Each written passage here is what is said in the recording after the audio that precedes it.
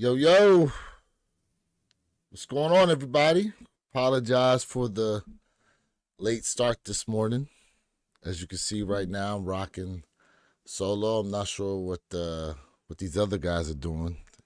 They might still be asleep. But here we are, January 25th, last Saturday here in the month of January. Dorenbecher weekend.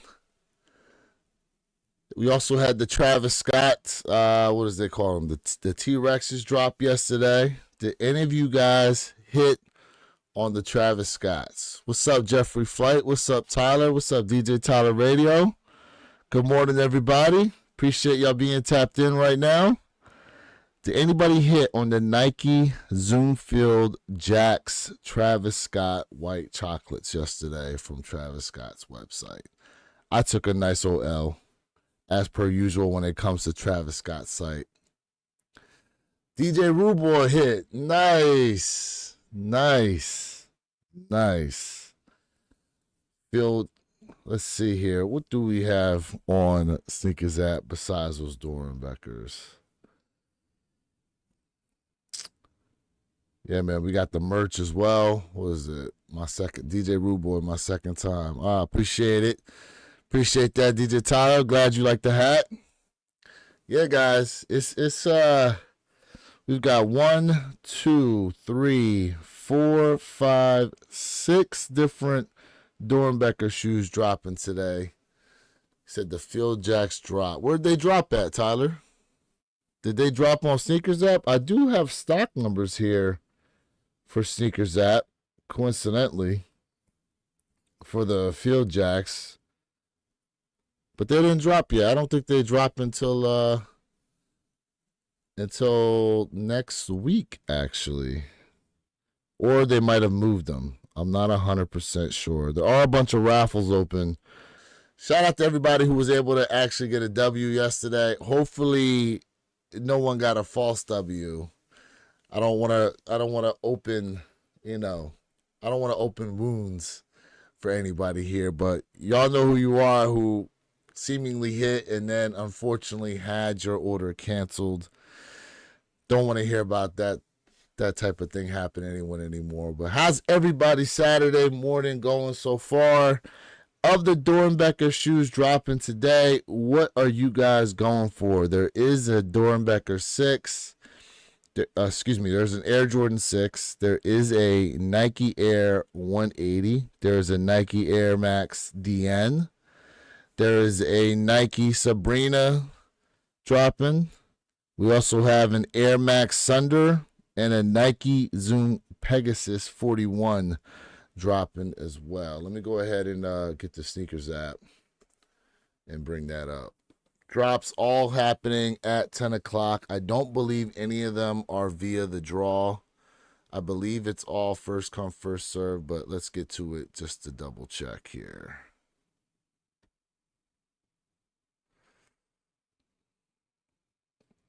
Travis site got me. yeah, dude. I get it, bro. I get it, man. I get it. All right, so here we go. We got the Air Max Sunders here. Let's see. Available at 10. So it doesn't look like it's a draw. Let me just double check that it doesn't say that here in the app that any of these are a draw. No, it looks like these are first come, first serve Leo drops, guys. So we got the Nike Air Max Sunders here. The Quinn pair. 185 on these. It's like the splatter paint they went for on these. They're okay. The pair that I actually like are these here. The Air Max DNs. I like these with the black and gold. They're calling these the Connors. 170 on them. I like the details here. To me, from what I've seen, this is the most wearable pair, in my opinion. I don't know how you guys feel. Let me know down there in the comment section how y'all feel about these Air Max DNs. What else we got here? The Pegasus, the Timas, 130 on these. Anybody here a Pegasus fan? What's this on here? It looks like a cat. Actually, the best DN so far next to the electric end pack. Okay.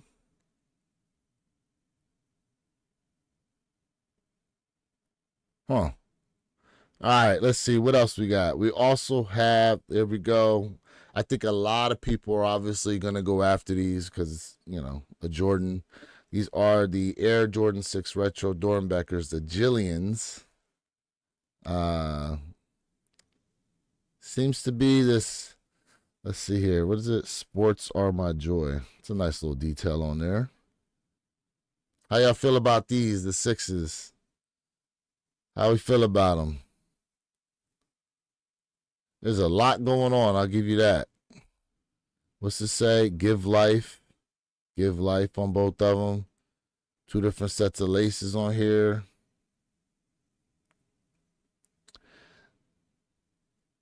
What does it say? Pure gold on the back. Okay. How y'all feel about these?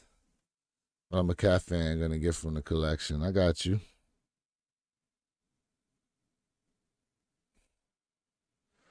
Let's see here. Then we got the Sabrinas. What are they calling these? Okay, the Sabrina 2 Dorenbechers, Sophia.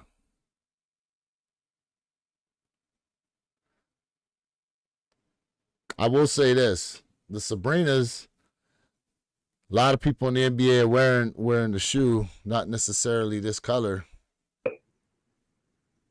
What up, what up? You. Good morning, sir. Good morning, sir.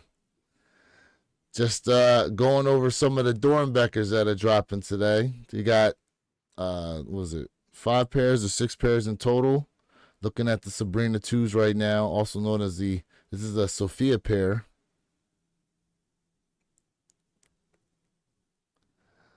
Who's going for these today? Yeah. I think so far from what I've seen, people said that they were gonna. I might go after these Air Max DNs. I know probably gonna be a bunch of people going after the 6s. Yeah, because the 6s are only GS, right? Oh, that's a good question. Are they only a GS? Not for $200. It can't be a GS. Not for $200. Woof. Nah.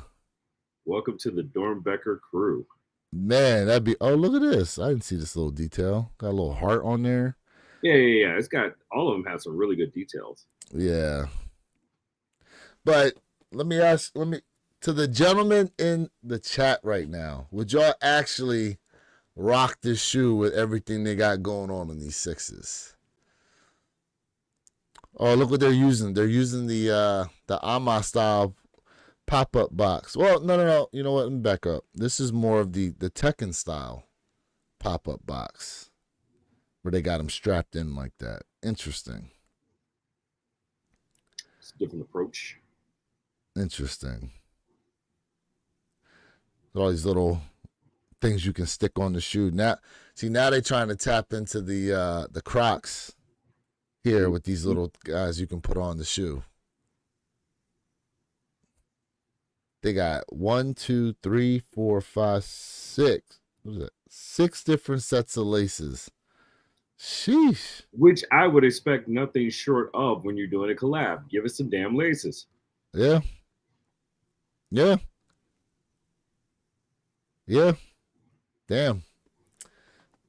Woo, boy.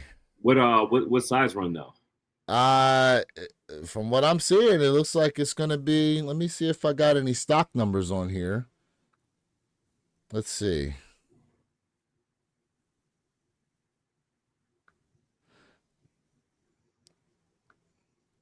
Okay, it is a men's full sizing. Starts at size 5 and runs all the way up to size 14. No 13 and a halves. Total stock numbers is showing here 5,445 pairs. So that's, oof, That's yeah, surprisingly more than I would have given them credit for. yeah. I mean, let's just be honest here. Dorenbecher isn't known for dropping masses of drops. No, they're not. They're really not. Size 5 on these sixes, we got 73 pairs. Size 5.5, 112. Size 6, 197. Size 6.5, 240. Size 7, 379.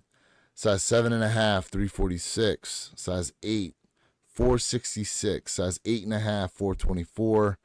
Size 9, 406. Size 9.5, 372. Size 10, 390. Size 10.5, 342. Size 11, 395. Size 11.5, 382. Size 12, 427. Size 12.5, 297. Size 13, 156. Size 14, 41. There's no 14.5, 15, 15.5, 16, 16.5, 17, or size 18. All you big footers are going to have to just, Yeah. look at some additional options here. Yeah. Tyler's in the building. Good morning, fellas. Good morning, Jeffrey Flight, DJ Tyler Radio, DJ Rude Boy. What's going on, chat? Oh, yeah. Jason in the building. Congratulations and good morning, sir. Just OG, salute. Top of the morning to you, sir. So let's see. Stock numbers here for the Sunders. Let me see if I can. Jeffrey Flight, we can't forget about you, sir. Hell no. All right, so the Air Max Sunders, which is this first pair right here, total stock 2,269 pairs. Now I need to know which one is, because one of these is GS only. I just can't remember which one. We'll get to it. Let's see here. The Sunders run from size 5 all the way up to size 12. Okay. There's no 12.5, 13, 13.5, 14. Nothing above that. Let's see here. Then we have the Air Max DNs. 2,178 total pairs. They run from size 3.5 all the way up to size 15. Interesting. All the way up to size 15. Let's see. Then we have the Pegasus. Let's see. No stock numbers on the Pegasus. Interesting. Hopefully, if someone out there knows stock numbers on the Pegasus, let me know. Let's see. The Sabrina 2s, total stock 1,977 pairs. They run from size 5 all the way up to size 19.5. What? Oh, yeah, because a lot of the NBA players rock the Sabrina, so that makes 19.5. Let's see. On the name of the Sixes freestyle, is that what they're going to call them? This Crocs-inspired add-ons. Interesting. If they could start to have freestyle versions of kicks, aka the Croc add-ons. I'm not. You know what? That's a good question. Let's see here. It may just be what they're putting on the boxes. So I think they're all known as freestyle. Yeah, they're all coming in the same style kind of box, guys. All coming in the cruise ship. A 19.5. Like, dude, I had a size, like, what was it, a size 15 shoe, and I was able to lay it on my like, it took up my whole forearm one time. So I can only imagine what a damn 19.5 is probably like this. My little cousin wears a 17.5, and his shoes are just like crazy. Your little cousin. I know it sounds. He probably refers to you as his little uncle. Oh, You first, everybody is little. yeah. Shoot. Those Green Book ones, straight fire. I haven't seen the green ones that you're referring to, guys. You know, he's talking about the Green Book ones. Because I don't know about the. I've been hearing people talk about them. I haven't seen photos of them though. No. I haven't seen them. Let's see the Nike 180s. 2,958 pairs. They run from size 3.5 all the way up to size 15. But damn, 19.5. Jeez. On sneakers apps. All right, let me check here. Upcoming. What date are they supposed to release? Ah, okay. I see him here. I see what he's talking about. He's talking about these guys. See, I didn't even see those when I looked at them. He's talking about these. All the way at the bottom. Fur and Phantom. See, to me, these look way better without that damn pull tab on there. Pull tab, yeah. Pull tab never should have been added. Yeah. I got to do my research. So I do have those, the Forrest Gump book ones coming in. And I need to definitely do my research and find out what's with the barcode inside the shoe. I need to find out what that's about. Just scan it and see where it takes you. I need a scanner for that. No, you can pull up app on your phone and do it if you have an iPhone. Oh yeah? Mm-hmm. Okay. All right. Yeah, we're gonna see what they look like in hand. And I gotta hit up Hibbett because the Nike bag, they got it on sale now. Really? The day after, the Nike bag is on sale right now, guys. If you are interested on Hibbett, the duffel bag. Let's see here. It went back. Price drop, 20% off Jordan Collector's duffel bag, $128, free shipping, discount applied in cart. Discount applied in cart. Let me see if I can go ahead and drop this in there for you guys. Let's see. bit.ly/4. Those bags go super fast. Yeah, I'm surprised they have them on sale.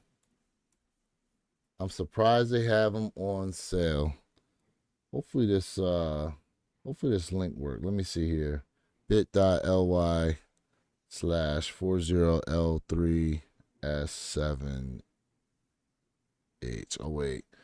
It's supposed to be a lowercase. My bad.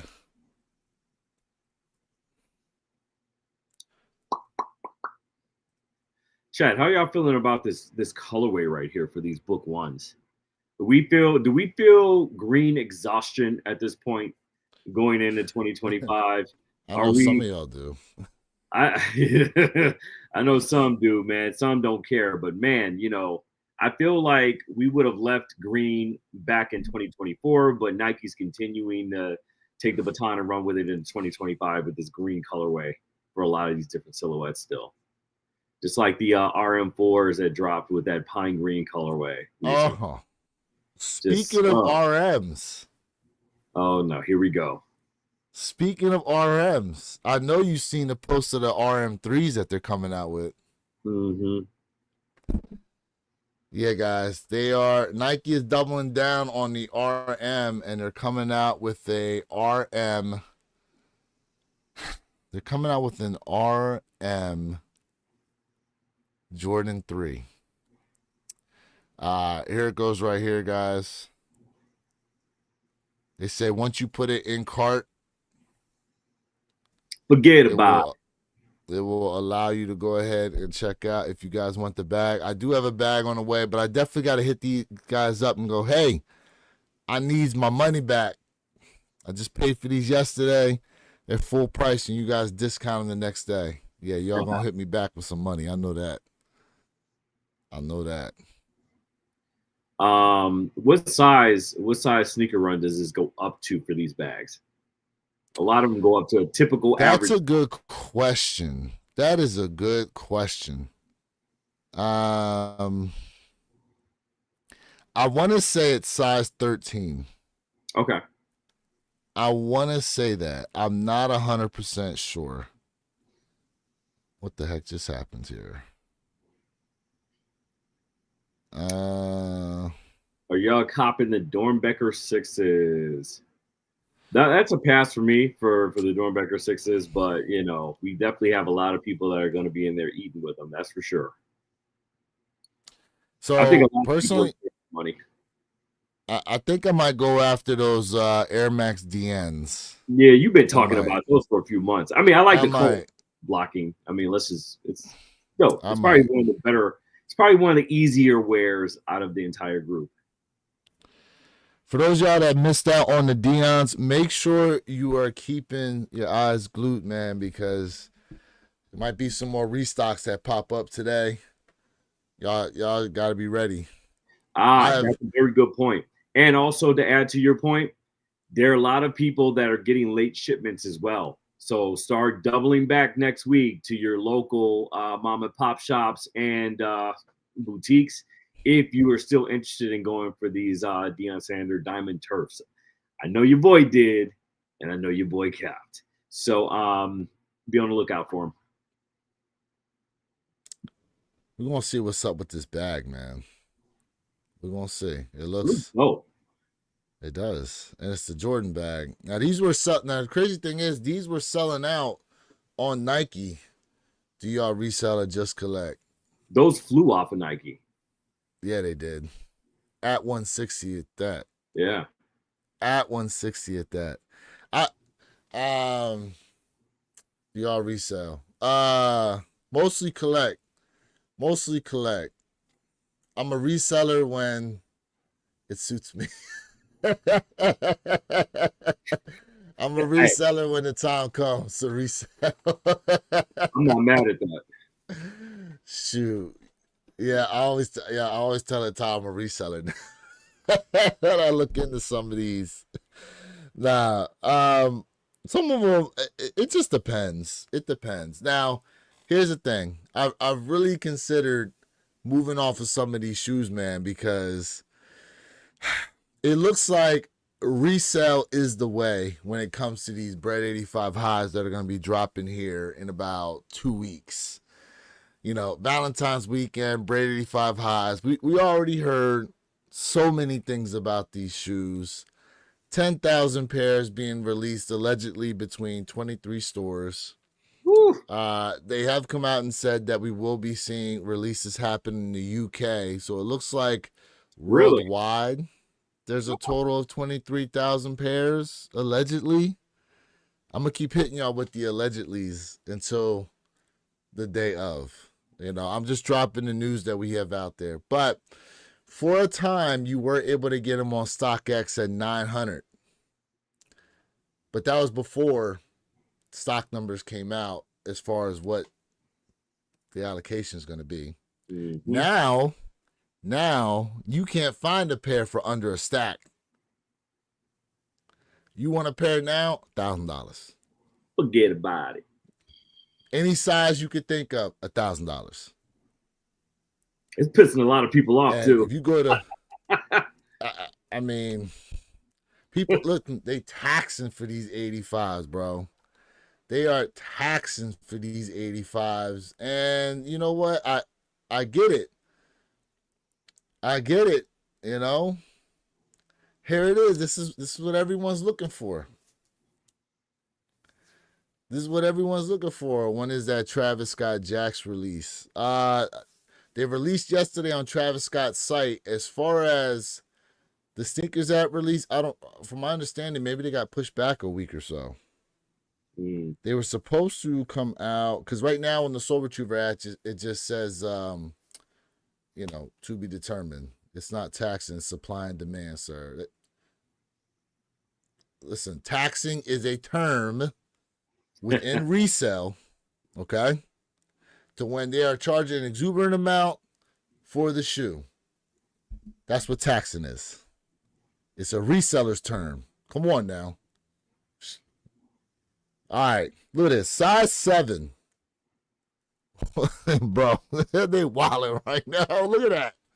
Wow. 1,999. So they go more than the off whites, basically, is what you're saying. Man. Size 7.5, 2,331.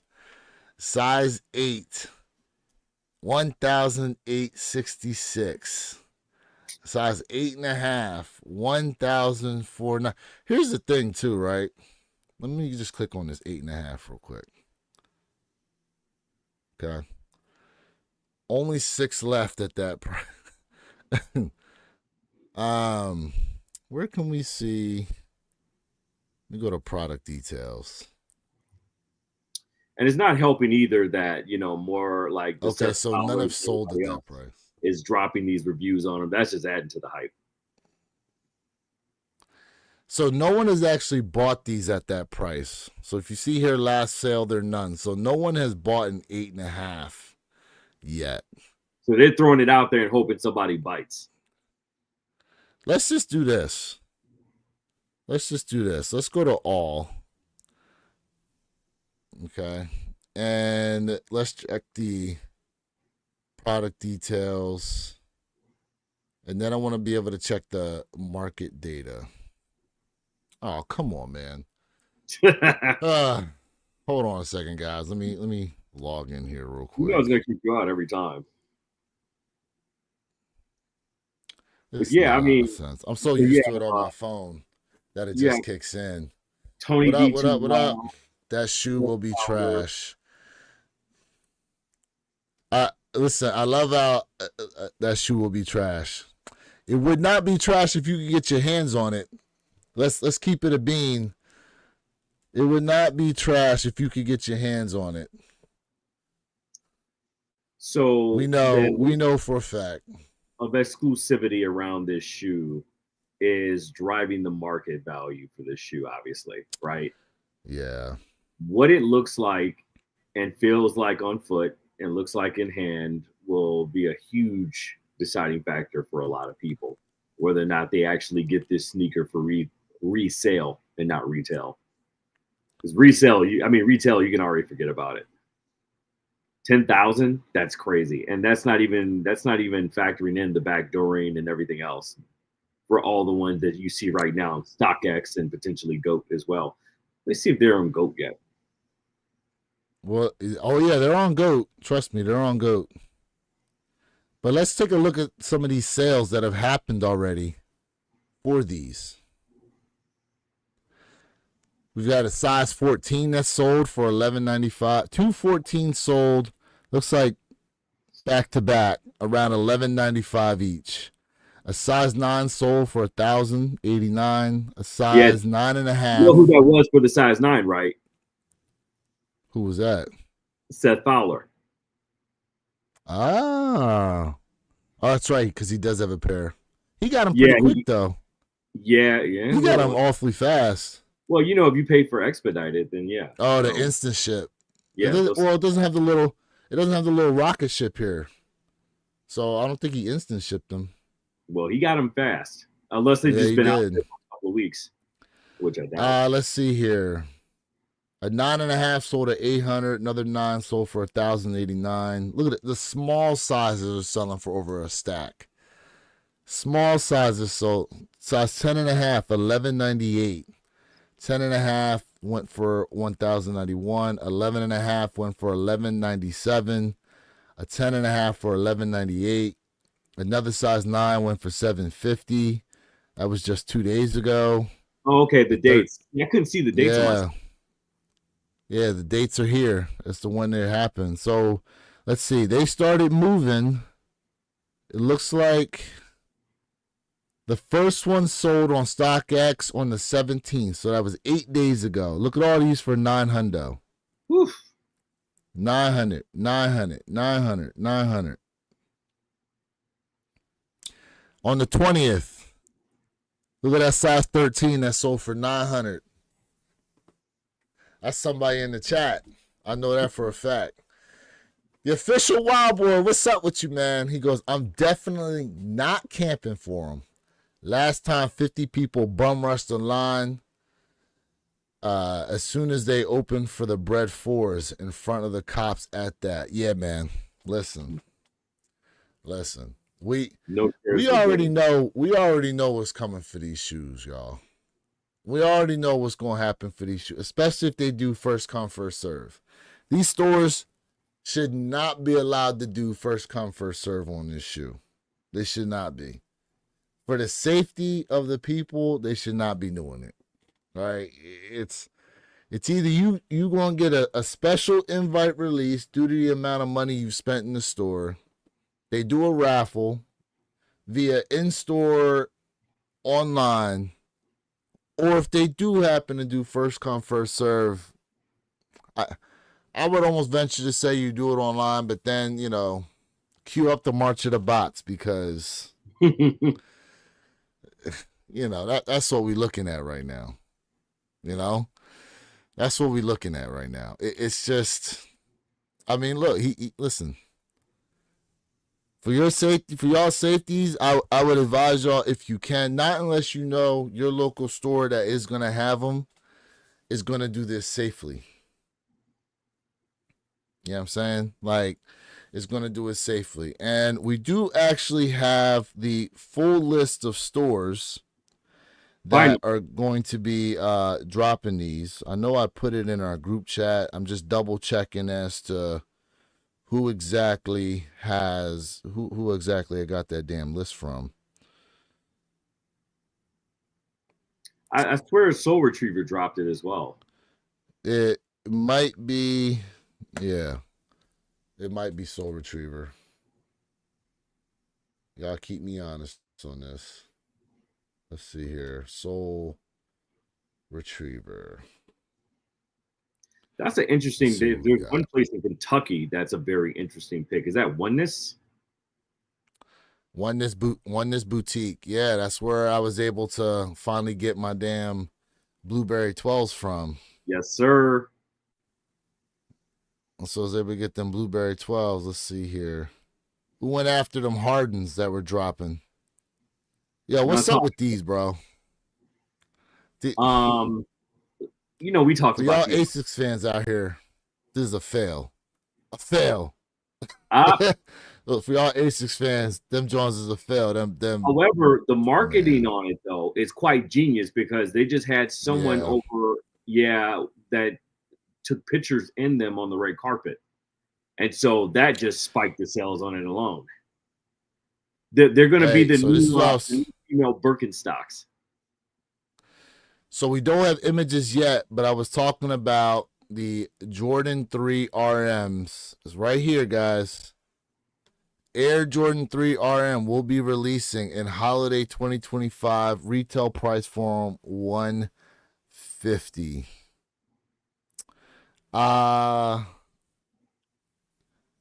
Yeah. Who said we need these? And what is RM stand? Is RM really stand for remastered? Good question. I have no idea what RM stands for. Let's take a look. See. Where the hell is this damn list? All right, hold up. I know where to list at. Let me stop sharing real quick. I know where to list that. I know who I sent it to. Oh, and did you see the real camo 3s that are dropping? I did. The real tree camo 3s. What up, Joy and Sneakers? Joy, what's going on? Yo, these are the real tree camo 3s. You know what is giving me vibes of? Them airships. You already know. Them airships. Listen, these is coming home, bro. These are coming home. No, these coming home. Nah, bro, don't hate. Don't hate. On. You see? Listen. I like these. I'm gonna keep it a bean. I like these. I like them. As soon as I saw you, I knew you. I like them. I do. I'm gonna keep it 100 with you guys. Look, listen. I'm I'm not. Look. I know a Hey, lot of Jeffrey people White not said, gonna yo, like y'all them. tripping. Listen, Ah, if look. If these had the little Travis Scott insignia on them, y'all know for a fact you'd be going after them. Let's not even act like you hey, wouldn't. Jeffrey, man, he's going duck hunting in them bad boys, man. Hey, Let's go. Collection. look, I'm keeping it 100 with you guys. When I tell y'all I like something, I stand on business with it. I stand on business. Oh, by the way, the orange label UNC colored SBs Mm-hmm. drop Yep. today, actually, Mm-hmm. for you guys. All They right, dropped they're a little releasing early in certain today. stations, too. Here at Drift House, they're dropping at 11 a.m. So That's be a on the cop. lookout It's for a cop. that. We do have about 19 minutes until 10 o'clock when these Dorenbechers drop. Let us know. Travis Ken Scott Norton in the website did building. it to me again. Oh my goodness.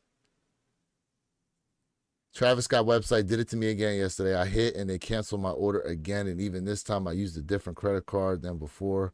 I'm so done with that. Bro, for some reason they got you flagged. They got you flagged. You know what it is? You said something somewhere about Travis Scott on social media and they went, found you, and they said, yeah, hit that guy.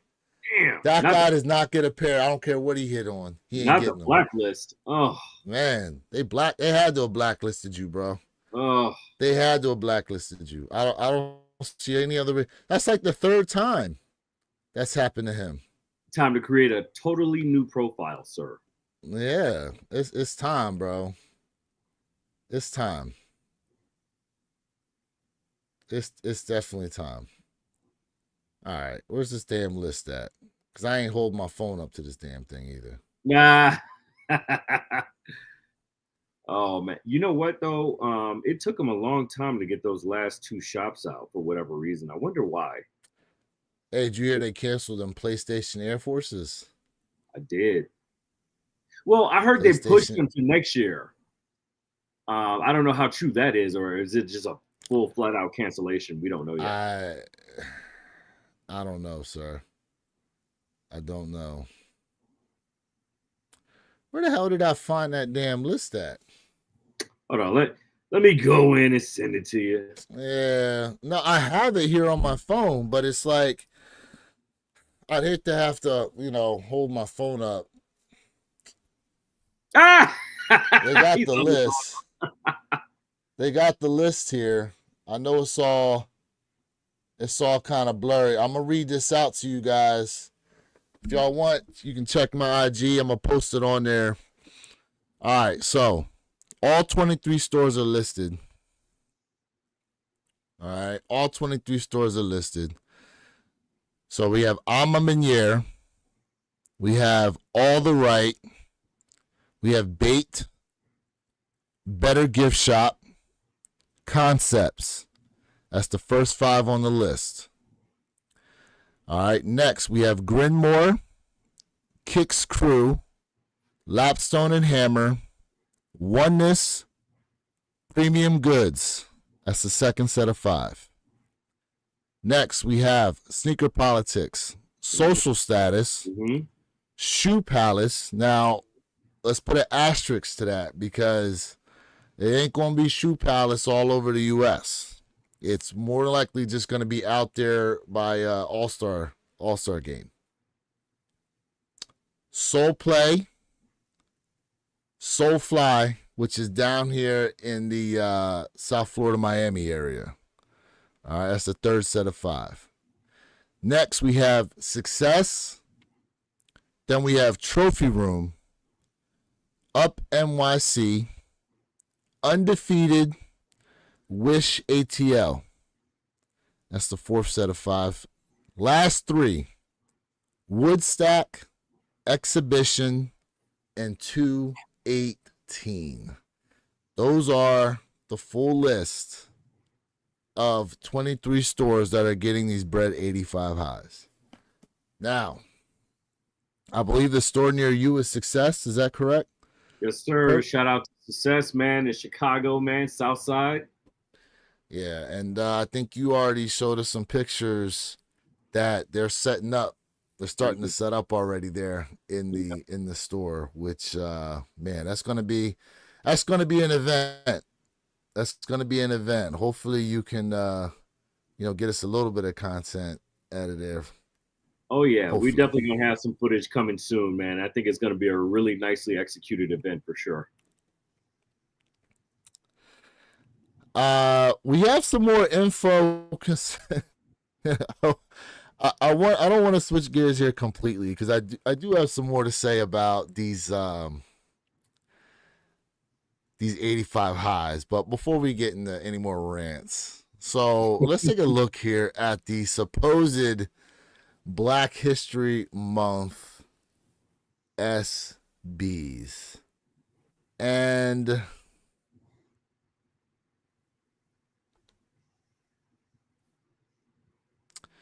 first off, I'm gonna just have a moment of silence here on these.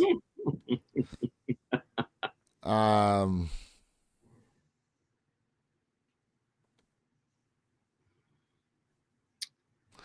so I will say this. Shout out to the guy, Kari, aka known as Sneaker Fetish.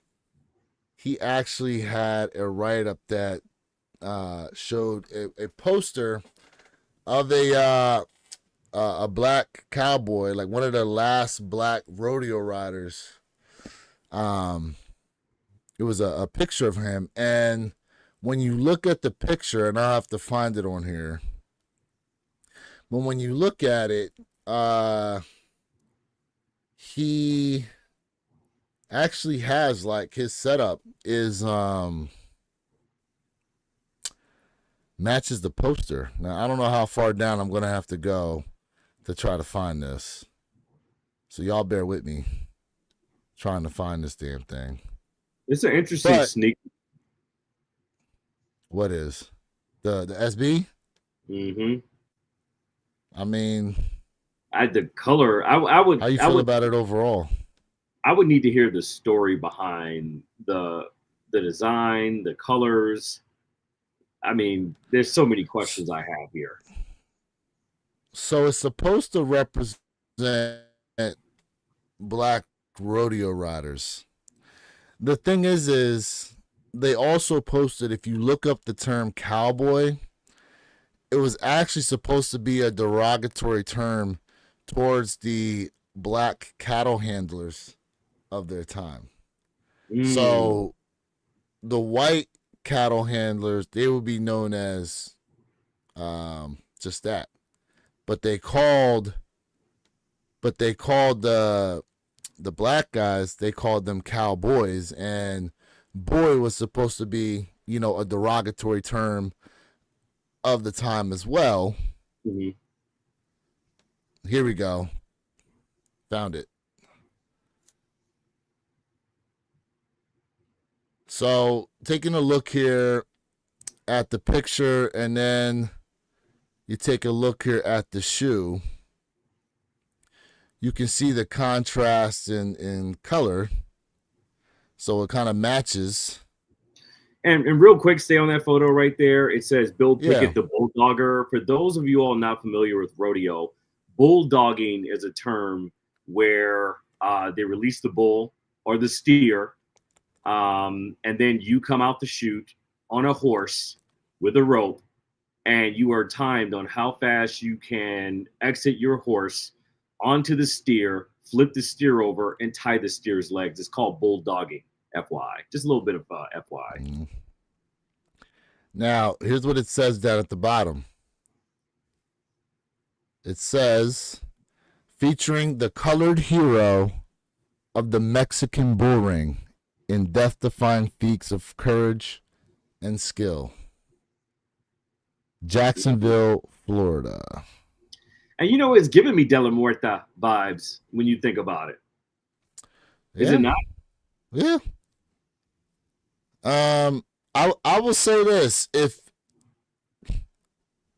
I will change as to whether or not I'm gonna go after this shoe, if this is the case, because before I was just like, I don't see how any of that represented Black History Month, But I will say this: it's a very unique looking shoe. That colorway, once again, we got green colorway with the Right. orange trim, rope laces. What is that supposed to be? A cloud? I have no idea. I have no idea. Like I will say I've seen this design on cowboy boots. I've seen this design on cowboy boots. My man said if they were all brown instead of green, I would go for them. Cool storytelling, not a shoe for me, but they're cool. Yeah, I mean, look, they ain't gonna be for everybody. I did see a lot of people talking about going after these. I wonder what the stock numbers are going to look like. I don't know, but they're released sometime next month, obviously in February. You know, shout out to him for that. I think it's so. There's a little more information that he posted here actually before I run off of this. So he said, Bill Pickett was one of the first black rodeo stars with his bulldogging show. I'm pretty sure the colorway pays homage to this old promotional poster for his 1921 film, The Bulldogger. Okay.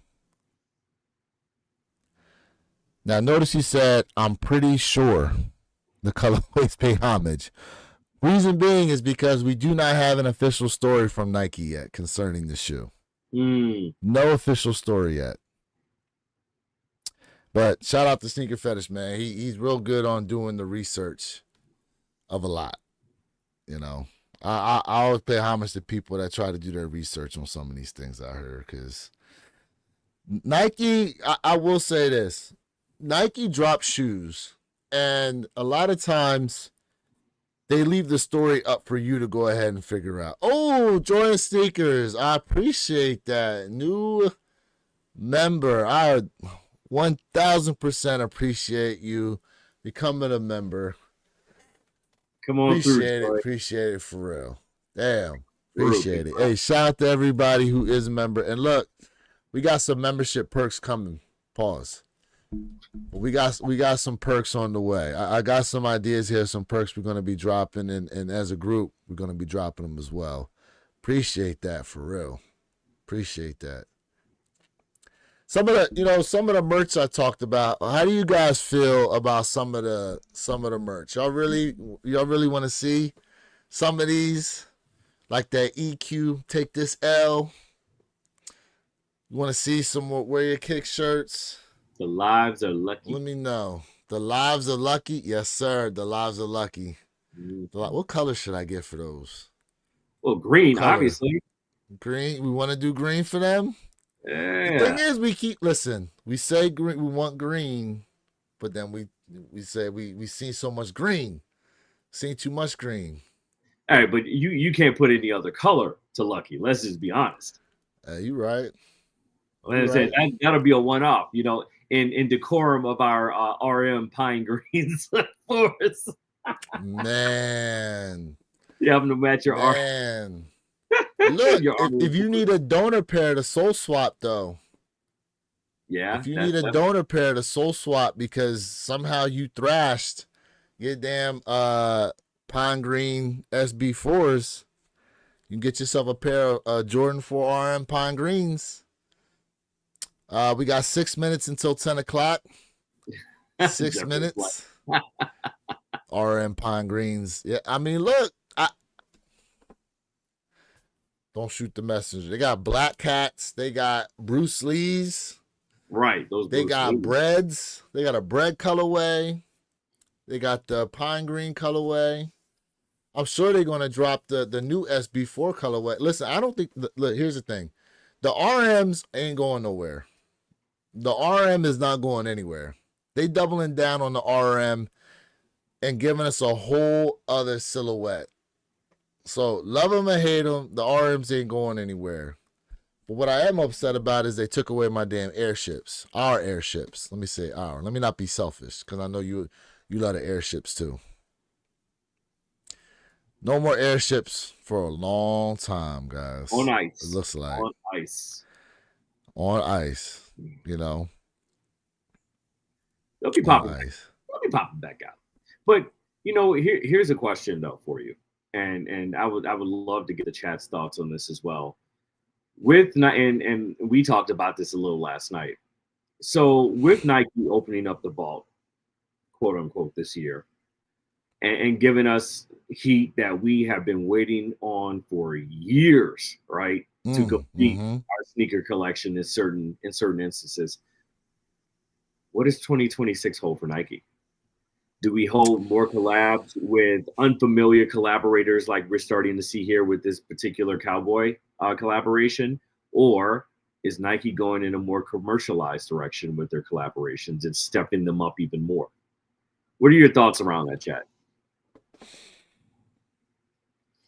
You pose a good question. Where does Nike go from 2025 after this year? Because inquiring minds want to know. Because here's the thing. I don't even think we've seen everything that is dropping for 2025. I mean, those Jordan 3 RMs, that's a surprise to me that they're coming out with that. That's a surprise. I would say this, right? And we had someone who pops in the chat talk about this before, where they said from now to the next 14 years, basically, it's going to be the 40th anniversary of every silhouette in order. Session, yep. That being said, I mean, you got to think, like, we haven't seen any Jordan 7s for this year. So let's think about that. Jordan, the Raptor 7s, Olympic 7s, but they may wait till Olympic time to drop Olympic 7s. Let's see here. I know some people are calling for the Jordan 7 Bordeaux's. That's one. Fear 5s. You know what I mean? That's another. Black Cat 5s they're talking about, which the speculation was for this year, but since they're dropping a 3 and a 4, I'd be shocked if they dropped the Black Cat 5s this year. I'd be shocked if they dropped those. I mean, worse things have happened though. Let's just be honest. I mean, we're still in the month of January for 2025. You're right. Still so many curveballs to be thrown our way. Pause. So you have to just, you have to take it with a grain of salt. With if there are three silhouettes that are getting pushed to 2026, I guarantee you they're going to replace them with 3 more curveballs. Pause. So 2 minutes until 10 o'clock, guys. Dorenbechers are dropping. If you are going for any, or if you get any W's, let us know there in the chat. As far as resale is concerned on some of these, obviously those 6s will probably pull some money. I couldn't tell you about the rest of these shoes whatsoever. I couldn't tell you not one damn thing about the rest of these shoes. There is a Dorenbecher Tech Fleece also that we forgot to mention that's dropping on them too, in men's and kids sizing. If you guys are interested in them, they're saying that the stock numbers are low on the. Yes, they are very low. They're about 2,000 pairs, Joy. 2,000 pairs. You trying to cop those? What's up with my? Oh man, what's it doing? Are you trying to cop those Dorenbecher 6s?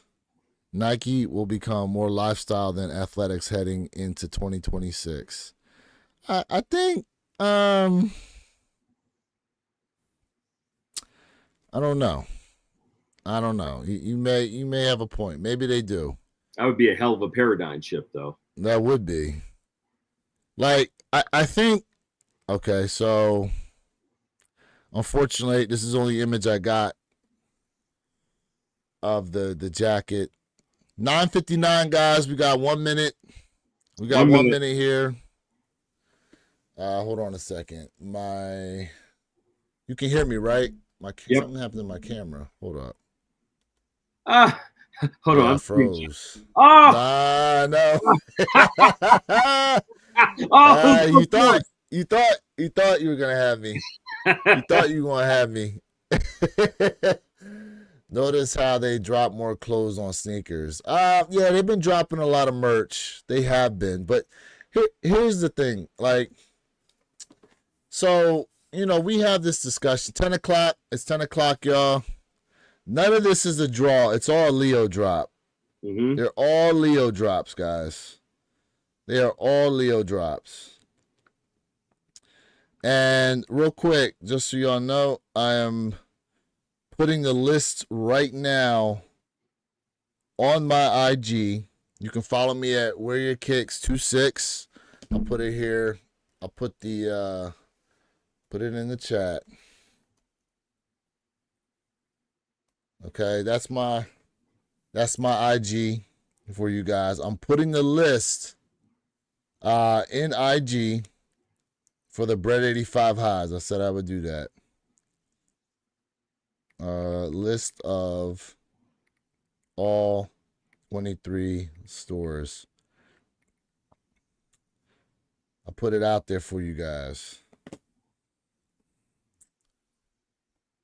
Let us know if you get any W. Oh, damn. I forgot about them damn. I bet you they cook now. These freaking, the Dorenbecher Air Max DNs. I'm going for them. Let's see here. Size 12. Let's see what happens. Let's see how many people are saving their money. Let's just see. I may not hold on to them. They may end up back at Nike. Who knows? Or somebody ends on one of them. Or trade bait. Yeah, who knows? I'm going to cry if I don't get these sneakers. What size you going for, Joy? What size you trying to get? Let us know in the chat if anybody gets any W's. Yeah, most of these all have 2,000 pairs total. Who in the chat is going for them today besides Joy? She's going for a 7.5. Okay. You know what, Joy? I'm gonna try to go for a 7.5 for you. There you go. Look at that. I'm gonna try and go for a 7.5 for you. Let's see what happens. I'm in there. Let's see. It may not I'm be in there. either. It may not. It's a Leo drop, but it may not be long before you get your results. Yeah, I know. I think I spent too much time on Sneakers app though. They may not give me no dubs because of that. They're messing up the algorithm. Shoot, let's see. Yeah, look, chat. Oh, no way! No way! No way! No way! No way! No way, y'all! No way! No way! Got him! No way! I just hit on him. Congratulations on your cop, sir. No way! Joy, congratulations. No way! No way! Look at that! That's crazy. No way! Quick. I just said a 7.5 for Jordan sneakers. Look at that. That was quick. No way! That was quick. Damn, that came through with the quickness. No way! I was not expecting that at all. I was not expecting that at all. No way. You know, and look, lo and behold, the Air Max DNs, it came back and says sold out in my size. Wow. No, the lives are lucky, y'all. The lives are lucky. Look at that. Look at that. Hey, t-shirt merch coming soon. Look at that. Look at that. Wow, y'all. I was not expecting that at all. Look at that. Wow. Wow. Got him! Got him. Look at that. Damn. Joy, we got you. Size 7.5, women's. We got you. Got the dub. Got the dub. Wow. I was not expecting that at all. I was not expecting that at all. Well, look. Completion. Love it. Look. Well, hey. Review coming soon. Dorenbecher 6s. Let's go. Let's go. Dorenbecher 6s. Let's freaking go. Yeah, Joy, make sure you hit me up on IG. Yeah, he hit So on your we can get the address information for you and stuff like. Yes, I hit 7.5. You said go for 7.5, right? That was all Hopefully, for you, mama. hold on. Wait a minute. What just hit? I hope it's not. Did it auto do it? It auto did your size, didn't it? No, because I picked. She said I didn't hit on my account, but my husband did hit. So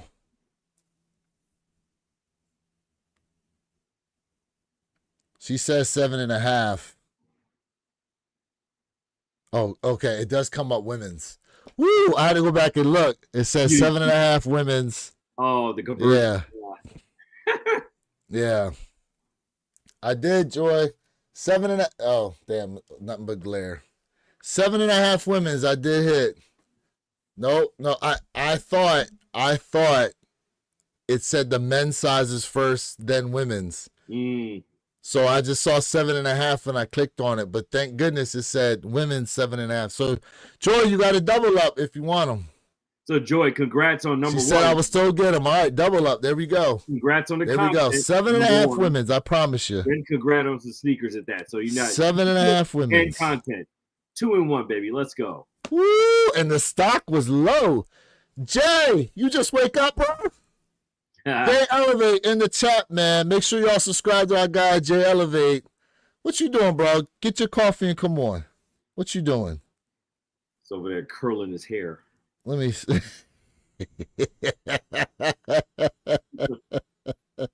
Yeah, Joy, make sure you hit me up in IG with your address information and all. We can get a label to you. And when they come in, I'll hit you, hit a review, and then I'll send them out to you. Get them sent out to you. Real quick, what are the stock numbers on these damn sixes? Stupid low. Okay, it's 5,445 pairs. 5,000 pairs. Still, how many people went after 5,000 pairs? And in the size 7.5, there were 346 total. Hey, well, this should be encouragement, though, because these are less stock numbers than the Bread High 85s that are dropping next month. And if they just so happen to drop on the sneakers app, there you go. Nothing's impossible. That's right. That's right.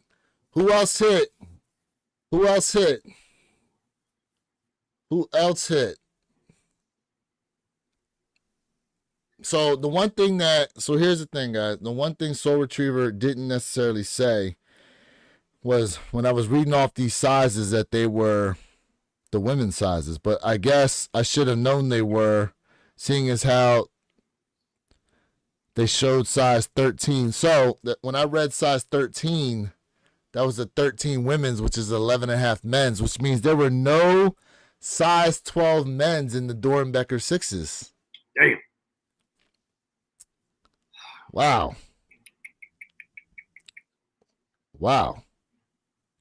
Interesting. What's still available? It looks like the Sabrina 2s, they still have some sizes. That's surprising. The Air Max DNs are sold out. Let's see here. No. Okay, I got to click on it. Air Max DNs are sold out. The Dorenbecher 180s, they're out. Sabrinas are sold out. It won't show me. Can you check your sneakers app and let me know what it says for the sixes? Mine still says purchased when I click on it. Yep. And the Nike Pegasus are sold out. And let's see here. The merch is sold out too. The AirTech is sold out. The only shoe that still remains are the Nike Air Max Sunders. Sold out? Gone. Sold out, y'all. Sold out. All gone. Sixes are sold out. Sunders has some pairs left. Look,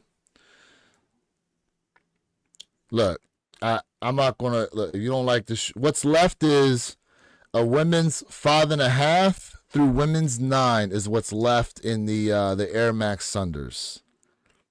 the Quinn pair. So there we go. Man, the lives are lucky. I got a size 10 men's on the Jordan 6s. Ken Norton. Shout out to Ken Norton for a dub. There we go. Look, Hey, man. Kid said, I'm leaving here with something. Man, hey, I'm leaving here with something. Man. Hey, shout out to the chat for all the dubs in there, man. For real. Don't forget, we still have those UNC SBs that are going to be dropping here around 11 o'clock. Not on the Sneakers app, in skate shops. I don't believe it's going to see a Sneakers app release. I don't believe. But y'all been disrespecting these SBs, though. Because them, the parachute beiges are still sitting on the app. You know which ones I'm talking about? Yeah, the parachute beiges are still sitting on the app. Where we at? Hold on, I hit stop. Come on. Come on. There we go, right here. Yeah.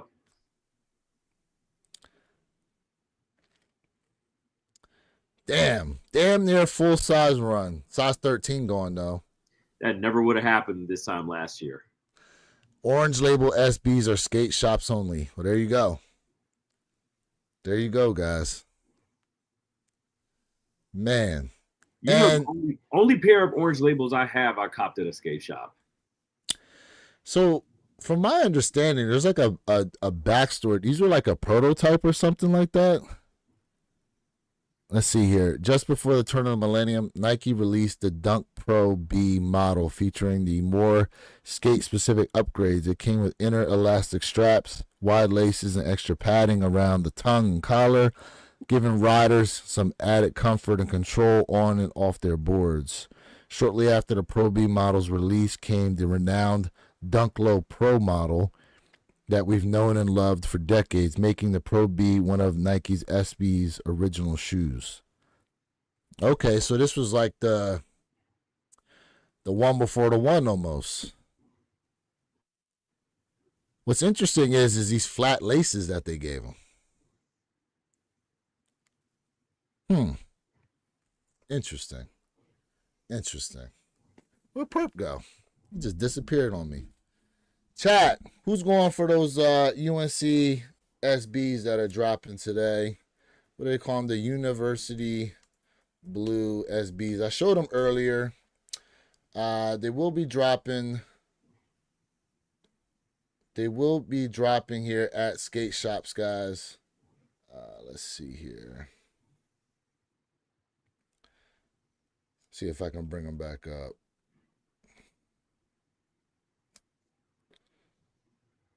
Of course, now that I'm looking for them, now they don't want to show. Here.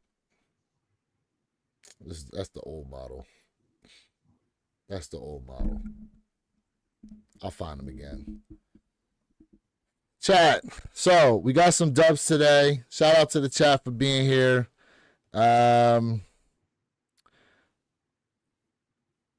Did anybody in the chat come across a pair of the ruby red Dorothy's? Did anybody come across them? The ruby red Dorothy Wizard of Oz SB. I'm going to tell you this right now. I did not hear them talk about them dropping these at all prior to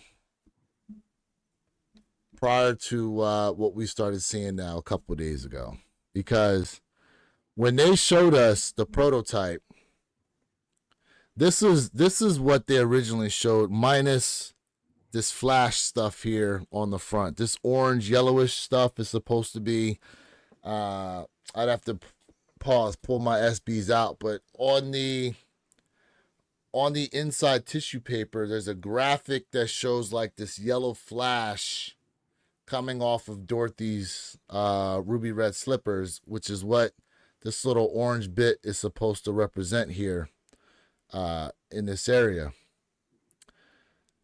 But then you saw what we actually ended up getting were the poppy seeds, right? We did not end up getting what we thought we were going to get. We got these right here. Has anybody in their local area been able to come across the pair?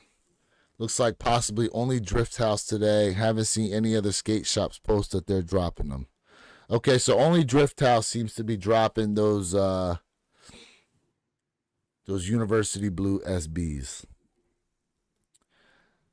And based on what we got here, we got different insoles for them as well. Let me go ahead and bring this up.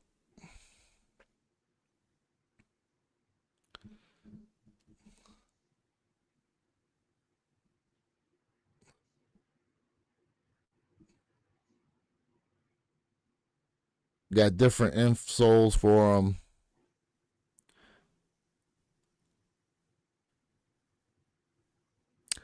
I mean, I got a question for y'all. Who would have preferred these over the Poppy Fields?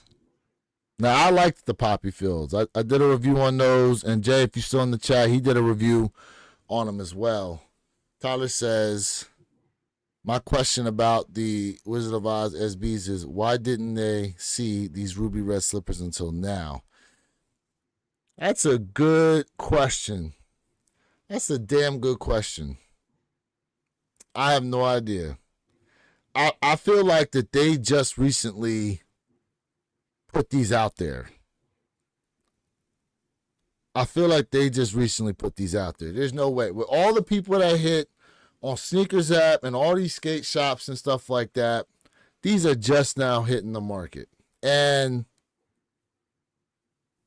now when you see the restocks pop up, now everyone's definitely trying to go for a pair due to the fact that they think they'll be able to hit on these.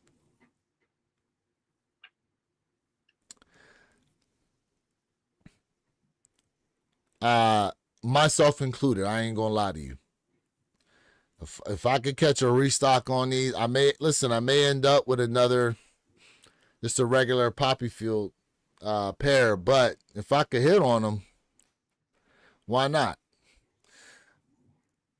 DJ Tyler says, I like the Poppy Fields better. SB department been very calculated, no lie.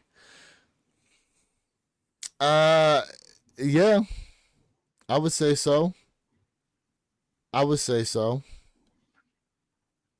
Okay, looks like these Real True camos is no joke, according to Z Sneakerhead here. They're on the way. Unfortunately. Man, look, you stay over there in Haterland. You stay over there in Haterland, bro. You stay over there in Haterland. Do they have a release date for them yet or what? No, it just said holiday 2025. That's all. Okay. Holiday 2025. Here we go. We got images here. University Blue SBs. How you feel about these? It's a dope sneaker. You like them?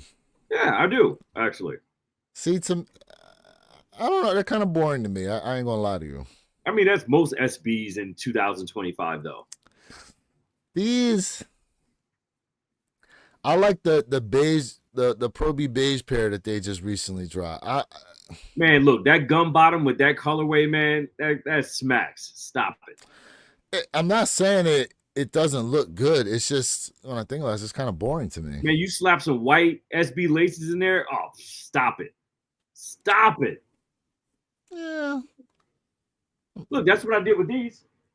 I just slapped some white. They didn't come with white. I just slapped white in there. Boom. Changed the whole look of the shoe. Yeah. White like SB laces on a lace swap. I like that. It changes. I like that. It changes. I like that. Trust me. All day. DJ Tyler tried to hit me with the hype beat. Now listen, hype beats. If anything, I'll be in the minority copping those, bro. Let's keep it a bean. Them camo threes, I'll be in the minority wearing those. I hype beast. Yeah. You know those other camo threes did not do well at all. Those went straight outlet bound immediately. Yeah. Yeah, for sure. Different type of camo. For sure. Though. Yeah. Oh, we have a sighting. Are you ready? Uh-oh. We have a Galaxy Foamposite Ooh, about time, baby. Let's sighting. go. Galaxy Foamposite. Listen, I haven't seen or heard anyone talk about these in weeks, bro. Mm. Mm. When's the release date on these? That's a good question because it keeps changing. And let me tell y'all right now, these ain't going to be easy. These are not going to be easy. I'm going to let y'all know that right now. It's going to be very limited pairs, like it is. These are going to be known as a hyper strike. Mm. Explain to the chat what a hyper strike is. Hyper strike is, I would probably say, less than 5,000 pairs. Matter of fact, let's see here. Hyper strike versus quick strike. I think we talked about this before. Let's let me go to Google here. In context of sneaker collecting, a hyper strike is considered even more limited and exclusive than a quick strike, meaning a hyper strike is a significantly smaller release with even fewer pairs available, often reserved for friends and family of the brand. With a quick strike, it's still a limited release. An example of a quick strike would be the Kobe Air Force Ones that dropped a couple of months ago. So here we go. Quick strikes are super limited. Hyper strikes are even more. So to put it in numbers terms, not real numbers for stock, a quick strike could be around 60,000 pairs worldwide. A hyper strike will be less than 5,000 pairs. So I've heard that these Galaxy phones that we're taking a look at right now are going to be a exquisite. Yeah. Exquisite.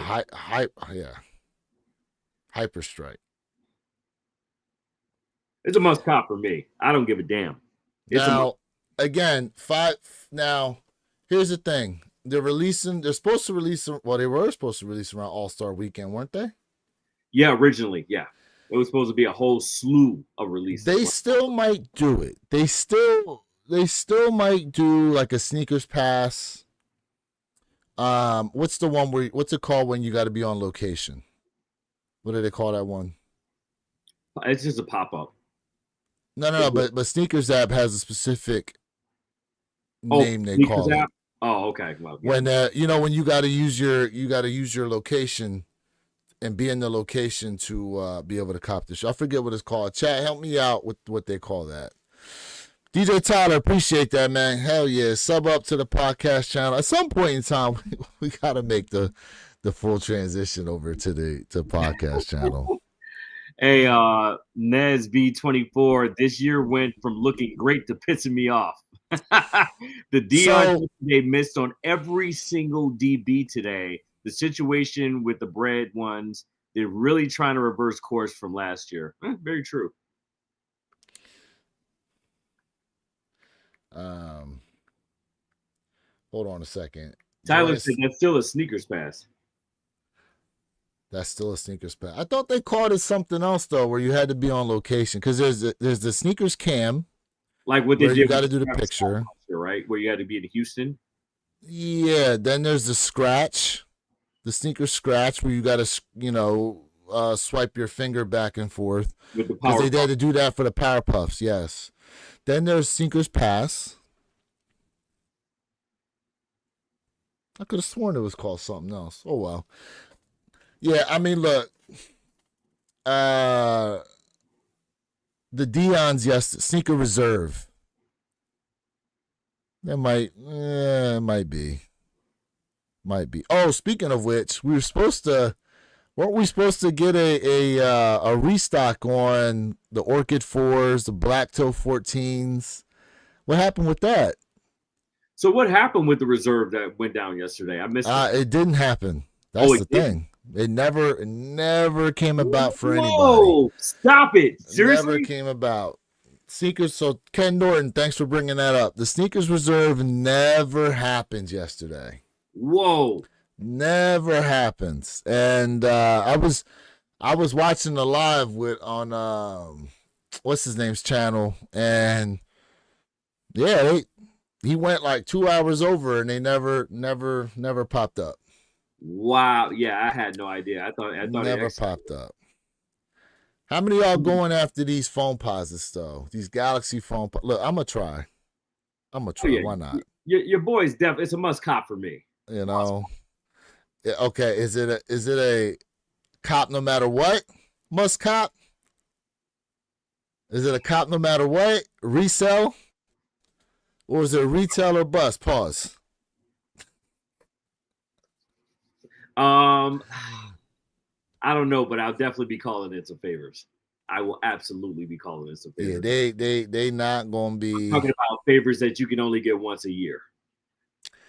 they not gonna be easy. They not gonna be easy. They're not. They're where my Jordan 17 lovers at? How y'all feeling about these guys? Purple rain, purple How rain. y'all feeling about these?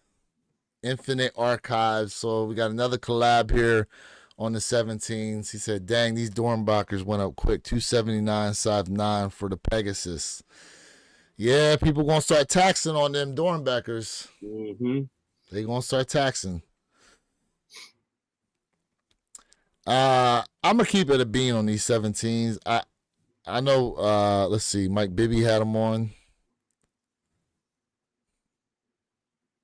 Y'all ask for more colors. They're giving you more colors. Yeah. See, here's what I don't.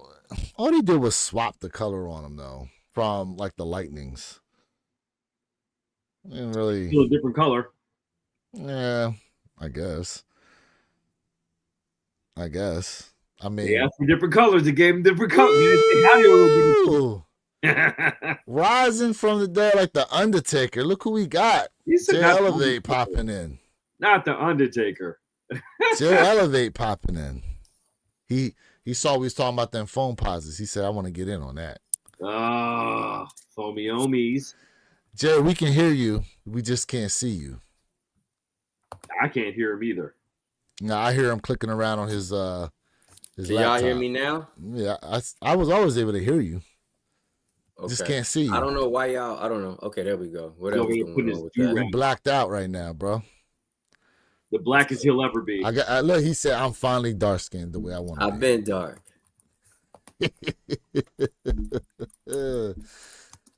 Oh man. What else we got here? So look. When we look at the way the rest of this year is gonna come about, we've seen already lower stock numbers on a lot of these GR shoes, releasing at least on the Nike site. Nike.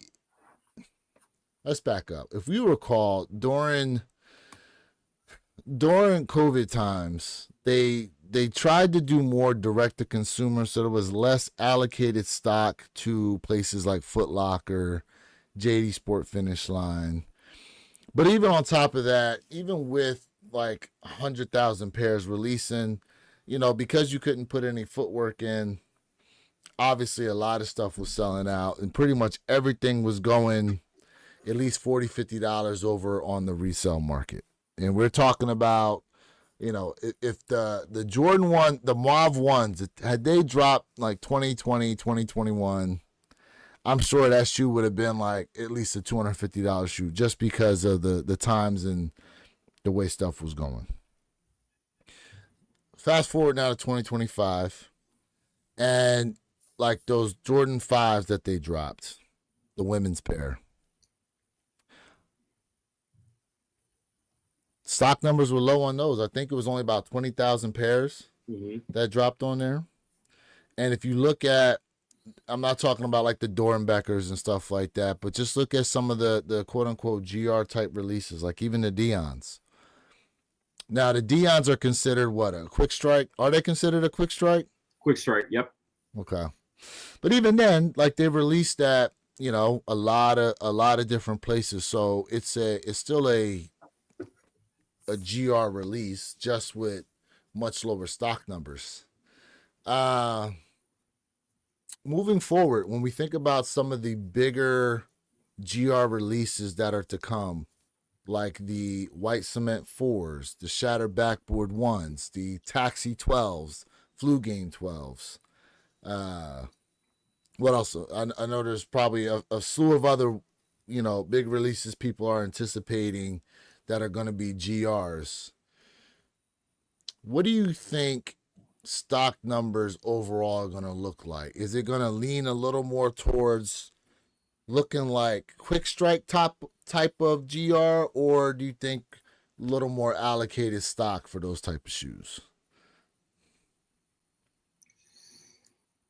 That's a very good question.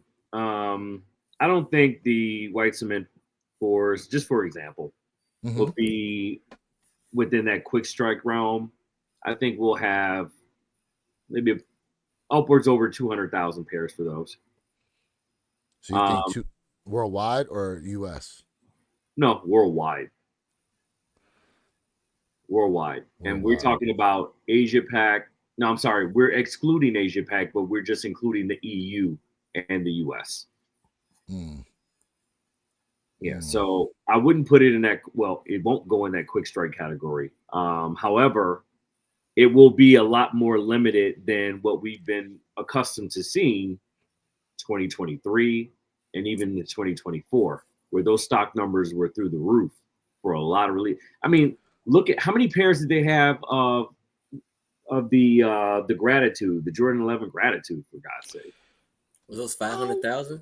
Well, we can't necessarily look at Jordan 11s because they usually always drop a ton of pairs. But we're not hearing that for this year, though.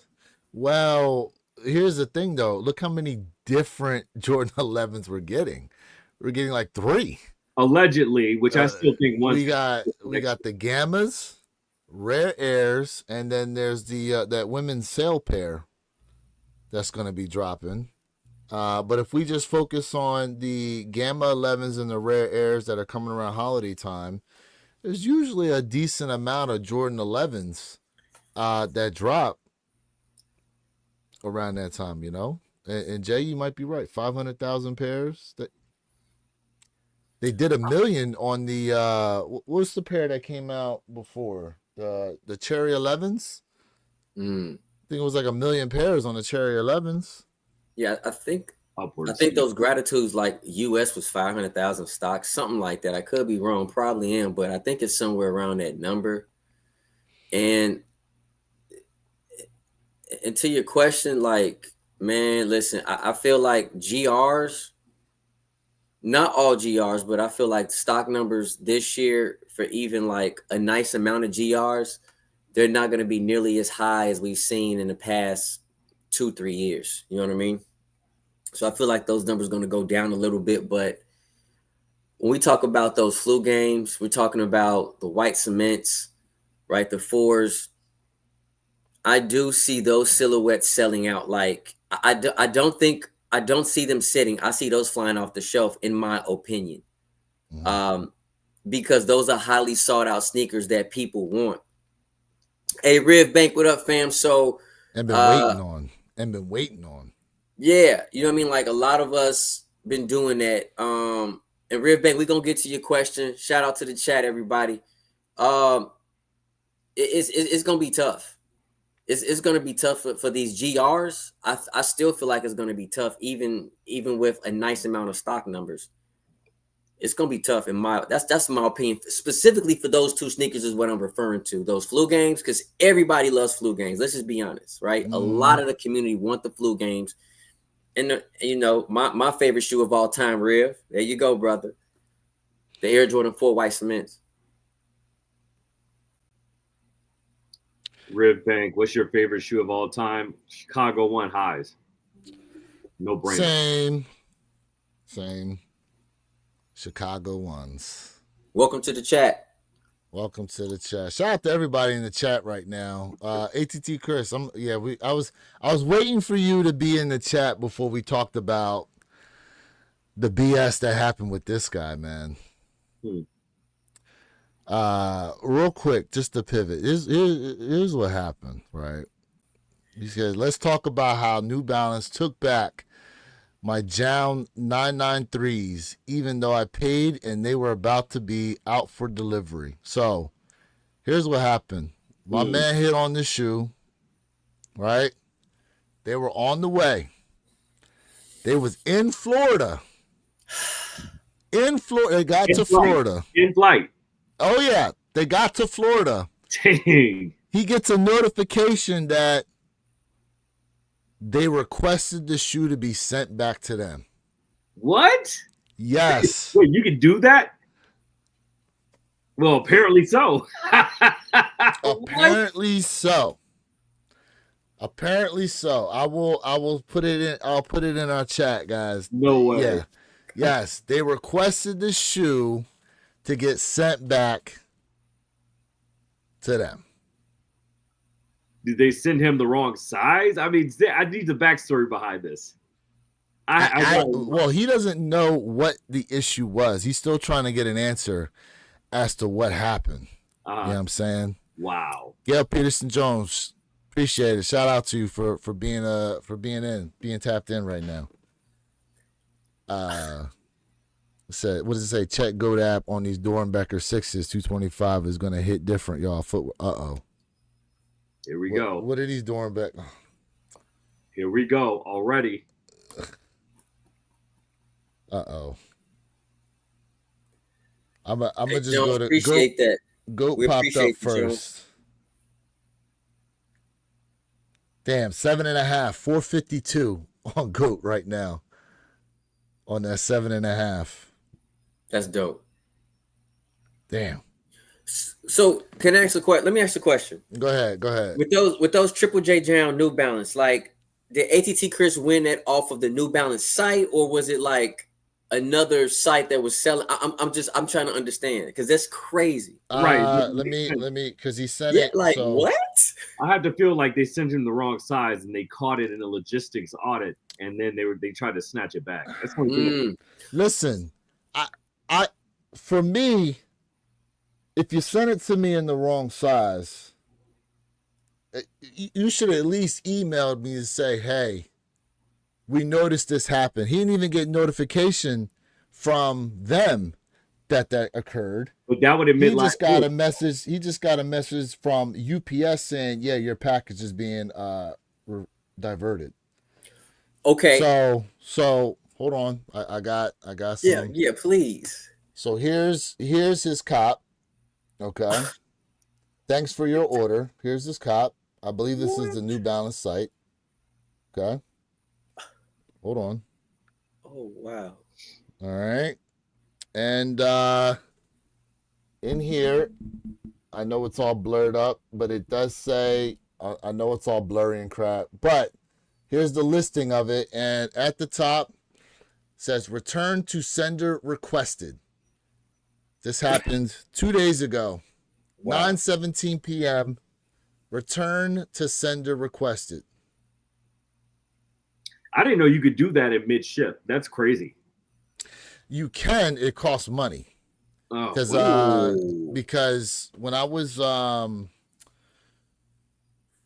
working for Motorola and we would discover that there was a wrong item in there, or the customer would request it to go to a different address, we'd have to hit up UPS to intercept and get it sent somewhere else. But there's a cost involved to do it. So you can do it at least on a commercial level. I don't know if you can do it on just normal consumer level.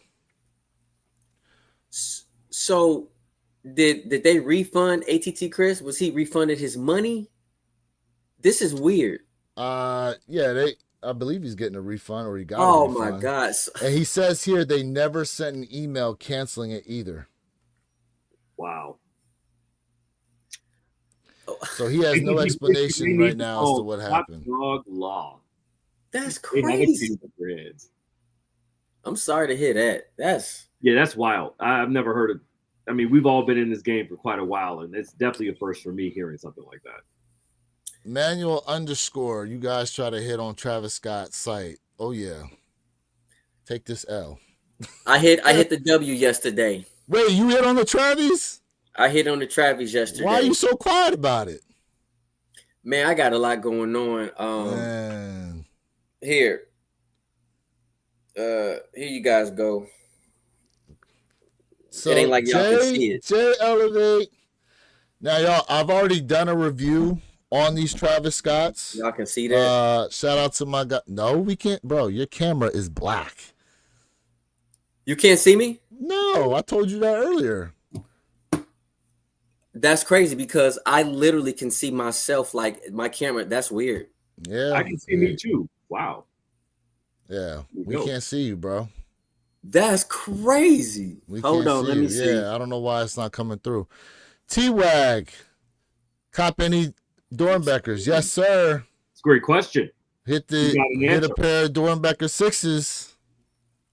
The lives are lucky, man. Got to be a part of the lives, bro. When we do these drops, man. We had a couple W's in here. Shout out to everybody that got W's. Shout out to everybody who's tapped in right now in the chat. Yes, sir. Look at that. Hold up. That's crazy. There we go. Got him. Mm-hmm. Got him. Yeah, man. I hit for a podcast listener, a new member, actually, to the channel as well. So appreciate that. Signed up for a membership today, and look at that. I just went for her size on a whim. Man, shout out to Joy Sneak. She got a double up. Yeah. Double up for her. Look at that. That's dope. Look at that. Hey, definitely subscribe to Joy, man. Subscribe to Joy, man. She be doing the thing, man. Hell yeah. Can y'all see me now? No. I just redid everything. I don't know. It's crazy. We can hear you, though. It's all right. We can hear you. Dang. We can hear you. We just can't see. I don't know what's going on with your camera over there. There's something going on. What the heck?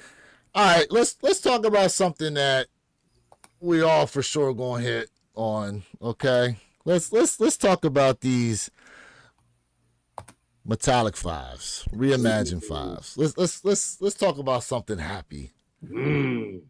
What's interesting is people think we're going to get a shock drop on these. Now, when you look at some of the other reimagined pairs we've gotten, they've pretty much shock dropped every one of them. Or they've done exclusive access.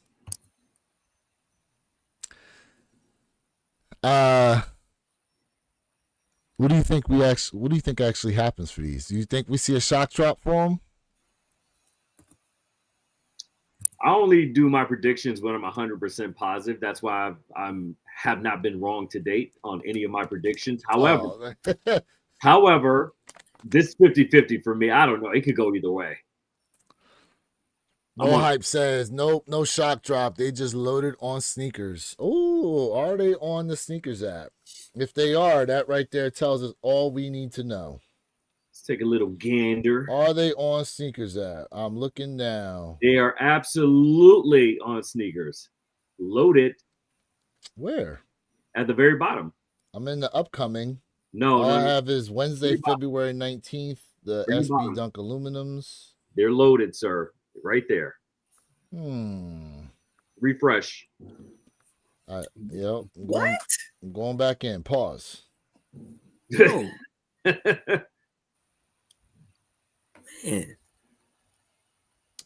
It is not showing up on mine. They're I promise you. Loaded, sir. Show it on yours. Loaded. On Sneakers app. No, on Pioneer app. Yeah, Sneakers app. They're loaded. Full size run all the way down. Gucci down. I'm all the way down February 19th. Are you in upcoming? upcoming? It ain't showing it. Go to. I'm in upcoming. Can't nobody see me. Yeah, as you can see right here, it's fully loaded. This is crazy. I don't know what's going on. Let me log out and log back in. Jay, you still trying? Jay, it's all right, bro. It's okay. Bless your soul. Yeah, it's all right. I mean, listen, these things happen. We can hear you though. It's all good. It's all good. Oh, did you do an update? That is a good point. Oh, there we go. I logged out, logged back in. There we go. Now they're on there. There we go.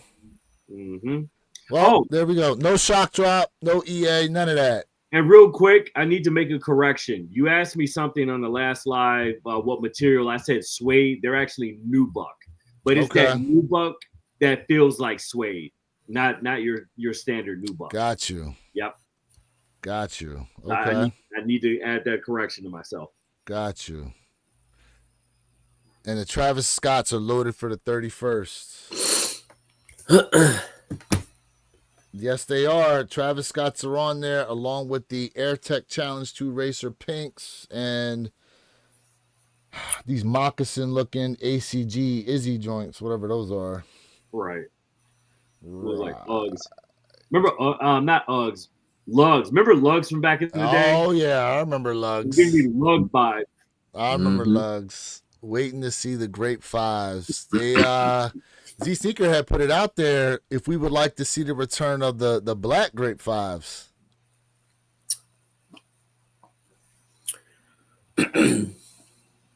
white grapes or black grapes? Which one y'all want in the fives? Which one y'all like better? White grapes. The classics. No debate for me.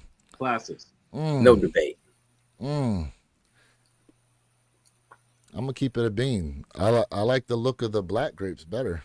Hey, that's what we're talking about. Go against the frame. Well, I do. I mean, I like the look of them better. Like when I see them, okay. When you just look at the white grapes, all right. When you just look at them, clean, pristine. Yeah, black now, grapes. Jay, we know you love mainly white shoes, right? So yes. All right. Clean. Clean looking. They look absolutely beautiful. Okay? They do. But then I go to these guys and I'm like, it's giving me Aqua 8 vibes. Man. Why would you have both? Same reason why we got black toes, bread toes, Chicago's. No. Don't do it. Don't do it. Don't you do it, bro. How dare you? Same reason why we do that. No, so to your point, to your guys' point, right? Yes, these are definitely, they're more, where they at? Where'd they go? Oh, right here. These are definitely more distinctive as the grapes, right? Definitely. They definitely are. Hands down. Hands down, right? Hands down. I need that back in the collect. Yeah. These are coming home. What I really like about these, how clean that Nike Air is stitched on the back, man. That aqua colorway. But we also saw, how would y'all feel about the return of the Laneys? Well, we know how Jay feels about the Laneys. I don't know how Jay feels about that. That is so true. I don't know. The Laneys. I love the Laneys, bro. Hold on a second. Everything Purple Haze said is facts. Bro, size 14 on the Pegasus 41 Dorenbechers is $1,000 on GOAT. No way. No way. Someone put them for a stack on GOAT? They crazy. I don't know about that. I don't know about that one. That's oof. Good timing ever. But ooh-wee. These Laney 5s are clean. Yes. These are clean. Yes. Yes. Damn, these are clean. You know, if you just put yellow laces, I'm all for the white laces, but if you just throw just a hint of that yellow in there, bro, this to me it just it complements the shoe depending upon the outfit, in my opinion. Yeah. Yeah. Man. Yellow laces in there. Yep. Yep. Clean. Clean. He said no yellow, Jay. No hype said no yellow. Hey, look, man, listen, once you own the shoe, you're allowed to do whatever it is you want to do as far as lace swapping and all that. You know what I'm saying? He said those LA Ram 5s. Yeah, Yeah. you're right. LA Rams. Mm-hmm. I could see that. I could definitely see that. But what would the price be? I'm sure they're gonna be 200, 210. I would say 225 because remember that test beta when Nike was doing because people say they don't like fives. Remember all the fives that people didn't want were 225. Remember? Mm-hmm. So you're right. I will say the olive 5s, when I picked those up, I got them from Lapstone and Hammer, and they had $40 off on release day. I ain't mad at So that. on release day, was able to, myself and my guy Tyler, we was able to get them under retail from Lapstone and Hammer. Okay, that's a great deal. But that being said, I don't understand the 225 price point, even though I went ahead and paid it on these. I did.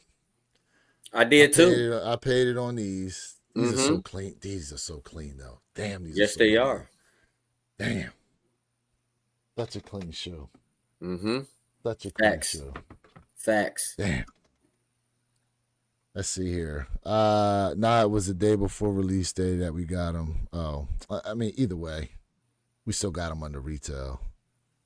Air Zoom Pegasus 41 Arizona 1011. Damn. Sheesh. I wish they put light gray on those Laney 5s so I could put gray laces. Okay. Yeah, I remember that because I got the Jordan 5 for the same price that day because of you. Oh, okay. Yeah, we hit y'all with the links. Cool. Yeah, the Burgundy 5s, man. Damn, it's such a clean shoe. Such a clean shoe. I'm looking at my pair right now, man. It's worth having in the collect, in my opinion. Women's size 13 and the Dorenbecher Sabrina's $960. Shout out to DJ Tyler hitting us with these resale prices for these Dorenbechers that dropped today, and yeah. the prices are going up on them. The prices are going up. You know, I'm still waiting on the Georgetowns from Chic. Georgetowns. What Georgetowns? Georgetowns dropped? Georgetown 5s? Did they restock or something? Let us know. Okay, so we kind of got off track here with a couple different conversations, but these stock numbers, and listen, a lot of this now is due to one thing only. It's really due to the fact of what is happening with this shoe here. Okay, like, these are going to be a mess come release day. They talked about actually the weekend before Super Bowl weekend that they were going to be doing some light releases of the shoe, more than likely around the New Orleans area. I'm not sure of a resale shop, but what they might do, because a lot of people are equating this release to how they did the Rebellionaires, maybe they have like a van or something they drive around in, kind of like they did for the Wu-Tangs with the ice cream truck. Well, don't forget, Sneaker Politics is right there in the NO, right off of Bourbon Street. And I think you are on that list, so don't be surprised if Sneaker Politics actually has a special private event weekend. Well, there you go. There you go. Sneaker Politics is there in the New Orleans area. Yeah, okay. So they'll probably do an early release on these. Shout out to my family back in the NO. Man. I have put $700. I have $700 put aside. If they don't drop to that, I'm passing. Yeah, no hype. If they drop to $700, it'll more than likely be in certain sizes, I would assume. But I think the biggest swing in resale I can remember is probably going to be the Lost and Found ones. They were around 1,500 early, if I recall, between 12 to 1,500 early. Mm-hmm. And then come around release time, it kind of teetered out between 450 to 550 depending on size. Mm-hmm. And they're still around the 400 type of price now. Yeah, they're slowly going down, but it was a good run.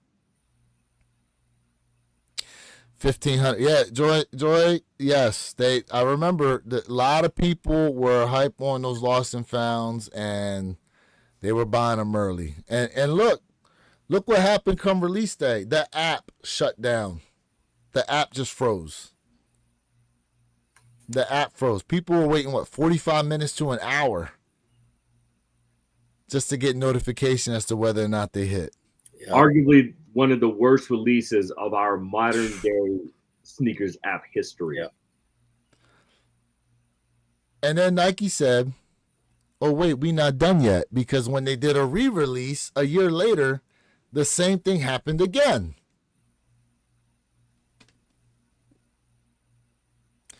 If these really end up releasing on Sneakers app, if these 85 highs end up releasing on Sneakers, I'm going to tell you right now, be prepared for the same thing to happen. Oh, it's going to crash. It's going to crash the Be app. prepared for the same thing to happen. And did y'all see the new details that they have on these 85 highs? You saw the Chinese wording there on the bottom of the shoe? Yeah. So now on the insole foot pad, if you flip it over, that same writing is on the insole foot pads under them. Mm-hmm. Yep. They've just gone all out. Now, some people are complaining about the height of the shoe. Yep. But here's the thing. When these released, they came from 5 different factories. And Nike themselves said that depending on what factory they came from, there was going to be a variance in height of the shoe. And I don't know what shoes the factories came from that they sourced from Nike employees in order to recreate as close as they could to the 85 mold. Because they had no molds from 1985. Mm-hmm. So if y'all know, there were Nike employees who gave up their 1985 pairs to be deconstructed, scanned over, and all that, so that they could go ahead and make these. Have you guys looked at Seth Fowler's review on the high 85s? I did not yet. Yeah. So if you notice it, because Purple Hay said he watched. If you notice, Perp, because you're very detail oriented, if you notice the original pair that he owns was much taller than the 2025 pair. If you notice that, and I also noticed when you look at the midsole looked smaller. It looked a little bit shorter. It looked a little bit shorter than that original pair.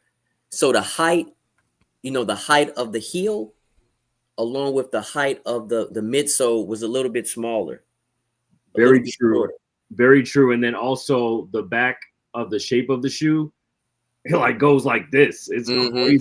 Yeah. It's crazy. Yeah. It's very top heavy. Pause. So to your point where you kicked when people said those 5 different factories, so that's interesting.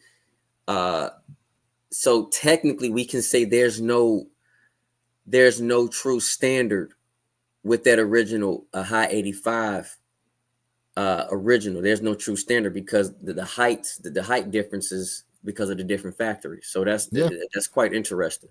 Yeah, that's very true. So there isn't a standard. Pretty much if you have an original high 85, I would at this point I would just get that thing air sealed. I would just get it air sealed. There are people that still try to wear them though. There are people that still try to wear their 1985 pairs. I mean, the foam and all is crispy and crunchy. You know what I mean? But because of the rubber cup sole, obviously it's pretty much just gonna last for damn near ever. You know what I'm saying? Couple comments here. Soul the Smoke 23. What's up, man? How we doing? What up, fam? Appreciate you being tapped in. Yes. Is Nike doing any special releases in San Fran on the Breads or Galaxies for All-Star Weekend? RG, I would tell you, if you can be in the area, that is probably going to be your best opportunity to be able to cop on either one of those shoes. Mm-hmm. That is the prediction.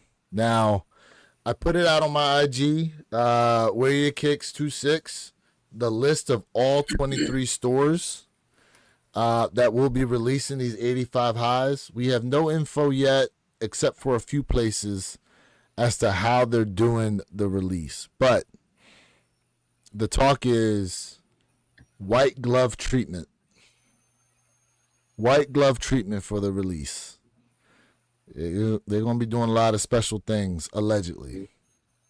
Makes sense. Mm-hmm. Now we had a question in here. Are the shoes all leather? Yes, except for the swoosh. The swoosh is synthetic material.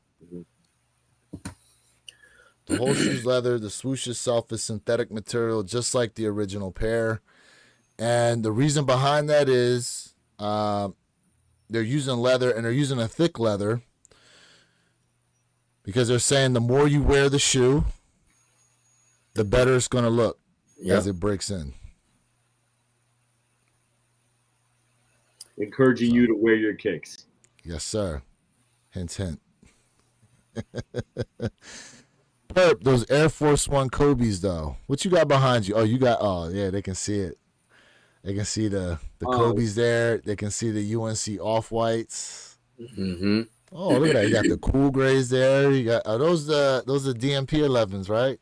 The Gratitudes. Mm-hmm. Mm-hmm. Yeah, man. Got that cowboy boot leather. Yeah, I mean, listen, and here's the thing. I'm getting ready to drop the review on these here soon. Mm-hmm. You'd be surprised at how thick the leather is actually on the Reimagines too. You'd be surprised. Mm-hmm. I'm definitely gonna have some close-up images of that. Is anybody looking to cop the Black Toes dropping the very next day? I mean, there's a debate going around right now where it's basically would be your consolation prize for not hitting on the bread. See, I don't like that. I don't like that. Like, joke. I know, but like for you guys, is the Wings logo not being there really throw that shoe off? Because again, like, and Jay has said this is like Nike trying to give us a little piece of history here, hitting us with the prototype style. DJ on radio said he may rage cop. I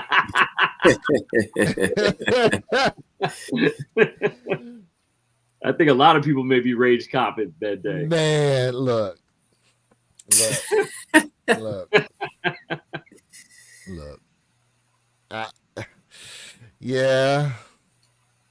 Yeah, rage copping is a real thing. Listen, you know what I thought about? I thought about doing a like a sneaker, like a sneaker psychiatry like mini series, like the mental disorders. Disorder might be too far of a too harsh of a word. The mental issues when it comes to dealing with shoes. Rage copping, FOMO, hype beasting. You know what I mean? There's a whole psychological matrix here. The resell mindset. You know what I mean? And some people and here's the thing, like the what else? The effect of the Gotham screen on people. Dopamine. The dopamine effect. Yeah, because some people say I'm not going for a shoe. And then at the last minute, they'll go for it just so they can see that Gotham screen. Something about that screen, man. Well, I think you just showed us that in a live example earlier. So, tell us how you felt. Yeah. Listen, I was shocked because I was fully prepared to take an L, especially since I got in like 2 or 3 minutes afterwards. I was not expecting that W to come through at all. You know what I'm saying? So it is what it is. My man said it certainly could be a good conversation if nothing else. He said, y'all ever get drunk and bought a sneaker and you remember the next day? Oh, man. Absolutely. Oh, man. Like, what the hell? Listen. Y'all heard of retail therapy, though, right? Like, retail therapy is a real thing. Some people do that. They get depressed or bored or whatever, and they go, you know what? I'm going to go shop. There's people out here that do the same thing in sneakers. They're like, you know what? I'm just going to buy me a pair of kicks. What do I want? A remorse spy. DJ Tyler said, you got to do that at Wear Your Kicks. That's hilarious. Wear a suit and treat it like an educational. You have like a cardigan on and like a button up with glasses. I'll get me the little circle bifocals and stuff, bro. Yeah, it ain't glass. I'm gonna get bifocals. What's the one where it's just the one little, you know, like it's on a chain and you hold it up to your one eye? Monocle. Is that what it's called? A monocle? Monocle. I might even bust one of those out, bro. Oh, not the monocle. Give me a Mr. Rogers sweater. Oh, man. Have a whiteboard. Oh, man. Man. Oh boy. That'd be funny. You know what? Some of y'all liking that. I might end up doing it. Yeah, turn it into a series. There you go. I might end up doing it. There you go. Bring us your tortured souls. Yeah, right. Oh man. So how do y'all think about with the constellation prize? And I know I didn't. I was late. So y'all probably talked about this already, which I'm quite sure y'all did. So we had the Diamond Turfs yesterday, right? Did you get Diamond Turfs? Did you get them? Fat L. That was the fastest L I've taken. It took all but 16 seconds. Look, y'all. But like, do y'all think the constellation was the Travis Scotts that dropped on the same day? Hold on a second. You calling that a constellation? Listen, I'm asking. I didn't say it was. I'm asking. I did not say it was. Are you trolling the chat? Because if you think about it, like you see people talk about the Diamond Turfs, and a lot of people wanted them, but they were limited. So then, right? They said, "Oh, we're gonna drop the Travis on you." I was sitting back like, "What is this? What we doing?" Nike smacking everybody in the face right now. So I was just kind of curious. To call a Travis Scott a consolation prize when we know the issues that happened with Travis Scott's website. I mean, look, I think you missed it, but Ken Norton, that's 3 times in a row. Ken Norton said he went to pay, and then they canceled it on him. What? Yes. Oh my God. Yes. DJ Tyler checking in again. Women's 14.5, which is a men's 13 in the Dorenbechers. Wow. $757 for a size 6. Oh my goodness. And I'm not saying it was. I was just asking, like, do people think that? Because this is what I've never seen Nike personally do something as fire as this. Like, brought back the Diamond Turf, instant sellout, quick L for me. And I don't know about everybody else, but a super quick L. And then I was like, what? Now y'all dropping the Travis? Come on, man. This is crazy.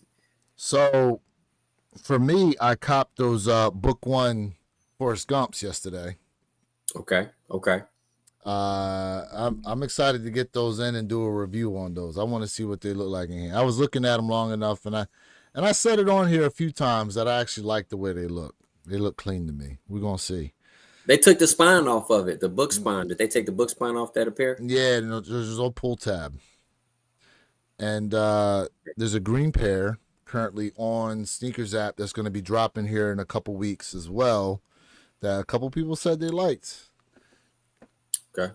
I took a super fast L on those Diamond Turfs.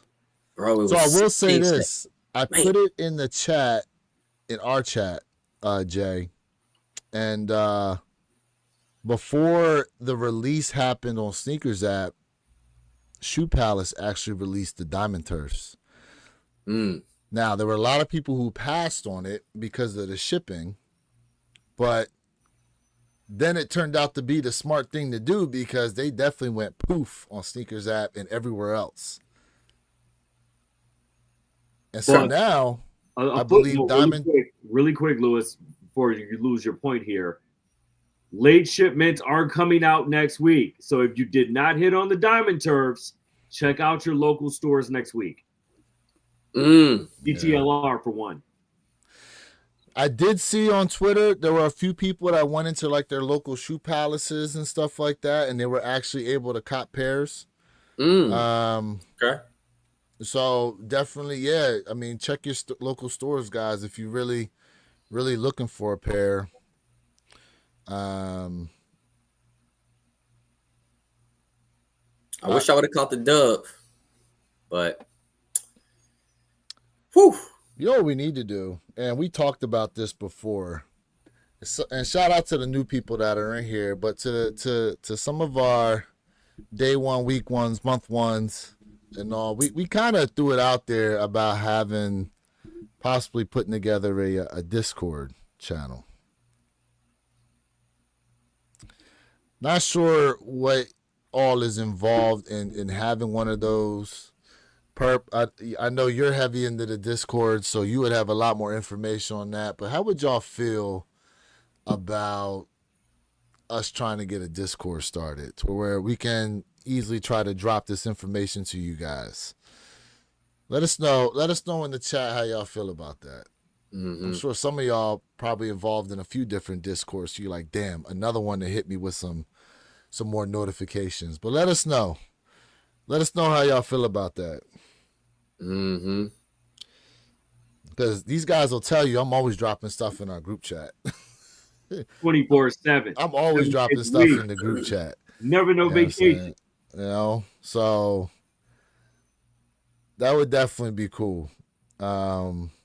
Jay, how you feel about it? Think a good idea?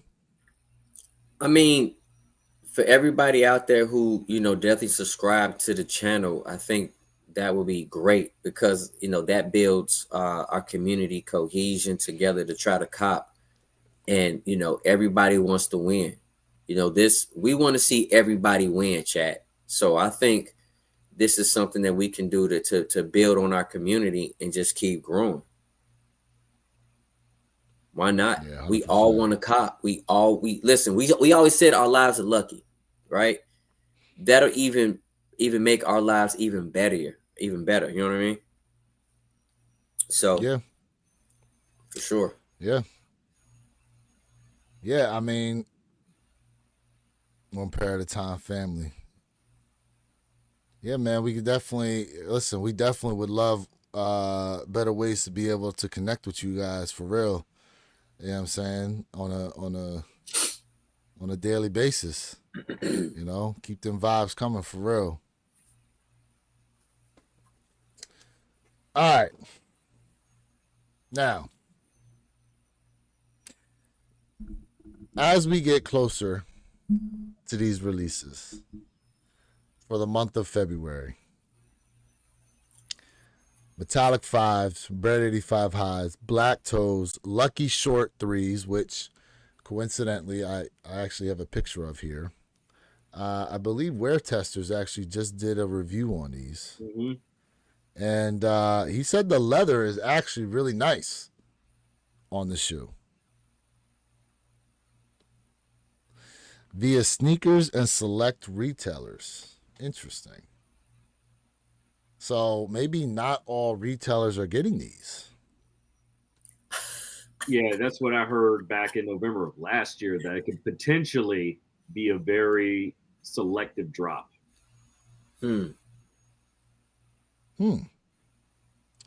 Interesting.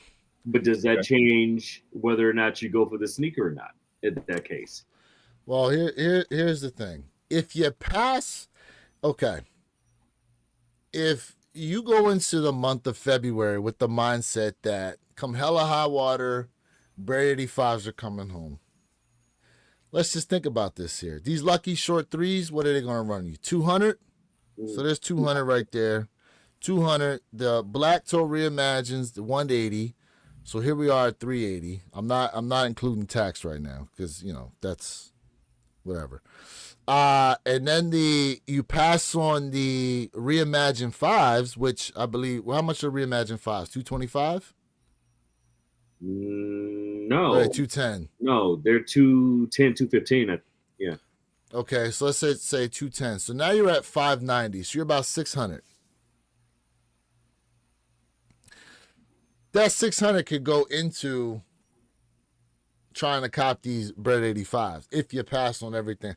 And that's the thing. There's other stuff releasing. Galaxy Phone Posits. Mm-hmm. They're going to run you 250. So that's like what? Let's see. What was that? Oh, you're $690. absolutely pocket a whole band for the month of January. That's talking about 850. Easy. So yeah, So that's like 700 right there. If you pass on everything else dropping and you say all my money that I was going to use on these sneakers is going towards these breads. There you go right there. Now, granted, yeah, you're going to have to throw some extra. But look, we know come release day, prices tend to drop a little bit sometimes. You see the price dip, and then there's the upswing. Matter of fact, walking out of the trophy room store, Jay, you went to the trophy room store, didn't you? Yes, I did. Mm-hmm. They were trying to resell the shoes as soon as they walked out the store. Hey. Dudes went in, cop, and then they walked out, and they was trying to resell the shoes to people in line already. So, mm-hmm. You there on hand, you got cash. Let's say you got I don't know, if you right there got them in hand. Let's say on the resale, they want 1,000. You standing in line, you got 800. You think someone takes you on 800 cash right there on hand? Depends on how desperate somebody is. What up, John? Salute. Let's see here. Tyler, I say that's pretty accurate. Hold on, let me go back up. I think the leather quality on there will be very similar to the Craft Ivory 3s. And that's where his response to that's pretty accurate, if I had to guess. Yeah, probably. Yeah. You know what? Speaking of Craft Ivory 3, somebody drew a very interesting comparison yesterday with the Pure Money 3s that are dropping. They were like, you stack those up against the Ivory 3s, like, man, I'll take the Ivory 3s any day of the week. I thought that was a very interesting breakdown. I mean, I'm not gonna lie. Me personally, Ivory 3 is a dope sneaker. It was a dope pickup for me. I'm mad I got it just a tad bit under retail, and then it dropped down even further after that. But semantics, whatever. Ivory 3. It was a sleeper. It was a sleeper 3 of 2024, in my opinion, hands down.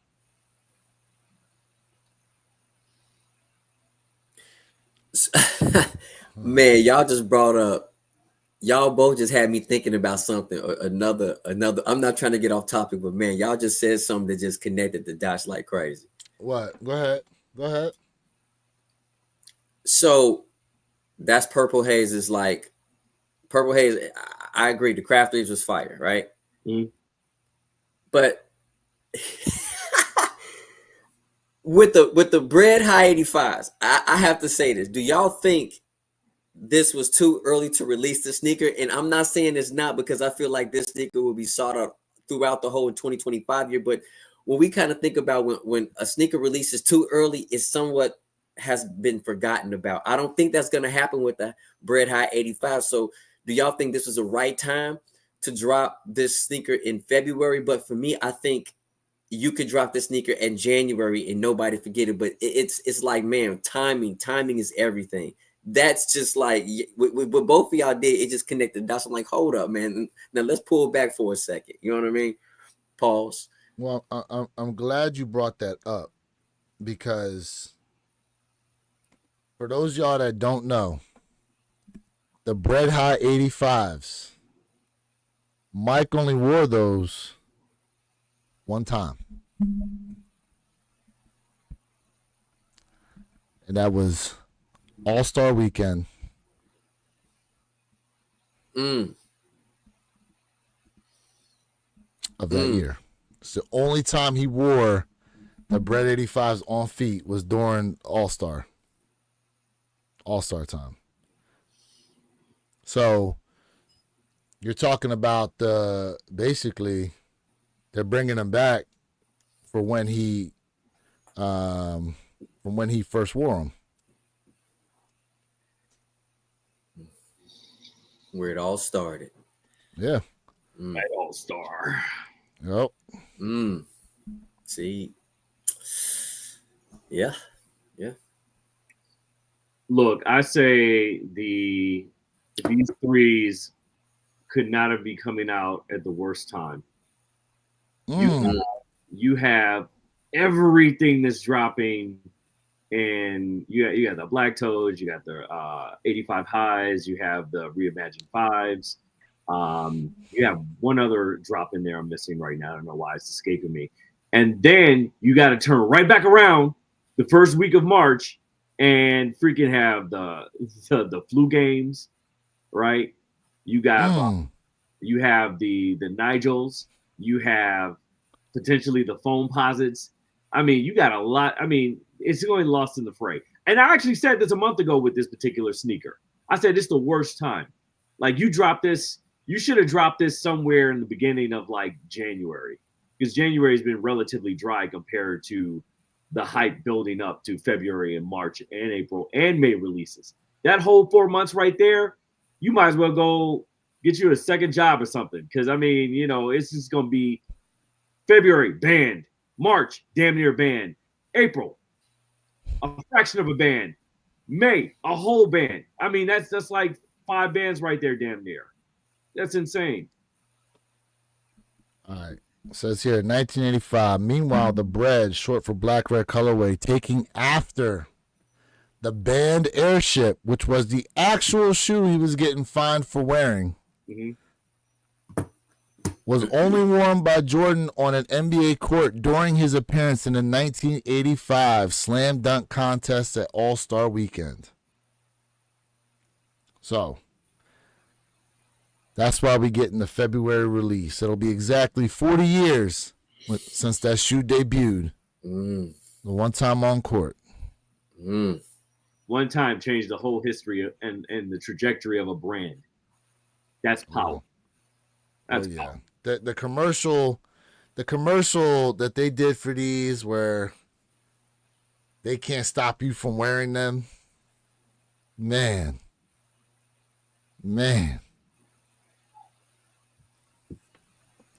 Can you imagine, like, how would that go over today? Like, how would that go over today, you think, if there was a shoe brought out like these and they were like, yeah, Michael Jordan, he gets fined for wearing them.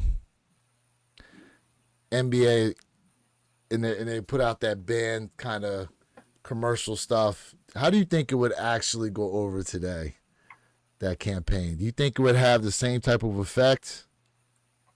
And mind you, this is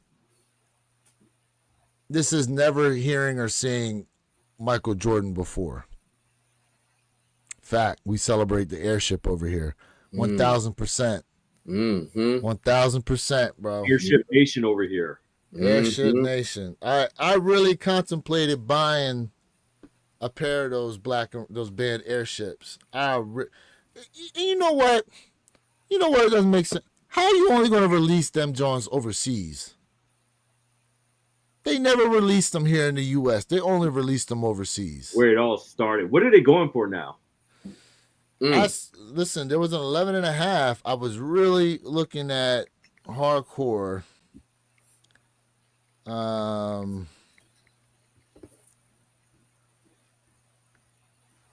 They wanted $325 for it on GOAT. Let me see right now. That's not bad, actually. Oh my goodness. Size 11.5, $659. Damn. Spoke too soon. Damn. Got to be quicker. Last sale, $350. Damn.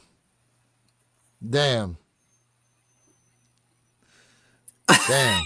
Hey, that'd be a hell of a put together pack, though, man. If you had the bread airships and the 85. I said that to somebody. I said, imagine if they dropped it as a pack. Imagine they dropped it as a pack. Crazy. Bro, what do you think they would charge for that? Resale goes stupid. Oh, resale would be through the roof. But what do you think they would charge for a pack of the bread airship, band bread airships, and out the gate, 3-4 bands. Forget about it. Out the gate. You think that'd be retail? No, not retail. I'm talking about. Oh, I'm asking what would. Oh, for those of y'all who don't know, this is the shoe we talking about right here. It'd be 700. Okay? It'd be 700 retail. This is the shoe we talking about, guys. No way that goes for 500 retail. No way. No way. On no conceivable planet does that go for 500. Nope. You're right. You're right. Look how they got the back, right? Air Jordan on the back. Look at this. It's dope. It's dope. Man. Man, what we got here? Where it all started. Oh, Chronic Cheese said, what do y'all think about the Ruby Red Slipper Wizard of Oz dunk like the ones that just... Man, we were talking about that earlier. Yeah, it's dope. Hold on a second. Who's this guy? Psych. Our culture, our black people is crazy. Y'all rather talk about sneakers and the problems going on in our society. Weird. Hey, bro, if you want to go talk about hard times in society, go to a different page. Yeah. Go to a different page. You do have that option. If you don't like what we talking about here, go somewhere then. This is what I'm talking about, bro. These people... Listen, this is what's called an escape. You go turn on the news, bro. Go turn on CNN. They'll go look at those guys. With all the things happening in the world globally right now, people need an escape, and people will create whatever channel by any means to create that escape, whether it be clothes, sneakers, sports, or maybe all of the above. But this is not the space for world politics. CNN, MSNBC, they do have individual podcasts. You're more than welcome to hit and click subscribe. Thank you and drive safely, sir. Correct. And here goes another one. La Bola. Grown man talking and obsessing over shoes like women do. But yet, he stopped through and commented. So thank you. Appreciate the analytics. Thank you. Thank you, Psych. Thank you. Keep commenting in there. It's okay. Keep commenting because all you do is helping out the cause. We appreciate it. Yeah, absolutely. We appreciate it. Yes. Give those guys a thumbs up and a round of applause. We appreciate y'all being in here.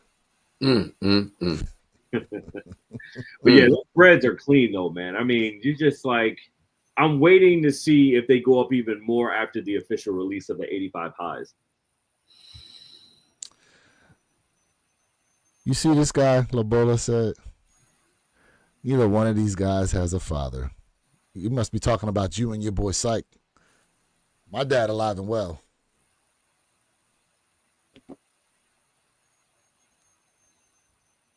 But these airships, this is absolutely something to have in the collect, man. I'm just over here like, I wish. I know.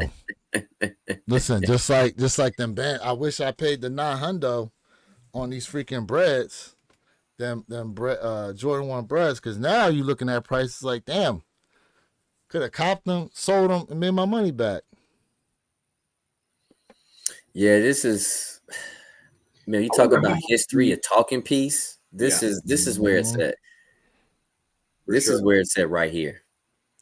Now these are built different, obviously, because you see the extra raised tongue parts on the airships. So the other ones are all level. They're usually level set. And then if you notice, the midsole on these is obviously thicker than a normal airship, but that's the same midsole, if you guys recall, that they used on the Jordan 1 1.5s. For those of y'all who didn't know, the Jordan 1 1.5s. Hold on, I'm sorry. 1 second. I don't mean to cut you off, but Labola, hey bro, like He's coming through on your channel, bro. I really do appreciate you for watching us, but hey bro, like what you really should do is just go ahead and take some hand soap in front of your mom and finish the job off. Okay, keep going. Yeah. What's up? Hey, look, moderators, y'all gotta start watching the chat for some of these people. Y'all got wrenches in here, but Jay, I think he's on your channel. I just got rid of him. Yeah. Hey, fact, Jay's in witness protection this Saturday, so that's why you don't see him. And he's hiding from ICE right now. The recent ships we were getting were they called them PEs, but they weren't built like these though. The pros. Yeah. Yeah,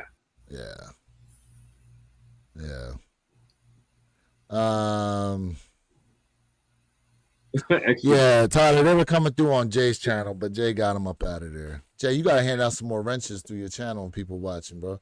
To some of the regulars so they can help DJ you out. Tyler said extra tongue sus button. I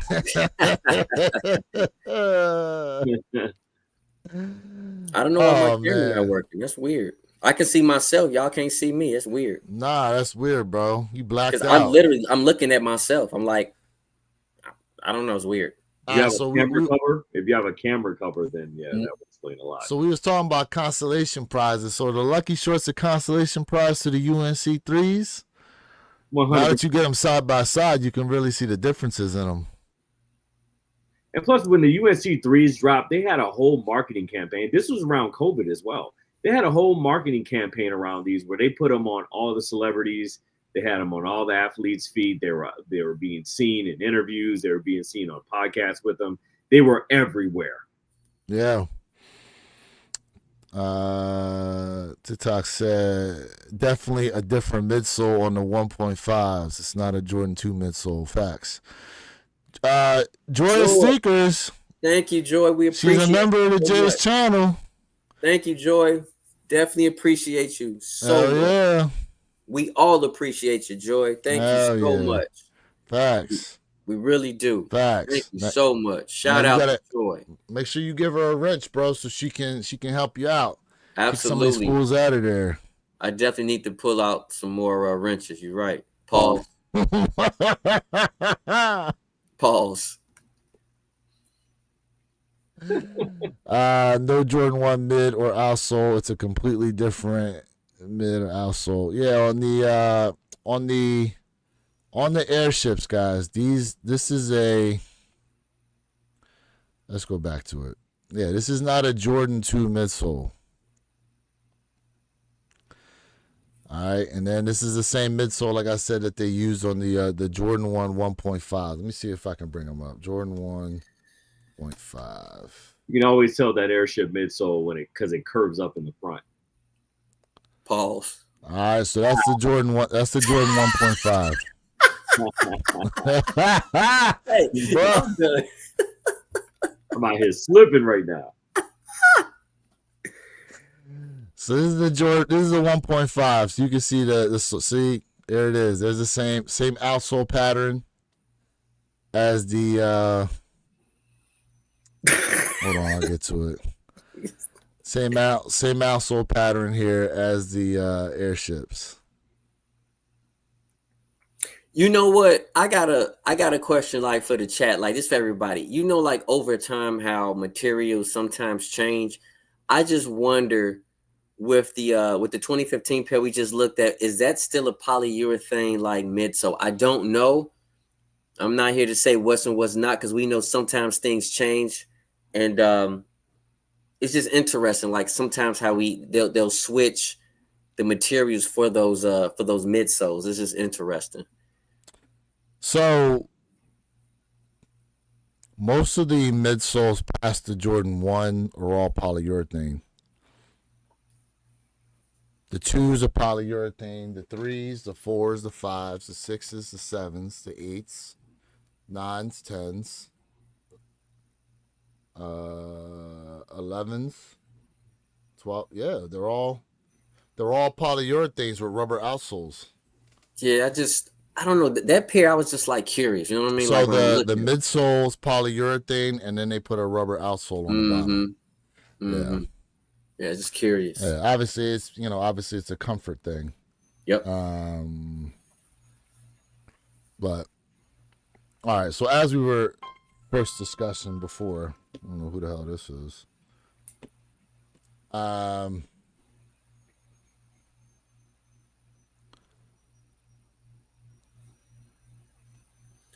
I mean, there's obviously a contrasting color on the blues.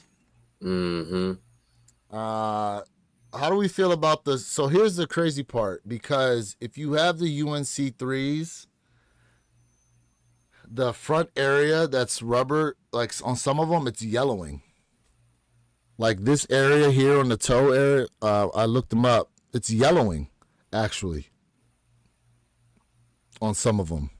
Now there are products out there, and shout out to, some of the products they got out there that can help with that. Rejuvenator's got a nice product. Make sure you use promo code WYK26 or J_Elevate for 10% off all your Rejuvenator needs. Yep. That can remove that yellowing. Or if you don't have UNC3s like myself, you can cop these Lucky shorts and don't have to worry about the midsole yellowing at all, because they already aged it for you. Is it oxidation? Yeah. Yep. It's oxidation. Yeah, that's the yellowing. You know what? When we look at the Lucky shorts and we look at the UNC3s, the shape of the toe box is definitely different, and the tongue is more pushed back and is more prominent, where it's unilaterally aligned with the ankle, with the top portion of the ankle collar where the aglet is at. So we definitely getting a different shape. Once we look at it, it's definitely a different shape. It still looks fine. I see what you're saying. Yeah, it's still a different shape. I see that. Like the tongue is shorter. Yeah. Yep. I see that. I don't know. What do y'all in the chat? Let me know what y'all think about these Lucky Short 3s. It's not a bad looking shoe, to be honest with you. It's not a bad looking shoe. And when you think about resale prices right now on a pair of UNC 3s, they range anywhere between $300 to $400. I took a big L on those UNC 3s. Man, I took a big L. Yeah. Whew. Now, they went kind of Ama Meniere style with no elephant print. They used a strip of suede for the toe area and the heel. Some people like that. Some people don't. I don't know. They're clean to me. They're clean. It's definitely like a spring, summertime shoe. You know what I mean? Definitely a spring, summertime shoe. And February is a perfect time, right before springtime, to pull these out. Pause. But since I have not worn my Craft 3s yet, I would say that's going to be the perfect time I start wearing these Craft 3s. Come springtime. I love my Craft 3s. I would say the Craft 3s and the big money saving SBs were probably the sleeper shoes of 2024, in my opinion. Oh yeah. So much so I would, and y'all can flame me in the chat if you want, y'all. When I was doing my top 10 list, I completely forgot that shoe released in 2024. What, the Ivory 3? The big money, no, the big money savings. Because the Ivory 3s, I think I had, they were either on my list or they were honorable mention. I totally forgot about the big money savings. Man, I don't know how, man, because everybody was talking about the big money savings, and they dropped right on the heels of another drop. So I just can't remember what it was. I know. Flame me in the chat if y'all want. I know. I know. But that's part of the problem. So many damn shoes you forget. For real. You forget sometimes. You know what I'm saying? Smacking you with a lot. Low key would look fire with some Stonewall shorts or jeans, in my opinion. Okay. Fact says better shape. He likes the shape better. Keep in mind that UNC3 was the first Jordan 3 after the red cement, aka the Unite Right, when they first refined the shape. Okay. Good piece of information there. Yeah. Always thought it was weird how the white cement force netting will yellow fast, but the military blue force white netting doesn't yellow. So, Jay, I'll let you take that first. You know, since white cement fours is definitely your area. Yeah, and I'm looking at my white cement fours behind me, and mine have not yellowed. I What year are think yours though? I'm sorry, no, I have not. What year are yours though? This is the 2016 pair. Okay. This is the 2016 pair. But I mean oxidation, and then part of it is too is like how you store your sneakers. So um they use different materials, man. When they go ahead and readjust the sneaker and they redrop a sneaker, they're not always using the same exact materials they did, previous years ago. So whether it's improvements or not improvements, you know what I mean? So it really depends. Like my what was that? Is that 2014 pair? No, 2015 pair. I got the Legend blues, the 11s. I don't have a lot of oxidation on that sneaker, and as old as it is, I just don't. I mean, it's there, it's coming in, but it's not nearly as prominent. So it's so much stuff that goes into it, man. How you store your sneakers and the materials that they use. So I went and actually did a search here. Why do shoes yellow? So let's take a look at the explanation we got here. It says here, shoes yellow primarily due to a combination of factors including sweat buildup containing salts, dirt accumulation, prolonged sun exposure, natural aging of the materials, and oxidation, which is a chemical reaction that occurs when the rubber or fabric in the shoe is exposed to oxygen over time. This is especially noticeable on white shoes where yellowing is more visible. Now, to Tyler's point, he says if you go back and you look at some of the shoes that released in the 80s and 90s, they are not yellowed, and that's true. And there was a YouTuber who just did a little video about that. Like, he talked about the fact that whatever materials they were using back then, you look at them now, 40 years later, and they're still white. They're not bright white, but they're still white. They have not yellowed at all, and you look in recent years for whatever it is they're using or whatever it is they're doing, whatever chemical that's being used in there or something, over time they're yellowing out. Mm-hmm. There's so many different factors. You know what I mean? Like, I just feel like nothing is made the same. I think, just like with cars, I'm not jumping off the subject, but I just feel like, we're not getting the high end quality materials like how we used to. Now it's just not the same. They're not built the same. I see all pairs of 2012 military blues in the sole will yellow, but not the netting. If you look up old white cement fours, it seems like all the netting is yellowing. Are you all a fan of the yellowing of icy soles or prefer milky soles? It's interesting because for me, that aging, I like it on some of the shoes. I do. I prefer kind of the yellow. Matter of fact, what were there was the Jade Horizon 5s actually came with yellow netting and a yellow outsole already. And I thought it looked great that they already aged it out. The Jade Horizon 5s. I thought they looked good. But, some people, they don't like it when they yellow like that. And it's amazing how the sun will yellow out your shoe, but then if you use the chemical and the sun, it'll bring it back. It'll bring it back. It's weird. It's a weird thing, for real. And they're yellowing. I see the UNC 3s just dropped a few years ago, and they're yellowing already. Yeah, that's weird that they already are. And it seems to only be in that toe area for most of what I've seen. I don't understand that. I don't understand that. Shout out to the chat for rocking with us right now. You know what I'm saying? This is the last Saturday in January. Oh, we can And see it. Get ready for February, folks. oh yeah, February is almost here, and things are really about to ramp up. It's coming fast and hard. Whoa, Pause. whoa, Pause, sir. whoa, whoa, whoa, whoa, Pause. whoa, Wow. whoa, I'm gonna get me like the little sign to just hold up. whoa. You know how when you go to the sitcom, like there's a sign that'll say laugh, applaud, make the sad noises. I'm gonna get like one of those. Dude. You know what?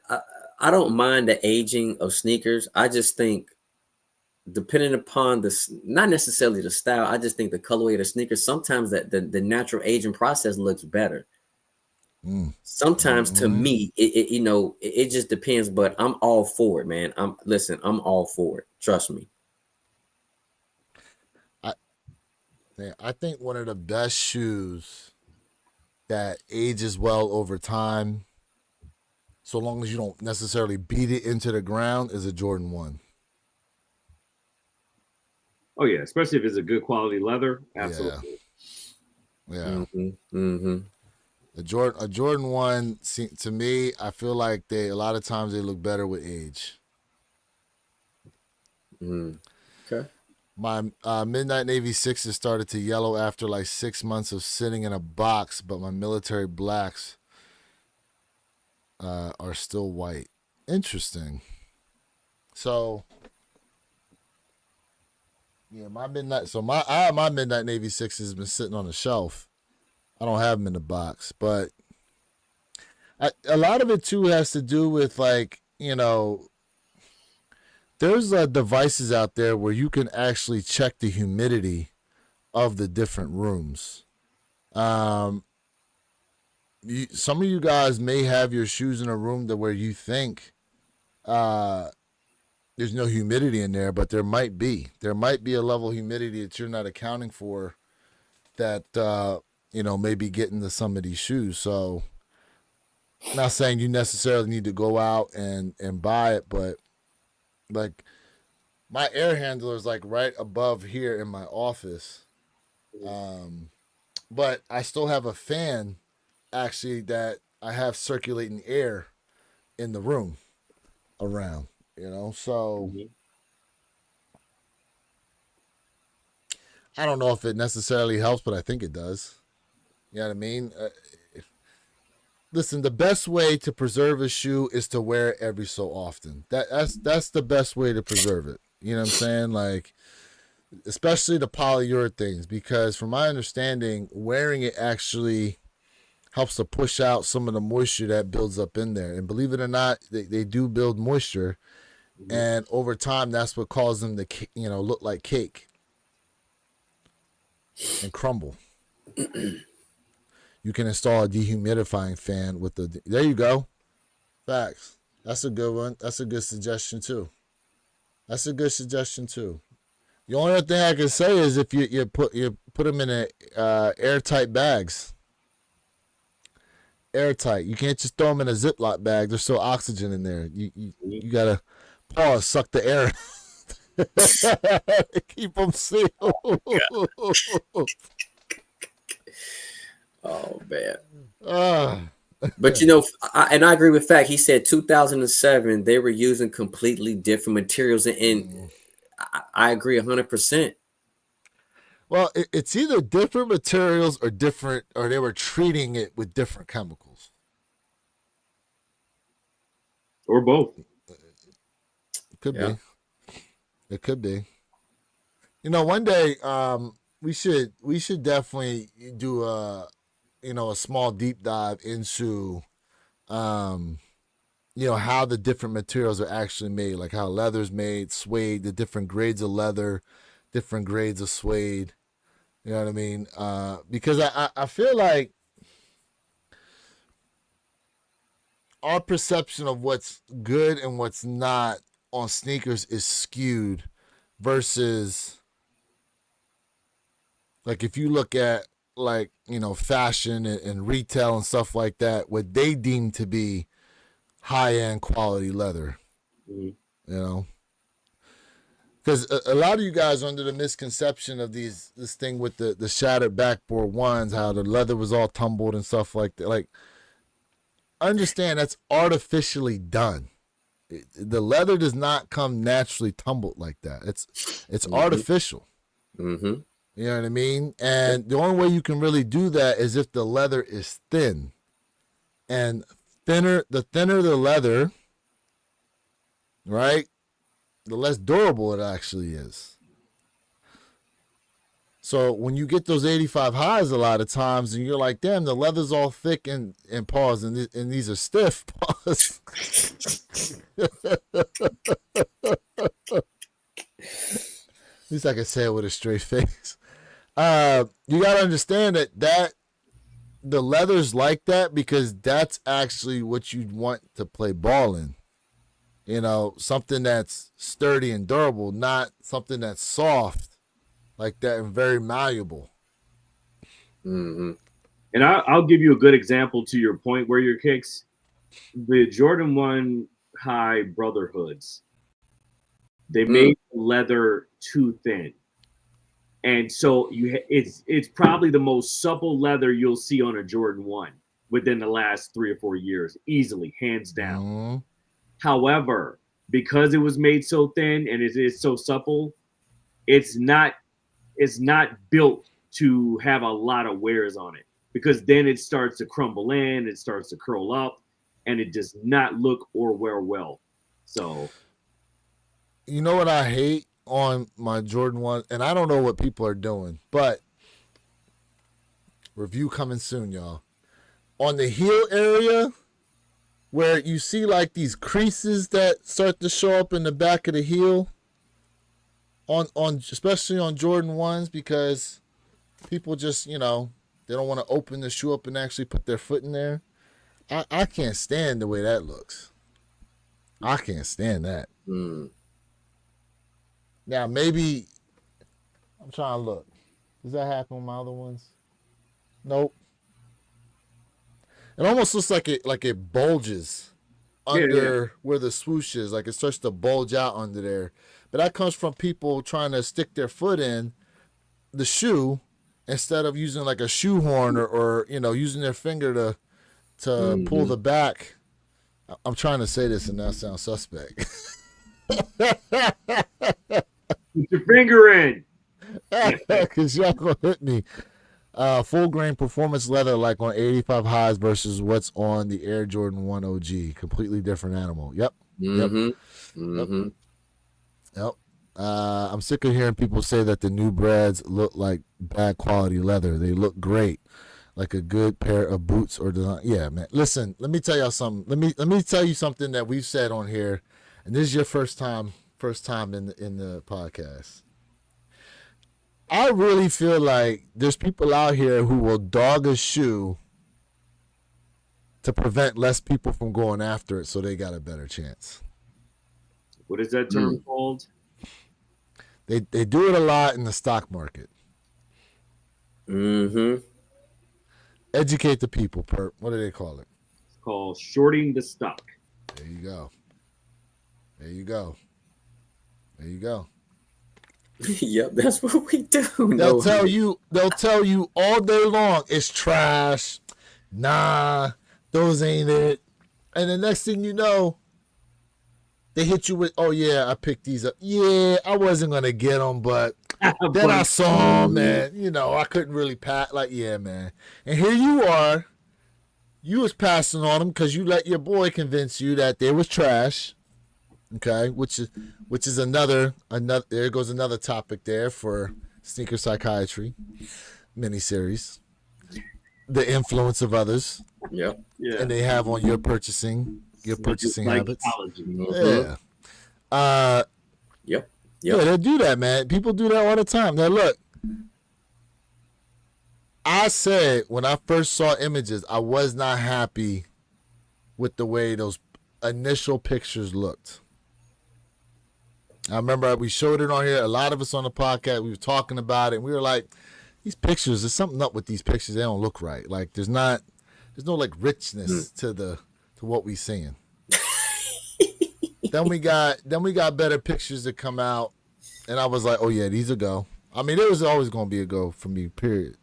Even at 250, but most of the community, it wasn't on them like that. It was not. Yeah, I know. I was one of them. I said I needed to see it in hand first before I made a final analysis on it. And I still stand by that. Although we are seeing more videos out there now, Seth Fowler, Tony D2 Wild, and a few other sneaker tubers have started doing really in-depth reviews. Mm-hmm. I'm sorry, who is Mustala? That's on Jay's channel. I will. All right. That's on Jay's channel. Okay. Jay's just bringing them all in today. So I'm seeing better looks. However, I still need to reserve to have it in hand first to make that. I still haven't seen anybody press it on that toe box yet, and that's pissing me off. Like, I need to see that toe box pressed. Yeah, they did. Who? I want to say one of the videos Complex put out there. No. I've seen all the Complex videos. Nobody pushed in on the toe box. Nobody. I've been waiting for it. What do you want it to do exactly? Huh? What do you want it to do? I want to see how it caves in. I want to see how the ripple effect around where you place your thumb sits on that. How it bounced back. I want to see if it creases all the way across, or if you have those creases that form that round circle of the sun. I would say, Yeah, I mean, if they're using the leather as thick as they're talking about, probably not gonna. It should return quick, I would think. Well, we'll see. I mean, some have it, some do. I know in my 85s, the Georgetowns, no. No. So the key point is those two, the 85 OG highs and the Georgetowns, are completely different leather than what is comprised of this one, which is why I've been wanting someone to press down the toe box, because if it's so different and the composition is so unlike anything we've ever gotten before in any type of Nike shoe, I just want to see what that reaction will be. That's what I'm anxiously waiting for. Now, the Georgetowns, I don't even consider that leather. That's craptastic cardboard. It's waterproof cardboard, however. So that was a poor example. But the 85, the black and whites, prime example. Blind Soul says, if you let someone else dictate what you like, then you are a hype beast. If you are a real sneaker enthusiast, then you go out of the norm and find other kicks you may like. Like we always say on this channel, wear what you like. Yeah, man. That's facts. Yeah, man. That's facts. Too many sheep, not enough wolves. Yeah, the sneaker community is definitely a lot of sheep, bro. A lot of sheep in the sneaker community. Facts say you press down on the burgundy metallic 85s we just got. He's really good ripple effect, in my opinion. Nice. The bread should be even better. All right, fact. Okay. What I'm talking about. Half press. Back in the days, a lot of basketball sneakers were stiff as hell and had to break them in. That's true. Very true. That's very true. That's very true. Shoe sheeple. Shoe sheeple. I like that. Yeah. On the black and white 85s took a bit to break in, but I love them now. Yep. So you guys have said, though, that the Georgetowns were the worst of the 85 highs that you guys have dealt with. Yes. So why is that? It's shitty material. Really? And it doesn't wear well. And it hurts like hell, too, on top of that. So now That's you get a cardboard shoe with crappy material and expect double whammy. Someone else said that the 85s hurt their feet. Now, guys, you can swap the soles out and put some soles in there you find to be more comfortable. Well, no, not necessarily, because with those 85s they have a weird build. The cup sole on them, they're like super narrow. If you recall, when I reviewed the metallic burgundies, I did a comparison in the video to a Jordan 1.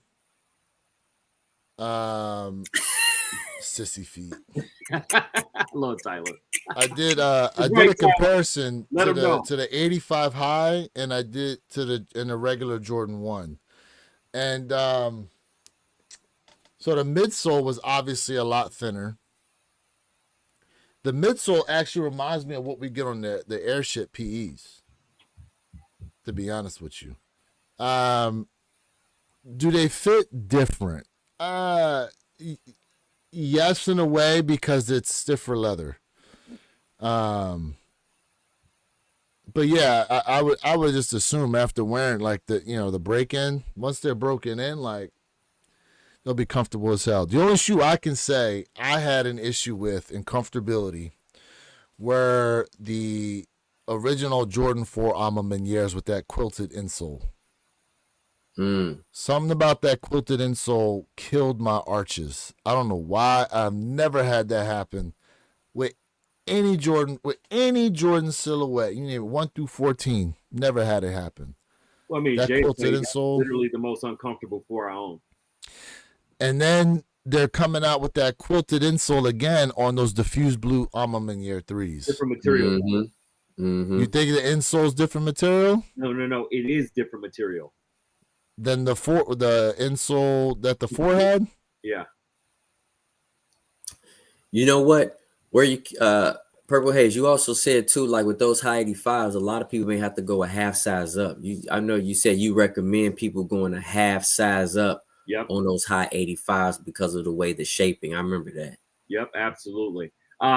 Anybody in the chat that has those 85 highs, any of them, did you go true to size or did you go half a size up? That'd be a good question.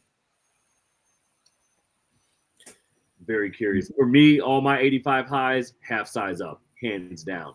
For these 85s that are going to drop next month, half size up. I think mine are an 11 and a half. They were cool. I don't TikTok 23. I do not have the varsity 85s or the new beginning 85s. I don't.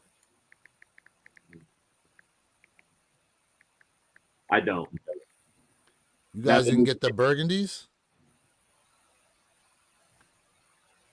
No, burgundy metallics. No, I was not a fan. Let's see here. TikTok. T-Talk said I go half a size up on all Jordan 1 highs. See, Jordan 1 highs fit me true to size. The 85s though, I got to go half size up. Yeah, I mean, if you got a wide foot, yeah, I mean, makes sense. I have 85 burgundy metallics, and I can tell I can still go half size down to 12 and a half. There you go. Okay. My black and white 85s, I went true to size, but half size up is better for sure. Yeah, so it's mixed. I mean, true to size or half size up, it sounds like you can't go wrong.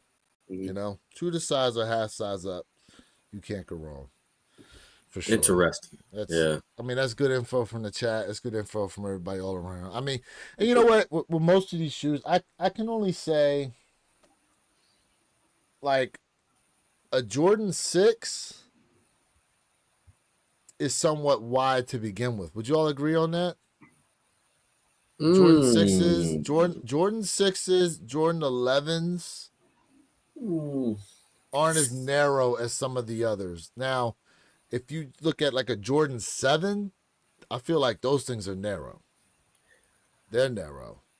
For me, I would say the 2 is not narrow. I wouldn't say the 6. I would say the 2 is kind of wide. 2 is comfy. The 2, well, I would say the 2. And just I would say that, not that it's, pause. The 5 is wide also.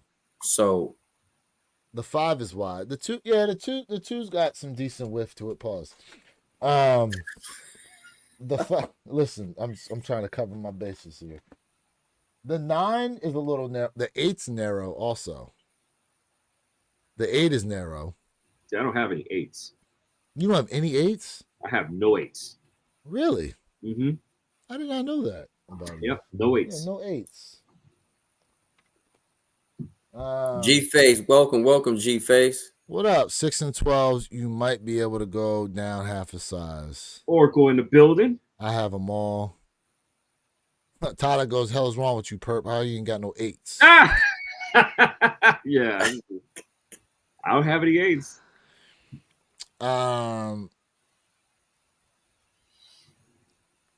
13. Nah, 13s look kind of narrow too. 13s kind of narrow. Yeah. I would say this. Like for me, I can do 11.5 in silhouettes 1 through 14. But you're true to size. But true to size, my true to size is 12.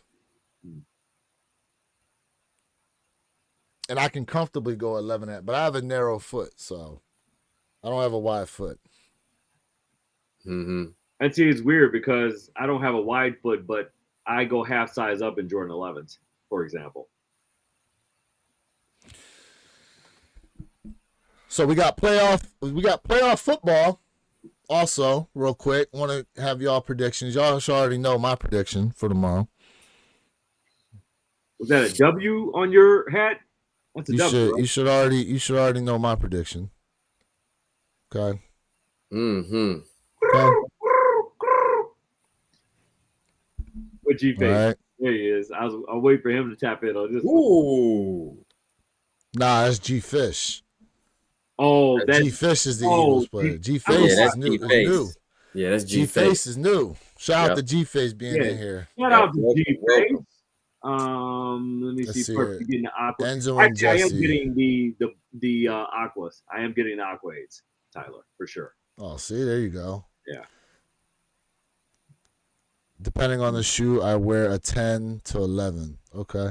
You know what? Here's a good question. Here's a good question for the chat. Right? Let's just go. We look at OG sizes 1 through 14. Of those, what silhouettes within your collection do y'all not own a single pair in? Do you not own a single pair of that silhouette? Can I go first? Go ahead, Jay. Y'all should know me. I'm not a fan of 13s and 14s. That's what I do not have in my collect. 13s and 14s. I got everything else. Besides the 8s, anything else? I don't own anything past 12 and the 8s. So I have never owned a pair of 10s. I've never owned a pair of 10s. I've had everything but a pair of 10s. Interesting. So you're not going for the steel 10s? To be honest with you, I'm gonna keep it a bean. I am kind of leaning more towards those shadow 10s than the steel 10s. The shadow 10s. I like the shadow 10s. That's interesting. I like the shadow 10s. Okay. T-Talk says 2, 5, 6, 7, 8, 9, 10, 12, 14. Damn. 7 and 10 and nothing past 14. Fact says I love 10s. Same here. 10. Nothing past the 12. See, twos, 10 and 14. G-Fish, there he is. There goes goes G-Fish. G-Face and There's G-Fish. I want to say love the I'm sorry. My bad. I was just about to read this comment, and I'll let you rock, Jay. I love the shadow 10s. The shadows are actually the original playoff tennis until we flipped the script on the Concorde and the Space Jam PE. Okay. Jay, what was you going to say? Apologize. I was going to say, man, I agree. Like, I love 10s, and I definitely want to say, the steel-toe 10s is my favorite 10s, but remember when the shadow 10s came out, they sat. Nobody wanted the shadow 10s. I mean, the shadow 10s sat everywhere. I'm happy to bringing back the shadow 10s. I have to have both pairs of 10s. I'm a fan of both, without a doubt. Now, a lot of people complaining about the toe cap on the steel 10 pair, but honestly, I prefer that 10 just because when they originally released, people didn't like them, and there were a small quantity left out there. So that's what I'm really excited for. But the Shadow 10s is fire. They're fire. Let me ask you this: since they're putting a toe cap on them, could they have technically fallen under the Reimagine line? Oh, Could they have fallen under the Reimagine? Because now, granted, they did release, and then Mike told Nike to pull them, and then they re-released them without the toe cap, and they sold better. So that's the little history lesson there on the toe cap 10s. mm-hmm. Mm-hmm. But now they're bringing it back, putting the toe cap on them. Mm-hmm. Could they have possibly fallen under the Reimagine? Like imagine, like if Nike had stayed with it. You know what? That's kind of, I mean, it's nothing a big issue I have a problem with. But when we look at those reimagined black toes, right? That sample pair, it is what it is. They put that as a reimagine. I disagree with it, but hey, it is what it is. But could they have put the Steel 10 as a reimagine? They could have, because really technically it's kind of like the same thing, but not so much. You know what I mean? Like a small quantity was produced and then again taken back. So I mean, they could have, but taste and preference. You know what I mean? It could have worked, but still, for me, with that reimagined black toe, dope sneaker, nice sneaker in my opinion, but did it really should have really have been in the reimagined lineup? Taste and preference. G-Fish Martin made the Steel 10s pop. Martin. Somebody on IG asked like what TV show character had the best sneaker lineup. Was it Martin? Was it Fresh Prince? Was it who else? I want to say, remember the show Hanging with Mr. Cooper? Didn't he rock a lot of Jordans? Yeah. I want to say he did. Him and LO Jamie Foxx. Jamie Foxx in the house as well. And then, believe it or not, Jerry Seinfeld is someone who rocked a lot of kicks. Jerry Seinfeld rocked a lot of sneakers, especially on the show. That would be an interesting topic of conversation. We went through and looked. Yeah, but Fresh Prince, obviously, yeah, man. Marlon Wayans. Ooh. Marlon Wayans was another one. Yes, Marlon Wayans. Martin, I don't like Will Smith, in my opinion. Will Smith, it would be the only reason why I wouldn't get the grapes. A-Fat. Ooh, we could talk about that one. Ooh, man. Ooh, we could talk about that one, because I ain't mad at you, Fat. Blind Soul said nothing past the 12s here. No 7s and no 8s. Okay. And Jason C. Retro said, yep, Seinfeld, New York City, NYC sneakerhead. Facts. Yeah, 100%. 100%, man. Somebody said a different world. A different world had a whole. What's my man that had the glasses that would flip up? Yeah. Dwayne Wayne. Yeah. Yes. Dwayne Wayne. Yep. Different world. Yes. Damn. Yes, A Different World was a dope show. I'm trying to think. Did anybody in Family Matters rock any J's like that? I don't think so. No, not Family Matters. Urkel had the Chuck Taylors, didn't he? Didn't Urkel have the Chuck Taylors? Well, when he had on his he had his lumberjack shirt. Yeah, his lumberjack shirt. Yeah. Look, we have with the suspenders. Military Blacks in a Different World right here. Hold on. Sneakers. Yeah, I see that. Yeah. Yep. That's what kickstarted the sales for that one right there.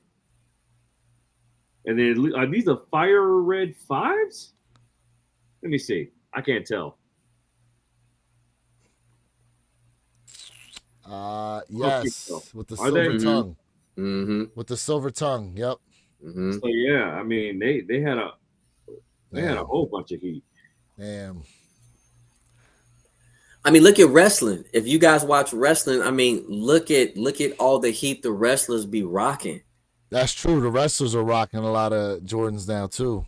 Man, and I'm gonna tell you who's probably a big sneakerhead off camera. Shane McMahon, bro. Roman Reigns too, right? Man, he rock a lot of stuff. Like, Roman man, Reigns, but Shane McMahon. I didn't know that. I didn't know Shane Enzo McMahon. Amore, who's not on that show no more, used to have the fires. Who used to have every rocking the fireest kicks before they drop. Really? Oh, Enzo Amore, yeah, bro. Mm. Enzo Amore. Let's see. The Costco guy's kid always rocking fire sneakers. Costco guy's kid. What's that? I don't know what that is. Elaborate on that, DJ Tyler. I prefer the thin ankle collar that's on the off-white and Amaz. Yeah, on like the fives. Yep. Dom Mysterio rocks Travis's to the ring daily. Anyone here got the sixes? Which sixes, bro? Yep, we're sixes. Which sixes? I got an array of sixes behind me. Yep, Jinx. Yep.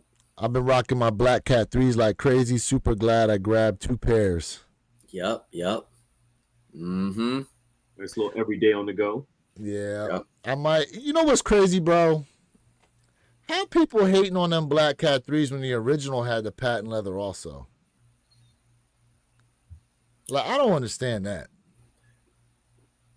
But we'd already talked about that. Was it last episode? It was just it was a different type of sheen to the originals as opposed to the re-releases that came out just recently. It's just shinier, I guess. It catches your eye more. With the originals were more of they weren't a matte, but they were more matted out. They weren't as shiny, as patent leather looking ish as these are that just recently released. Okay, so hopefully I'm pronouncing this correct. Jixie, JXYY, Jixie. Hopefully I'm pronouncing that correctly. But he's talking about the Dorenbecher 6s. So during the 10 o'clock drop, I actually hit on a pair for somebody in the chat, a member to the channel. I hit for her. And coincidentally, her husband hit for her too, so now she's got a double up. Double up! That's dope. Yeah. That's fire. Yeah, she's got a double up. And a couple other people hit on some other Dorenbecher stuff too, but not a lot of W's on the 6s, but we had a couple at least. Someone said they threw wax laces in their black cement 3s. Okay. Someone said No Hype said he threw wax laces in there. Okay. And then G-Fish hit us with another nugget of info. NWO Wolfpack had the Bread 13s and Cement 3s back in the day. Man, shout out to my wrestling guys out there. Shout out to the wrestling community, boy. Ooh. Man. What else we got? Grab 2 pair of Black Cat 3s as well. They were killing the 2017 pair. I don't know what's wrong, people. Yeah, I don't understand that. I really don't understand the hate for the 2025 pair versus the 2007. But you know what? They did the same thing with these military blue 4s that dropped last year versus the 2012 pair. They did the same thing. Oh, it's not the 2012 blue. We want the more vibrant blue. Yeah, that's right. Come on, man. Tinkerheads gotta stop crying. They gotta stop crying. That's crazy because people were so hyped for this shoe to come out. So hyped. Go Birds. That's right. That's right, G-Fish. We taking it to these Commanders on Sunday. Facts. Shoot. I listen, man. Look. I posed this question to you yesterday, Perp, when you were on the phone. Mm-hmm. And now I'm going to put this out here in the chat. Okay? There's 2 sides to this situation going on with Nike right now in terms of why they're moving the way they're moving in 2024. There's the money side, and then there is let's call it the social media side. Okay? From what's been happening in the past, I would say, do we want to say 2 years? 2 years we could say has been the uprise of Adidas, New Balance, and Asics. Would that be correct? Past 2 years? Mm-hmm. Yep. So there's obviously been a major uptick with these other brands. And unfortunately, Nike saw a major dip in their share prices of their stock. Okay, they're under $100 now, and in that same time, we've seen Adidas stock go up above $100 a share. I'm not sure if it's still there at that level. Is it, Perp? Let's see real quick. It might be. That being said, okay, we understand the one side of the making stuff limited and the things you're dropping, because what it's doing is it's obviously raising the amount of talking points there are for Nike, putting a lot of eyeballs. There's a lot of people drifting towards Nike. Okay. But I want to ask the panel this in the chat. When you see how Nike since 2021, year over year, has been making more and more money, especially when it comes to Jordan Brand, as just last year, $7 billion in sales in 2024. 2023, $6.6 billion in sales. So it's gone up. Okay. How is any of the limited amount of pairs and all that supposed to then have an effect on raising the actual stock price for Nike? That's my question.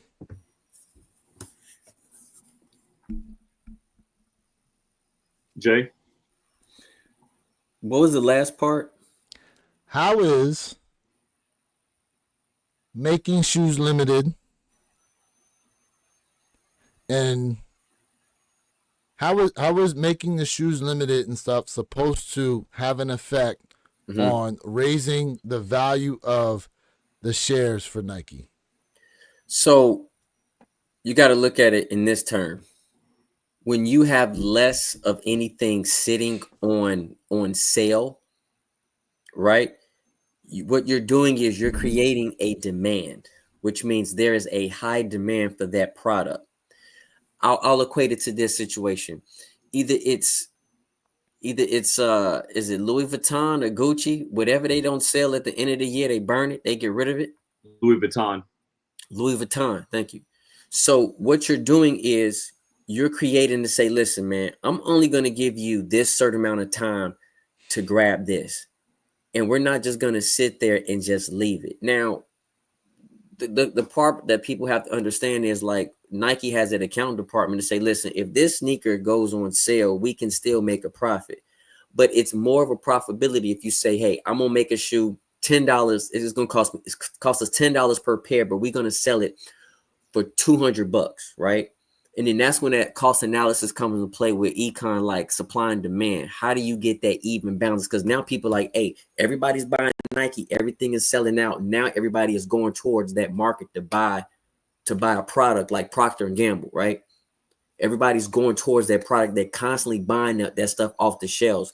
Toothbrush, toothpaste, things that people always need. So when you look at it on that magnitude, saying it's constantly selling out, that product is hot, I'm going to invest in this company. Opposed to say, you know what, y'all are still profitable, but sometimes that profitability really don't make sense at the end of the day when you look at other lineups, right?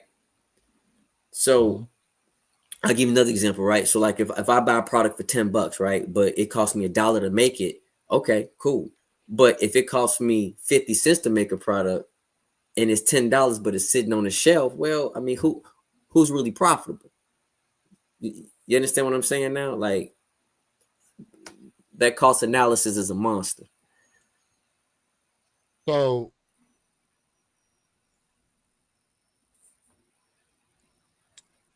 here's the thing.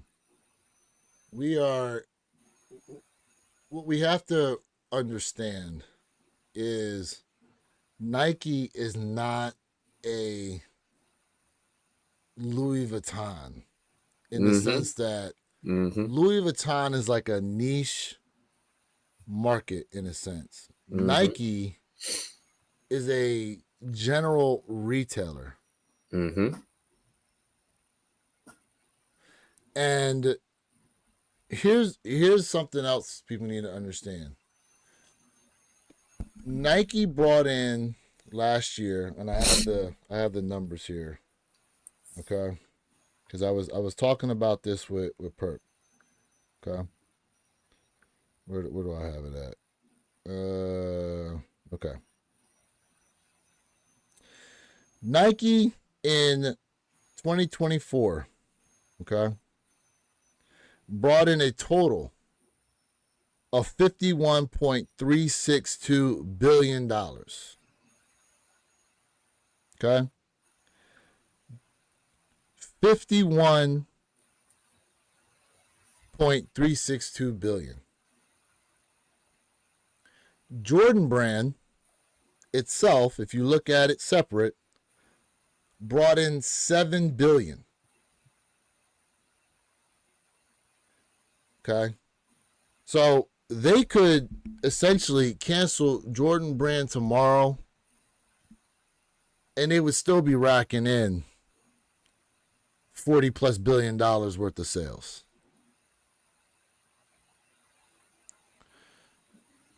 So again, I ask you, right? And I hear what you guys are saying, but you're looking at just the individual value of a certain shoe that releases. I'm just talking about as a whole, right? How is any of that really supposed to bring Nike back to its glory and really push the stock like that?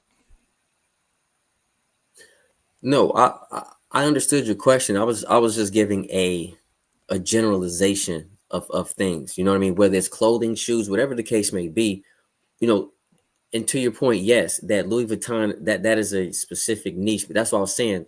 You know, when you burn something, when you don't bring it back, you create that demand. That's where it really comes from. Clothing, socks. You know, Nike is huge. You know what I mean? We have to look at that. Look at that. Whether it's, hey, they're gonna make less sweatpants, right? They're gonna make the least amount, but they're gonna get the best bang for their buck. That's when that economical standpoint comes into play for supply and demand is what I was saying. But yes, what you're saying, agreed. Definitely agree with what you're saying. You know, there are two different niches. I'm just giving that kind of that small comparison of how do you create that demand? How do you create that hype? Because everybody can't wear Louis Vuitton. You're right. Everybody can't wear a Rolex, right? We all can't afford a $50,000, $20,000 Rolex watch. So that's where that comes into play. That's all. Now here's the thing: when you look at Louis Vuitton stock, right? It's not just apparently Louis Vuitton that it's Moet, Hennessy, Louis Vuitton. So they own. So whoever, I'm not sure the overall name of the thing is, but you see here. Yep. I looked up Louis Vuitton stock, but it's like they own Moet, they own Hennessy, you know, so they have other things now that are involved with their total valuation for this. Yep. And, you know, I asked the question to Perp as far as, can anyone tell me why Adidas stock is where it's at? Is it, now here's the thing. Here's what we need to look at, right? So I asked the question, you know, what affects the value of a stock? And it says here, the value of a stock is primarily affected by supply and demand in the market, which is influenced by factors like a company's earnings per share, growth prospects, market sentiment, economic conditions, news events, competitive positioning, and overall investor confidence, all contributing to the perceived value of the company and its future potential. Yes. Okay. Now, we can look back and say that Nike's attempt for that direct-to-consumer had a negative effect on them. And one of the things they talked about on here was, what was it? It said market sentiment, right? So basically,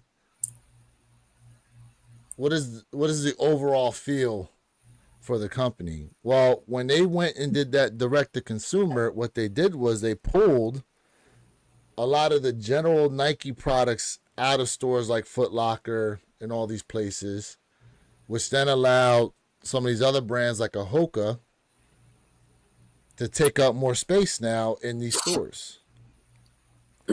So us as sneakerheads, like, we are such a niche. Like, you know that Russian doll where, like, you take it apart and there's like a smaller doll inside and a smaller doll. I forget what it's called, but like, listen, us as sneakerhead, this is what we are in the grand scheme of things. We're such a niche thing for Nike, like, you know. But with that being said, the general public that goes in and just does their everyday purchasing based off what it is they see, to them, a lot of times it's out of sight, out of mind. They know Nike, they know of it because they see other people wearing it, but when they go into the store and they see these other things in there, so the main thing, in my opinion, is how can Nike basically get back to the point where they're seen as that it product to have. And to me, I don't necessarily think exclusivity is necessarily the way to go in terms of making it that it product amongst your general consumers who are the ones that are buying your normal Nike products every day. I think one thing we have to remember is too, right? They've done over $1 billion in what we nicknamed the Mexican Jordans, y'all. Okay? These team homologation Jordans and stuff like that, the 6 rings, the True Flights and all that, they've done over $1 billion in sales in those shoes. So while us as sneakerheads kind of turn our nose to a lot of them, there's a lot of people out there buying those sneakers.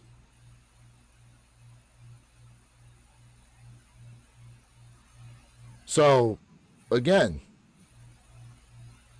part of the reason why, too, a lot of people went to these other brands was why? Because during COVID, you couldn't get your hands on them. People were pissed off they could never hit on nothing, especially through that sneakers app, which pushed a lot of people to these other brands.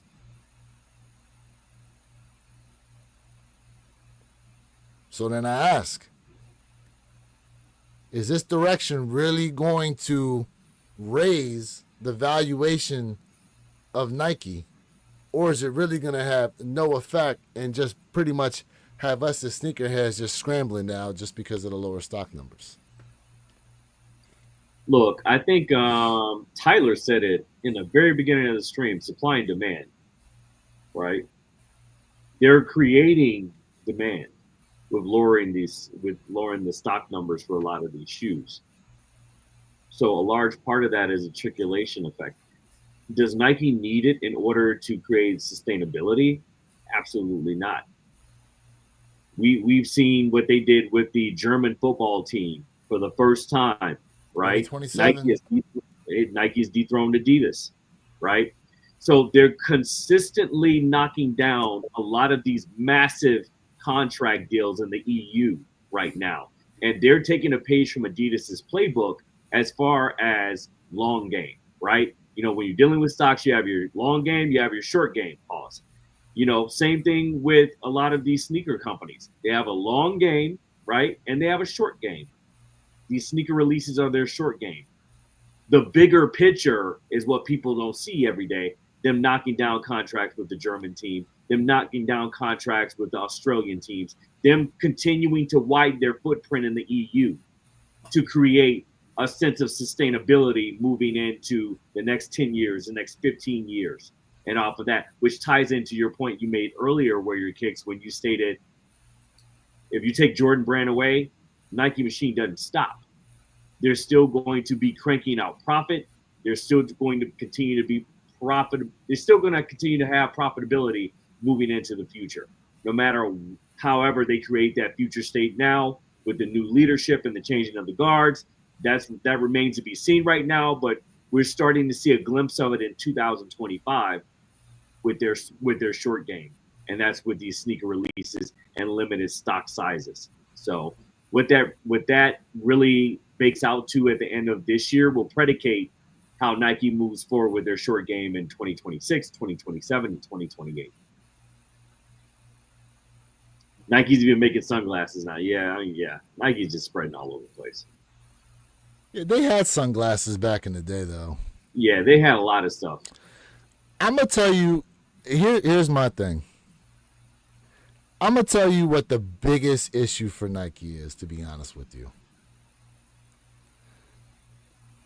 it's the fact that they are losing out on some of these athletes to come to the brand. For example, Tiger Woods has left. I feel like Nike and Tiger Woods has been together for how long? And now he's gone. Who was that black tennis player that just left Nike for, I forgot what brand he went to. If you remember, all the best athletes were rocking Nike. All the best athletes. Like, you recall, who was my man that was doing the Tour de France, the bicycle dude? Lance Armstrong. Lance Armstrong. Bro, do you know how many of those little Live Strong wristbands they sold? Everywhere, yep. Like, it's crazy when you really look at it. To me, it's a matter of the athletes, in my opinion, that they have coming to Nike. Now, a big one that they got was the women's basketball player. What's her name? Caitlin Clark. Caitlin Clark. Thank you. Was it Caitlin? Caitlin Clark. Aisha. What's her name? She just won Player of the Year, MVP. She just signed a new contract with Nike too. Like, what I'm getting at is, again, it's the marketability, in my opinion, of the athletes that they have under contract for Nike. That's the real issue. In contrast, look at Adidas. Look who they have. Look at it. Look at the soccer stars that they have signed under them. You know what I mean? Not Cristiano Ronaldo, the other guy that plays for Miami Football Club here. Damn it. Messi. Thank you, Messi. Look, Sabrina's a great name, but when you look at, okay, imagine if Nike had Messi. Like them Samba collabs, bro. Every time you put Messi's name on it, poof, they gone. So where are your kicks? Mm-hmm. Look at it like this.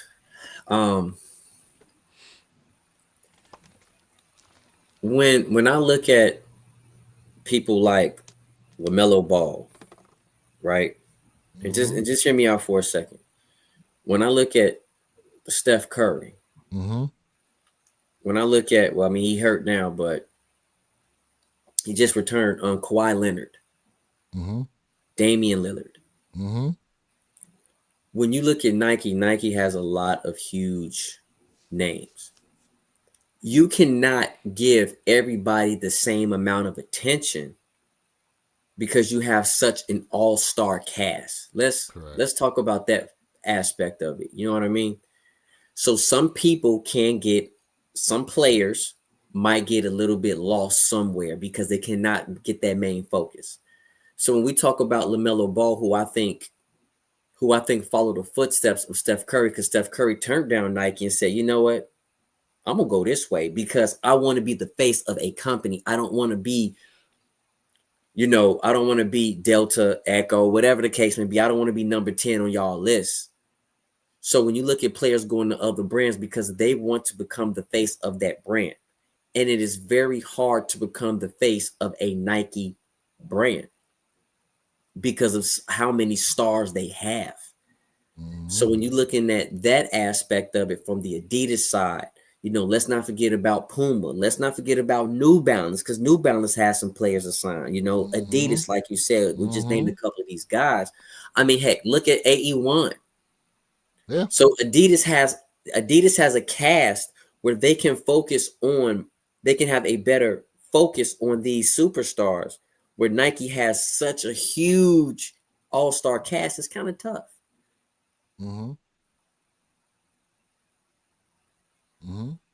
So like I have it. Point. I mean, what you're saying is 1,000% correct in terms of focus, right? Because look, Nike's got LeBron James, Cristiano Ronaldo, obviously Michael Jordan. Tiger Woods is no longer there. Serena Williams, Kobe, Wayne Wells. I'm not even sure who that is. Kevin Durant, Giannis, Paul George, John Morant, Devin Booker, to name a few. Like, also they have who's my man down in New Orleans? Zion Williamson. Zion's another one. You know what I mean? I mean, look, to me, I would say that's probably their biggest problem is that they're athletes that either they lost out on or that left for other brands that to me has a bigger effect on the valuation than anything else.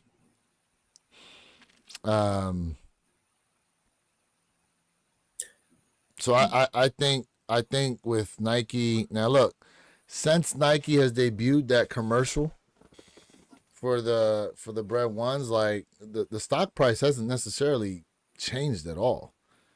It had an uptick a little bit when they announced that they were bringing in a new CEO. But again, you're focusing on doing a bunch of different things within a niche market. Yep, Luka, Jason Tatum, facts. Those guys are there too. But you're not really, what's the envelope being pushed on Nike itself to get the brand in front of more people? And here's the other thing, as far as, we naming a lot of NBA players, viewership of the NBA is down.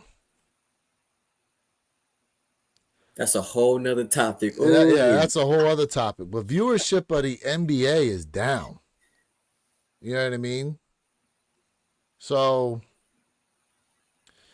who signed that Japanese baseball player for the LA Dodgers, Otani? Who's he with? Oh, I forgot. Shohei Otani. Let's see, shoe deal. Who's he signed with? New Balance. Shohei Otani is with New Balance. Yeah, he's been in a slew of commercials for him as well. Like, see, here's the thing, right? That's that international appeal. Because now you have not only, the Japanese within the United States that are obviously going to want to, be in support of a countryman, but then you also have obviously the people over in Japan that are going to be buying these up. So to me, I still feel as though what Nike is doing isn't necessarily going to do what I think they thought it was going to do. Limiting these shoes and all that, like, granted, yeah, fine, but if you're trying to raise the valuation and you're trying to get investors and more people to go, hey, I'm trying to get in and be on Nike side like that, it's about the people you have representing and how well you diversify that stuff. This shoe thing is just like I said, it's just this. It's just a small market of stuff that's only really affecting like a blip on the radar in a sense. So, But also where like, I mean, you know, I don't disagree with that. And like we talked about this before last year, everybody's focusing on fitness, wellness, right? That is the fitness wellness market is really where a lot of people have turned to, right? And so when we talk about working out, you know, we talked about this Reebok, you know, our girl from Reebok. I was like, okay, well, why don't they have some type of clothing for her for ladies so they can go ahead and go to the fitness game and go work out? When we talk about clothing and stuff like that, so the fitness wear, the comfort wear, this is really where it's at, the health and wellness. So Nike, you know, when that's what I was saying, whether it's clothes, whatever the case may be, don't make an abundance of something, but you have to make it where it's obtainable, but it's just not like, you know, you see 1,000 of the same outfit sitting at every single store. So again, it goes back to, like I was saying earlier, even that definition, the supply and demand. They got to find that balance, however that balance may be, or whatever that may mean. You know what I mean? Look at Kanye. I'm not getting off topic, but look how Kanye is doing it. $20 for article of clothing and for sneakers, and he only has an abundance of so much. And guess what happens? Okay, it's gone. On to the next. So, you know, that focus is pivotal and major for all brands. Yeah. I mean, look, and again, so it just goes back to what I was saying though, that for the individual items that they sell, yes, that puts a onus of people wanting to cop them because of the difficulty in getting them. But that does not directly affect how the shareholders look at the valuation of the company and the confidence in wanting to invest into Nike and see an actual return on their investment. You know, as we've talked about the innovations and the innovation helps drive that. You know what I mean? Like you see when like, for example, Tesla does a showcase of some of the products, you know, it gets investors excited. It gets the prospect of what's to come exciting for a lot of people. You see the innovation that's coming. You don't necessarily see too much of that, you know? And Nike used to have something called the Spark program. I don't know if you guys ever heard of that. It was spelled SPARQ. And it was a sports performance section of Nike, to where they were selling like the running parachutes, the speed ladders, weighted balls, the cones for cone drills, the short hurdles for sprints. There were also plyometric platforms and stuff. Like there was like this whole sports performance thing that Nike had, even to the point where you could apply to try to become a certified Spark coach through Nike, and Nike used to host these Spark events. You know, they used to do these events out in the community surrounding sports performance and stuff like that, that not only showcased their equipment, but the footwear that you could have. You know what I'm saying? Like, where's all of that? To me, those are the type of things that get you out in front of the public and get the people excited and want to get into the Nike stuff because they're like, yo, I was at the Nike event for this, and they had college coaches there. Even some pro athletes showed up to be a part of it. Like, look how many pro athletes they got under Nike, especially that were wearing like the Grinch sneakers during Christmas time. Mm-hmm. You couldn't pull some of them to some of these events a couple times through the summer. Those to me are the type of things that get people wanting to be involved in stuff and go and having an actual attachment to the brand due to the fact that the brand is doing things out here in the community that you can be a part of. Mm-hmm. ATT Chris had a good one right here. He said Nike pays a steal with the Run Nike Club. Get together and give people running shoes to go on a run. Mm-hmm. Okay.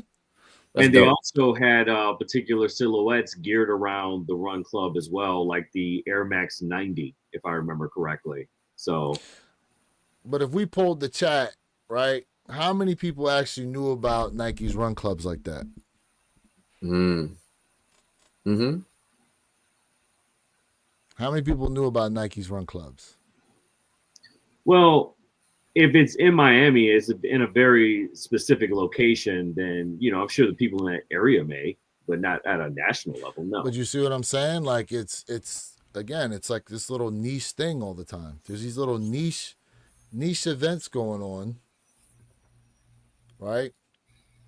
I mean, look, case in point, one of the largest media campaigns that ever arose, in my opinion, was the N1 mixtape tour. Show me a campaign that went like that. I don't know. That's a hard one. Oh. You know what I'm saying? Like, who was not during that small time period? Who was not really trying to rock N1 stuff like that, bro? And regardless of the shoes, you had to at least own a shirt and some shorts. You definitely had some trash talk shirts. Ain't no way. Everybody had trash talk shirts. Even babies had them on.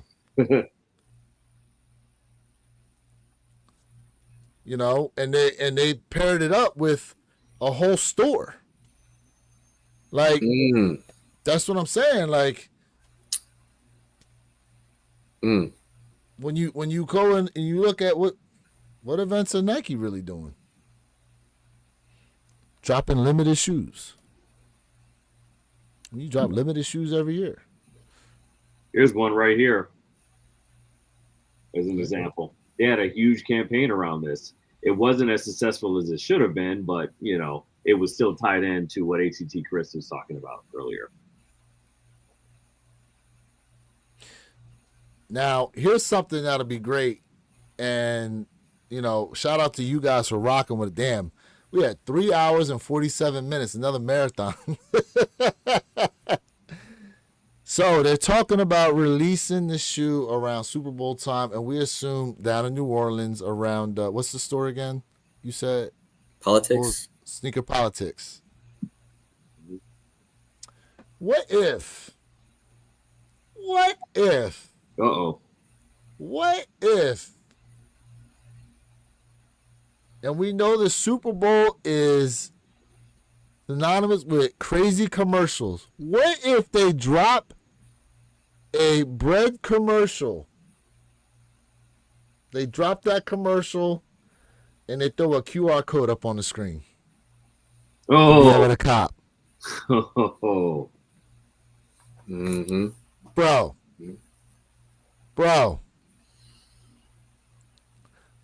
You don't think that people will go crazy for something like that? By the time they get around and share it, it'll be cooked. Man. What if? Because a lot of people, sometimes they don't pay attention to the commercials like that and others do. But imagine they did that. And let's say they run it, because I don't know how much it costs for a Super Bowl commercial, right? But let's say they run it. Let's say they run it maybe Easy $1 million. Let's just say 4 times. 4 times. Let's say 4 times. And each time they drop a total of like 100 pairs.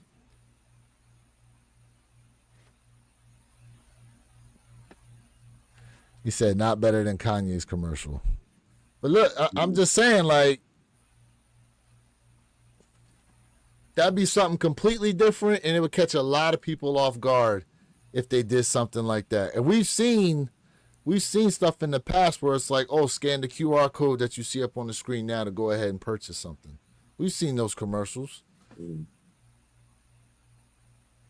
Oh, real quick fact: these are the Nike Air Max 90 Running Club. These are Roma green. So those are nice, clean. Here's the thing, though. These are a bit customized. I did them myself. So, like the heel tab here, they actually look like this. They're all white. Oh, you colored them in? Yeah, I painted them. So, to reflect, to pick up the hits and colors, and I did a lace swap on them. So they're a little bit different. They look good though. I like them. They come with original white laces. So yeah, answer that question. And what is that? A exposed tongue? Pause. It actually distressed. It actually is. It's a sponge. Yeah, look at that. Unfinished. So it's actually a dope sneaker, man. I'm a big Air Max 90 guy too. On top of that, everybody knows I love my Air Maxes, but yeah. Let's see here. Remember when the running shoes had Nike Plus in the Yes, attached to an app.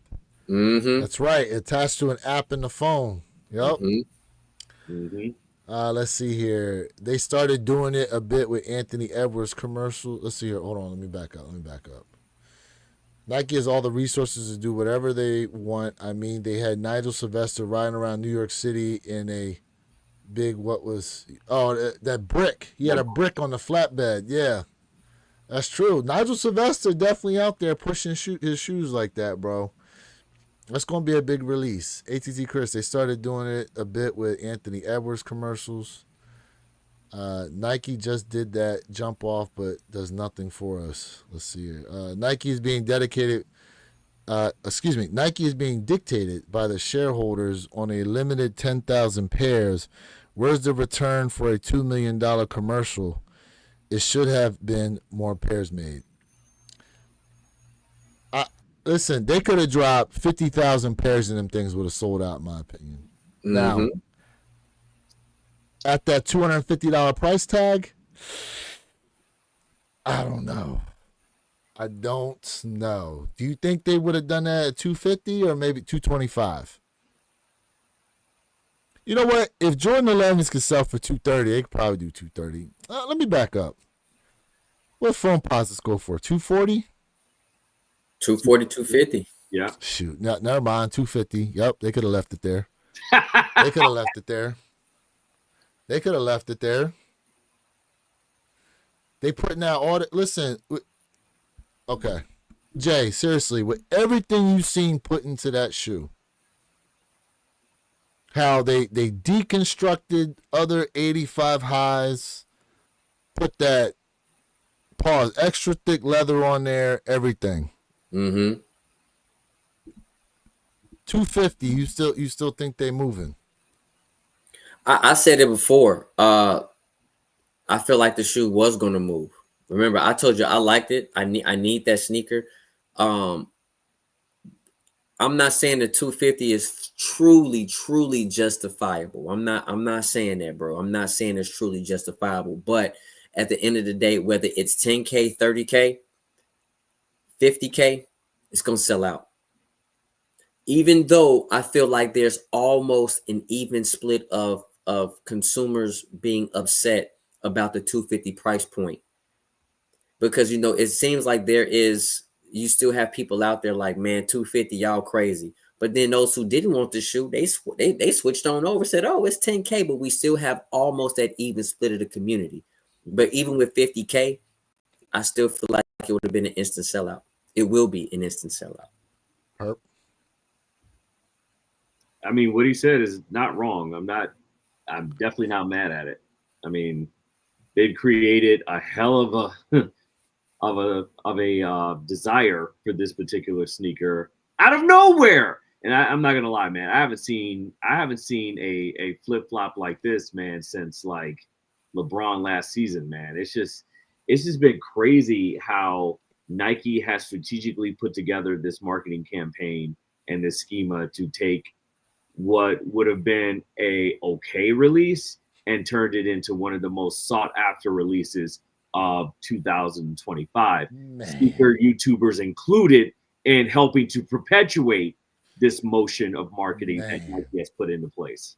Man. Listen, the only other campaign I can say that was like this was Lost and Founds. Yeah. Lost and Founds was like this. Energy changed overnight. But to me, I feel like these are outdoing Lost and Founds in terms of the hype. Yeah, it definitely is outdoing the Lost and Found release as far as the hype goes, but not from a story perspective. There's a big difference. There's a history with this sneaker that's about to drop, but there's a story with the Lost and Founds. Correct. They're not one and the same. So correct. Let's see here. You fellas tell me if I'm wrong or not. How come everybody asked for Columbia 11s, and when they got them, they don't want them to wait? They don't want them. I swear, I saw polls last year where people asked for them. Listen, people wanted them black cats, and look what happened. People want a lot of shoes, and then when we finally get them, the problem is, I don't know what the problem is, to be honest with you. Well, you said it earlier with the military blues. That's probably the best example you can give. Yeah. We want the OG. We want the OG. Oh, wait.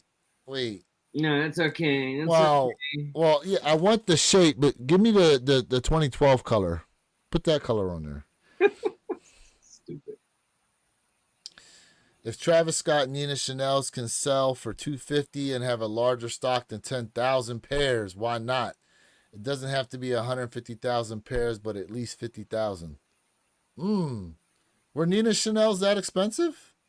Yeah. They were $250? Yes. And they sold out? I mean, hell nah. Sold out. Oh, nah. The I didn't realize they were $250. The resellers were a huge contributing factor to them selling out. And then they weren't able to recoup a lot of their money that they had projected they were going to get. So I don't know if you really want to call that a success.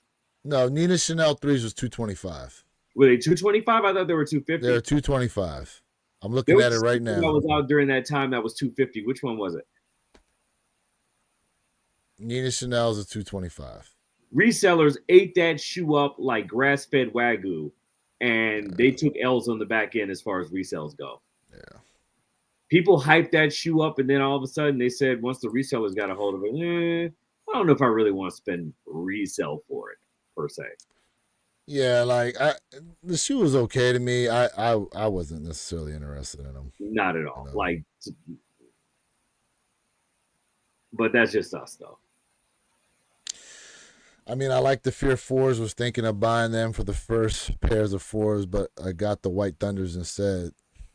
See, to me, I sold my White Thunders. I like the Fear 4s better. I like the Fear 4s better. Yeah. I personally like the Fear 4s better. I mean, I have the Red Thunders, the Yellow Thunders. I was like, I don't need another Thunder. Yo, how about all the people that bought them White 4s and turned them into Black Cats, only for then Nike to go, yeah, we're bringing the Black Cats out next year.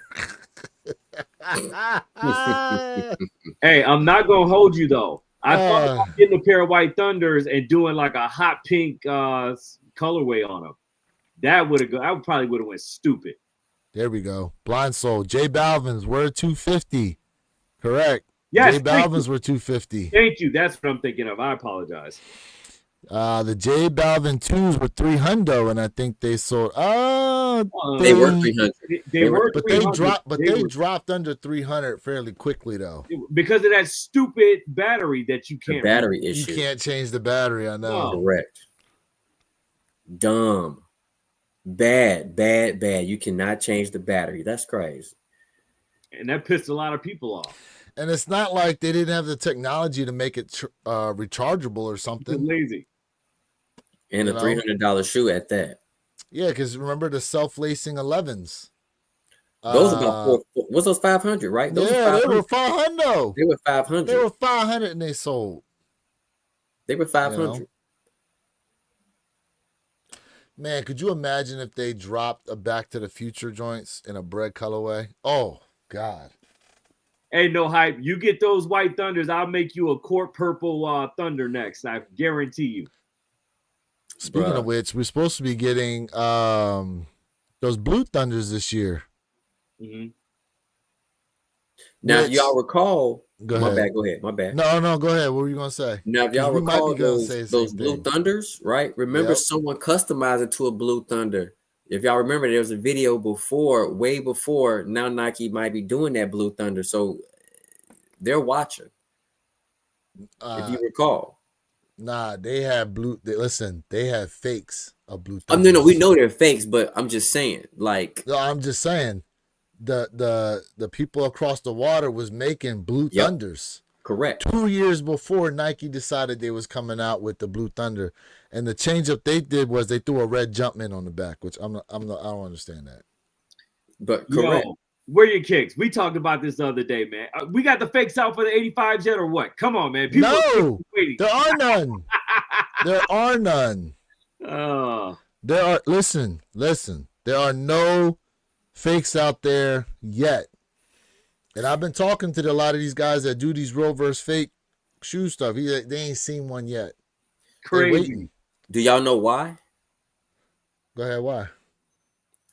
This is just my opinion.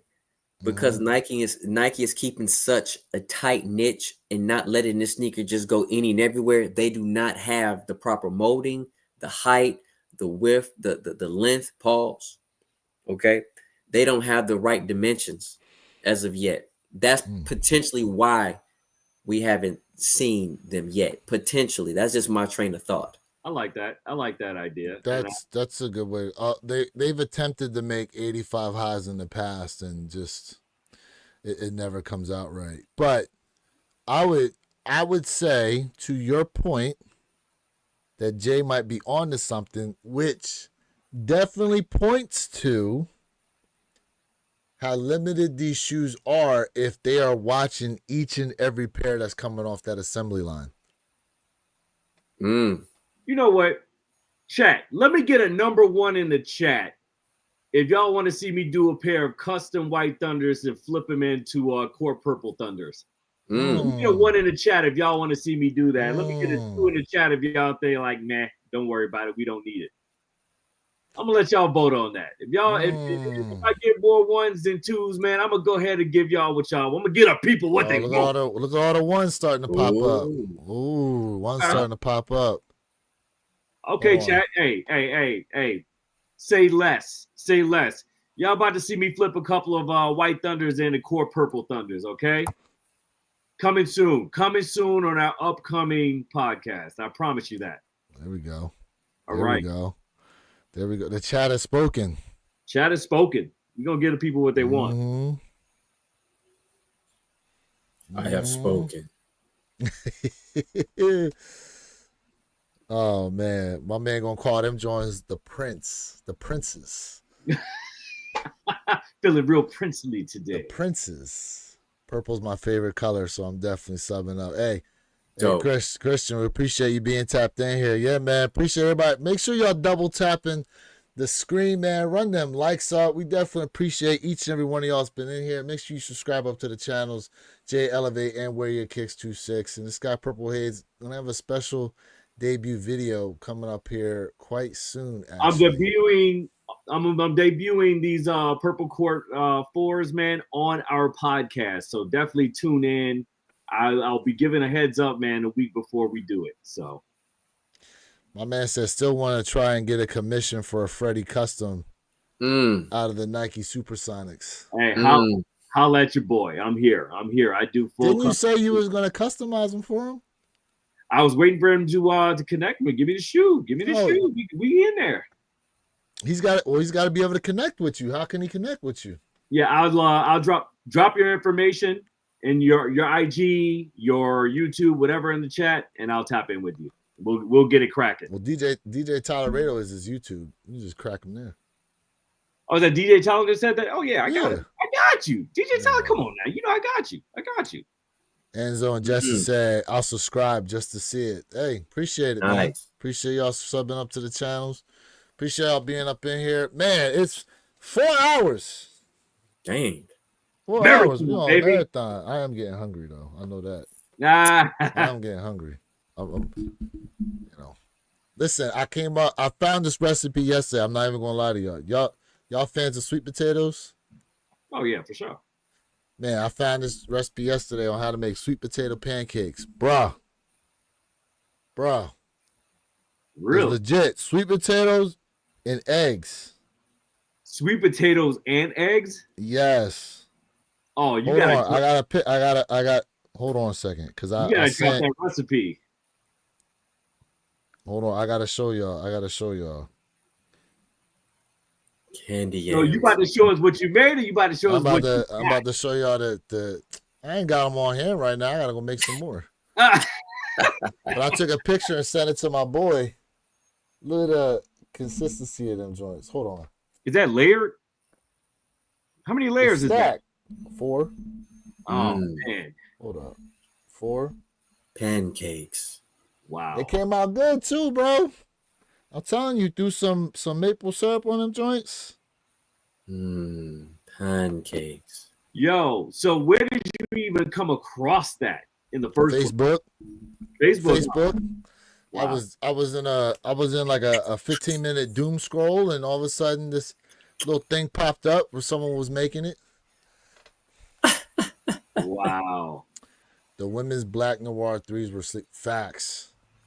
Mm. Women's black noir threes were definitely, man, I would have copped them had they come in extended sizes. 100%. And they came with extra laces too. Man. You don't usually get extra laces with threes like that unless it's like a collab, like the Amas. No, all facts. Yeah. Which can we finally now the dust is settled say them Ama threes hands down was the best threes they released last year. Oh, I mean, without a doubt. But more importantly, threes. How do you feel about the threes this year? How do we feel about those diffused blue Ama threes? Is it a must? They grew on me. They grew on me some. They grew on me. You know, they grew on me. Here's my problem with that particular, with the diffused blues, though. I really wish they would have lightened the suede up like they did with the OGs. I really wish they had done that. That darker suede is throwing me off. Not to say that I won't like him in hand, but if they're giving him this shade right here, chef's kiss all day. Jay, how you feel about him? Well, and real quick, you and I were talking about this earlier. Warrior Kicks, the materials in these is so much different than the fours. That's how they're going to be moving forward. They're going to have that nice, soft, satiny type of feel to it. The size ain't the problem. It's what my foot goes on. Oh, shoot. What'd I do? Mm-hmm. But I'm saying it's not going to be that hard sole like with the fours, though. Okay. Your feet will thank you later. Damn, how would you rank these amongst the other two? Number 3. It's right in line, huh? I will say this. I like the fact that they're going back to the sleeve box. I do too. Yeah. I like the sleeve box. They should have never left it. I mean, look, I'll give them this. I liked the box for the one pair, but then you kept dropping it for all the others. I'm like, You know what? Okay. While I got everybody on real quick, where are your kicks? Do you have yours handy or no? Or they're tucked away? It might be right here. I need to know who else has this problem with these threes. I need to know. Right here. Give me some FaceTime. Right here. Does anybody else have this problem where one looks nice and smooth and combed, and this one looked like it just rolled out of bed and didn't do shit yet. It just like whatever. Them Jones need a haircut. That's all. I didn't brush my teeth. I didn't comb my hair. Does anyone else have this problem where there's such a difference between the toe box? Damn. Anybody? So I can't be the only one. I cannot be the only one. I mean, they both look good, but I like mine a little hairy. So yeah, we know you like yours hairy. Jeez. Does anybody else have this problem? I just gotta know. I feel like y'all about to have me thinking I got a fugazi pair over here right now. He said my Jones. Remember, mine had the retirement Jumpman on it. Remember? I got the thermometer on mine right here. Remember, I had the retirement. I had Mike in retirement Jumpman on mine, bro. You had the obese Mike. Yeah, oh my obese God. Mike was on mine. You had to wake up and give me a cigar, Mike. Yeah, drinking his Hennessy or whatever. Oh my God. You know what I'm saying? I was like, I'm over here with the Shaggy toe box, man, on a Tuesday. My man got a cigar and an old fashioned Mike. That's what I had on mine. Big Mac Mike. Damn. Hey. No, I ain't got that problem with mine. Damn. Big Mac Mike. I need some vindication here, man. I need somebody to have the same issue. I don't have that issue. Let's see. Your pair is good, Jay? Yeah, I don't have that. I don't know. I don't have that issue. Let's see. I'm gonna feel real salty if Where Your Kicks pulls his out and they both look nice and well groomed, like they're about to go on a job interview or something. That shit out here looking Rastafarian.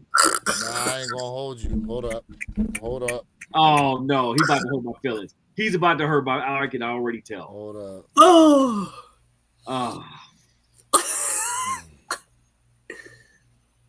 Wait a minute. Wait.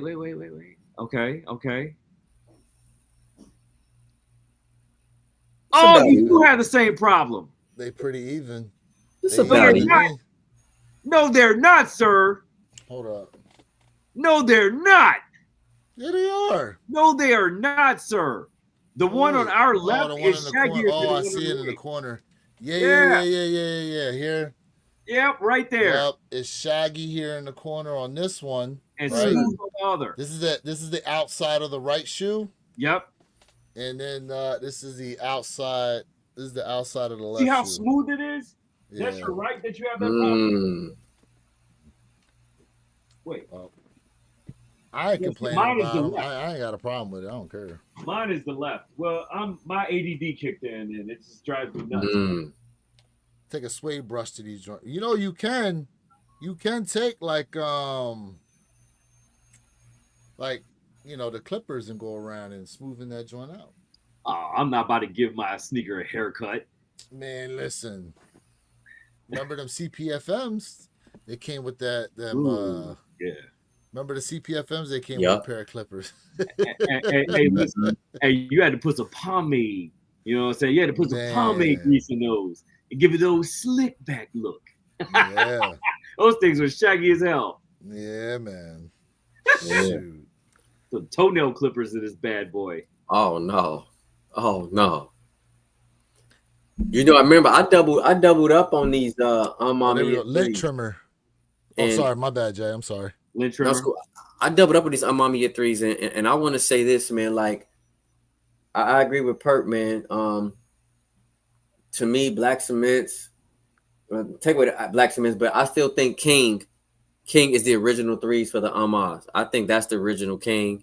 Mm-hmm. And then I would definitely say the black pair While You Were Asleep, and then this next up and coming 2025 pair is ranked number 3. I like all of them without a doubt, but I think the King is the original. That's just my opinion. Yeah, it seems like the quality is still on par, but for some reason, it's something about the suede. You know, when it comes to the bottom of the toe box and around the heel, I still feel like it's a little bit more premium and refined, if that makes sense. But I'm not gonna lie, man. That colorway right there in your hand, that goes stupid. That goes stupid. I love these, bro. Like, I do. I love these. I do. And the leather quality on here. Thick leather. A1, Pause. A1 steak sauce. A1 steak sauce. Yep.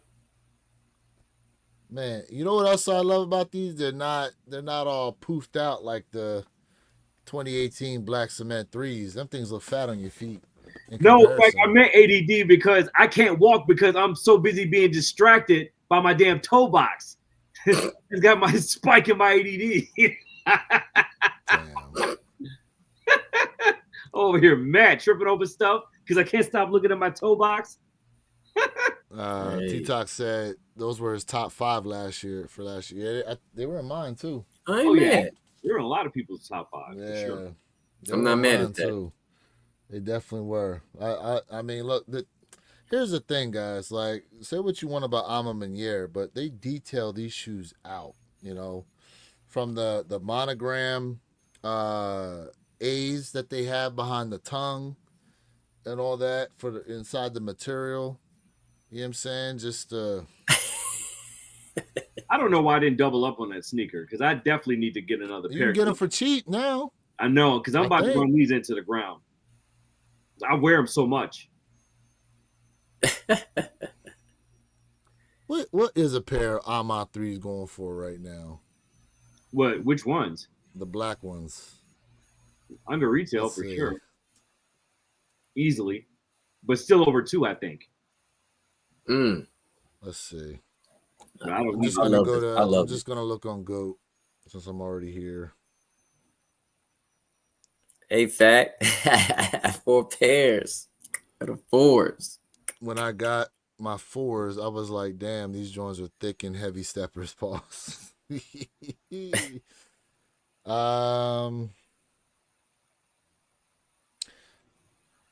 are listed in women's sizing, right? I think so. Yep. So let's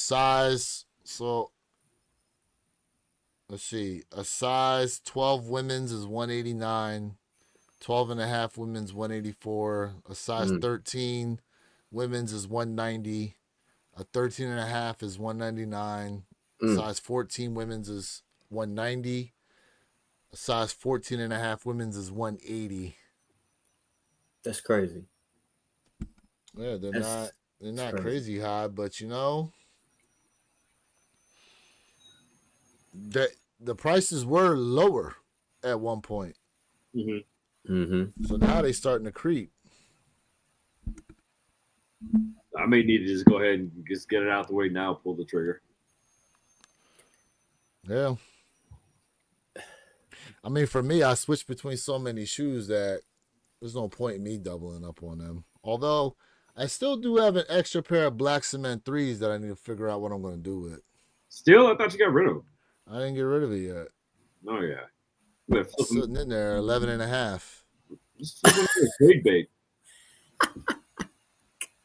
Even though for trade bait, you're not going to get that much, but still, it's better than nothing. I paid like $250 after tax and shipping. Yeah, I mean, I got them retail. Yep. I got them retail. Let's see here.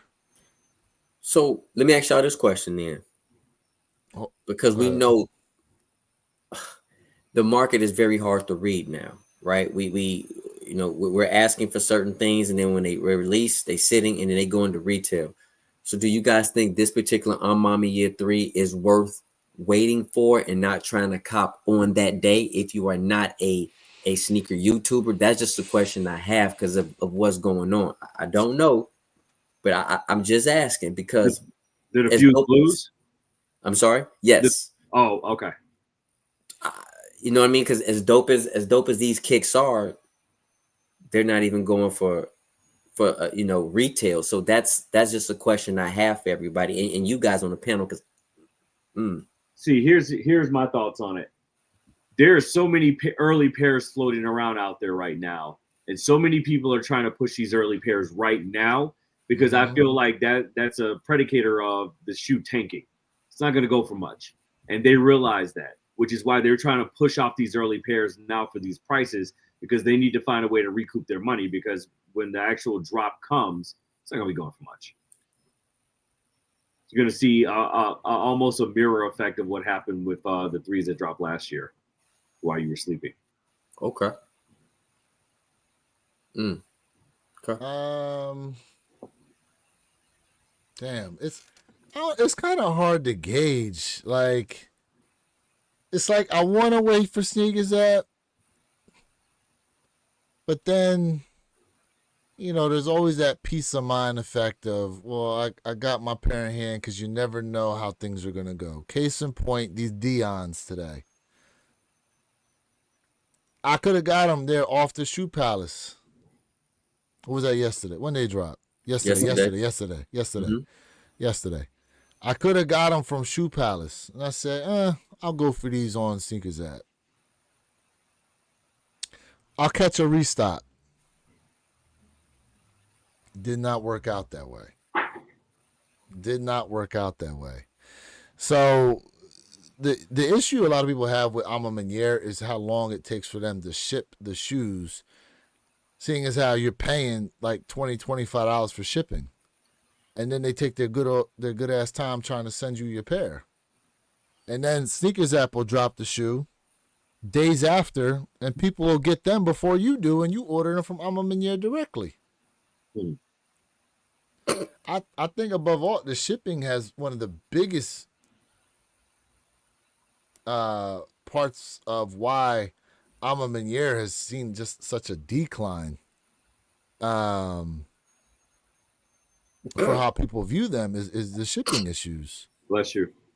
Thanks. Bless you. Thank you. I don't disagree with you. I don't disagree with both of y'all. Like it's weird. Like it's really weird. But I mean, we've all agreed on this before. And correct me if I'm wrong, that we feel like Alma Maniere needs to go to a different silhouette, which they have done with the While You Were Asleep. They did I think a very good job with diversification. Yeah, thank you. Diversifying their portfolio when it comes to sneakers. So I think they did a very good job, but I think now it's time for them to push somewhere else. Do something different. We want to see something different, but will it hurt their brand? Would that sneaker sit? Because we're asking for something different, and then when we get it, we're like, we didn't want that. So there's so many questions, so many open holes, pause, to that whole entire release. And I want to say, Chad is going crazy, man. Like I see him. Yeah, I see him. I'm Shout loving out to the chat, man, for being up in here. It's Captain. damn near 1:30 in the afternoon, and the chat is still rocking, bro. Yep. And we rocking right now. 4 hours, 22 minutes, marathon time, man. Sheesh. Man. And them sweet potato pancakes sounding real good right now. They are. They just gonna have to wait. Hey, Blind Soul, I want to say, was you dating Nia Jax, bro? I'm just saying, was you dating Nia Jax? Everybody know who that is if you in the wrestling.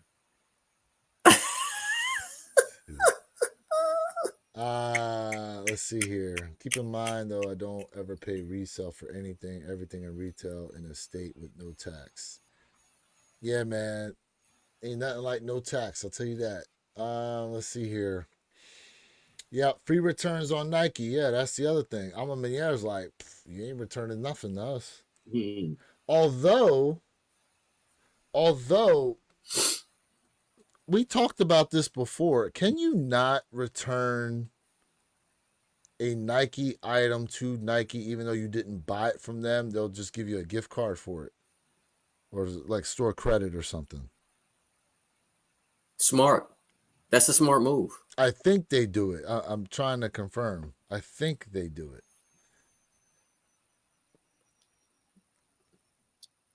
There's a program they do it. I need to research it. The program to where Nike has something in their contract, a legal contract that states that if you have a defect with the shoe, or I need to go back and research and I'll drop it in the chat, that you can bring the shoe in, and if they don't have that exact same shoe in your size, then they'll give you a gift card for their website, and you can go in and I got to get the specifics. It's been so long now. They've been having this program for at least 4 or 5 years before the pandemic. So it had to be like 18, 19. They've had this program into place. Let me look it up real quick so I can give accurate information. To everybody out there with those unmommy years, this is what I did to make sure your shoes don't get bled on by the towel. Just take a Ziploc bag and put it in a Ziploc bag. Zip it up and leave it in the box. That's what I did, just to let everybody know. So you can make sure that bleeding won't occur on your pair.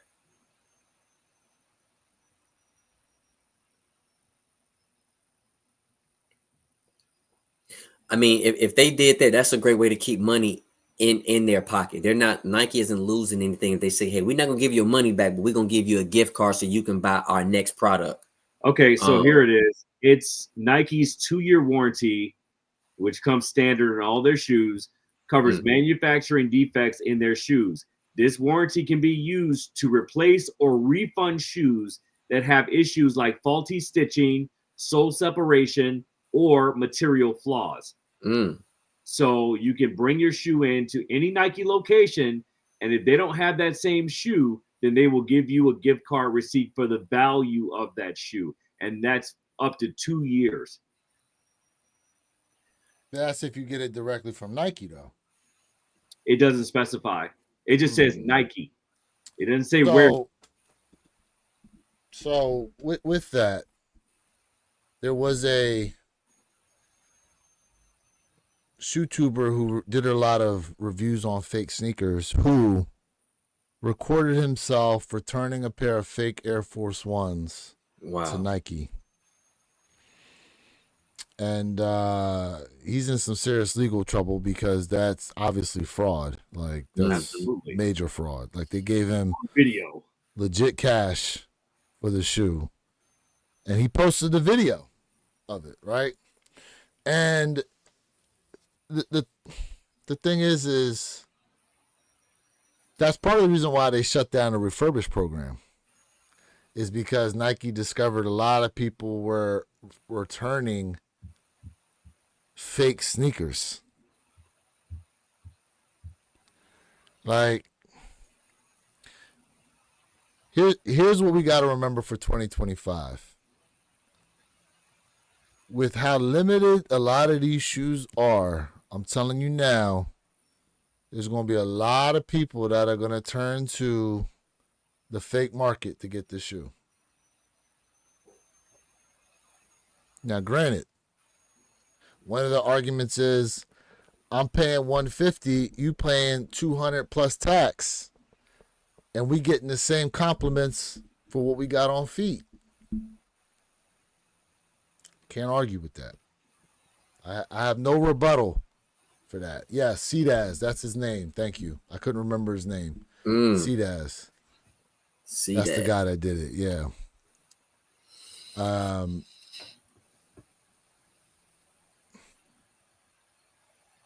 That's crazy. Definitely got to be careful out here how you guys are moving with if you do pay resale.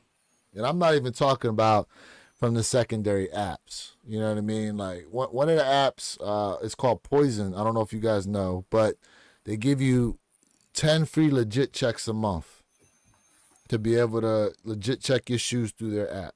Yep. And it works just like the legit checking app or check app. You know what I'm saying? So you got to send in pictures or whatever, and they'll come back real or fake. You know, and they let you use it for free. All you got to do is sign up, and there's no cost to sign up on the Poison app. And they let you do 10 free legit checks a month. Yeah. You got to be careful out here, man. And I thought the rep community was definitely going to basically go by the wayside because they no longer had the use of TikTok. But TikTok, went down and rose back up like the Undertaker. It's back.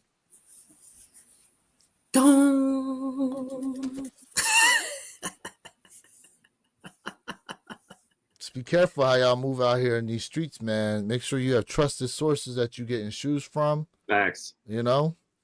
Yeah.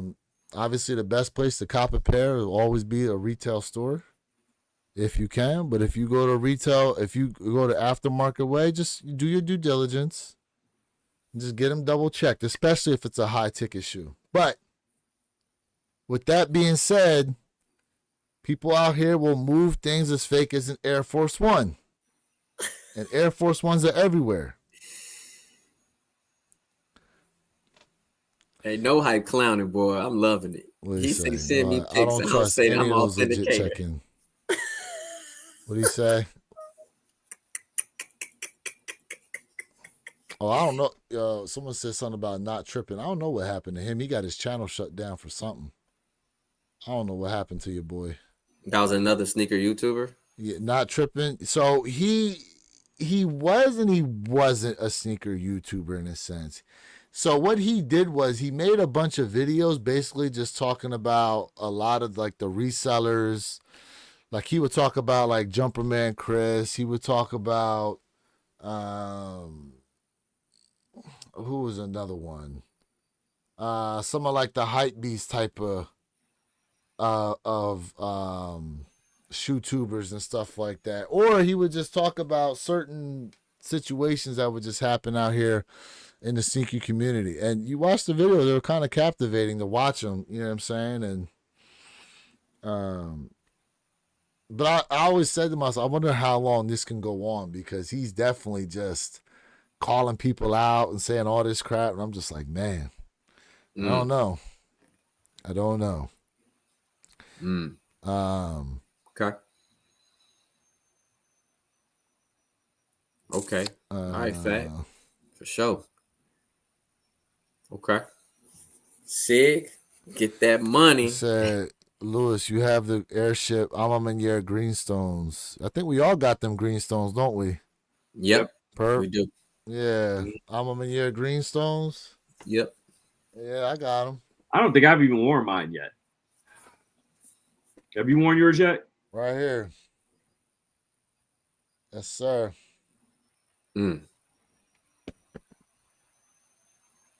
Man. Airships. The airships, bro. Love them. Love them. Love them. I got the stained laces in mine. Yeah, that's what I got. I got the stained. Mm-hmm. But that's Stained the best look right there to me. Yes, it is. Yes, it is. Stained laces. Yep. Agreed. Man, this chat, man, look, this chat going crazy, bro. Sig 310, what's up, man? I seen a few comments in here, just wasn't able to get to them before. What's going on with you, bro? Sig, for real, I'm gonna get 4 guys and have us all say yay or nay, and boom, got us a business that everyone trusts. Hey, listen, let me tell you something right now. Part of the legit check is the clout.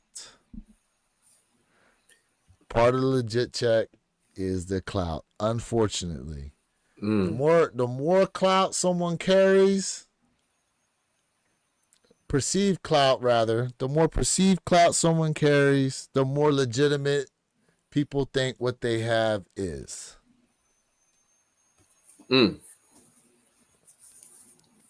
But you got to recall, what was my man that was always calling out the people with the fake Yeezy Buster? How did Yeezy Buster get started? I forgot about it. He was calling out celebrities who have fake Yeezys on their feet. Now, granted, there was a time within sneakers, right, where everyone was trying to find like the crazy customs. Y'all remember that? Oh yeah, absolutely. Crazy custom shoes. That's facts. He did get busted. Yup. He got busted on the old Complex podcast where he was looking at a shoe. He caught it legit and it was fake. I remember that.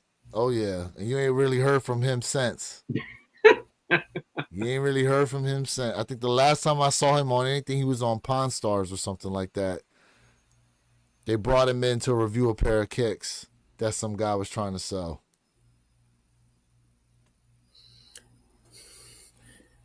You know what? This legit checking game is what I like to call it is serious. Like some people take it lightly, but at the end of the day, I will say this, man. I agree with no hype, man. In facts, like the best legit checkers would be that actual company who made the sneaker.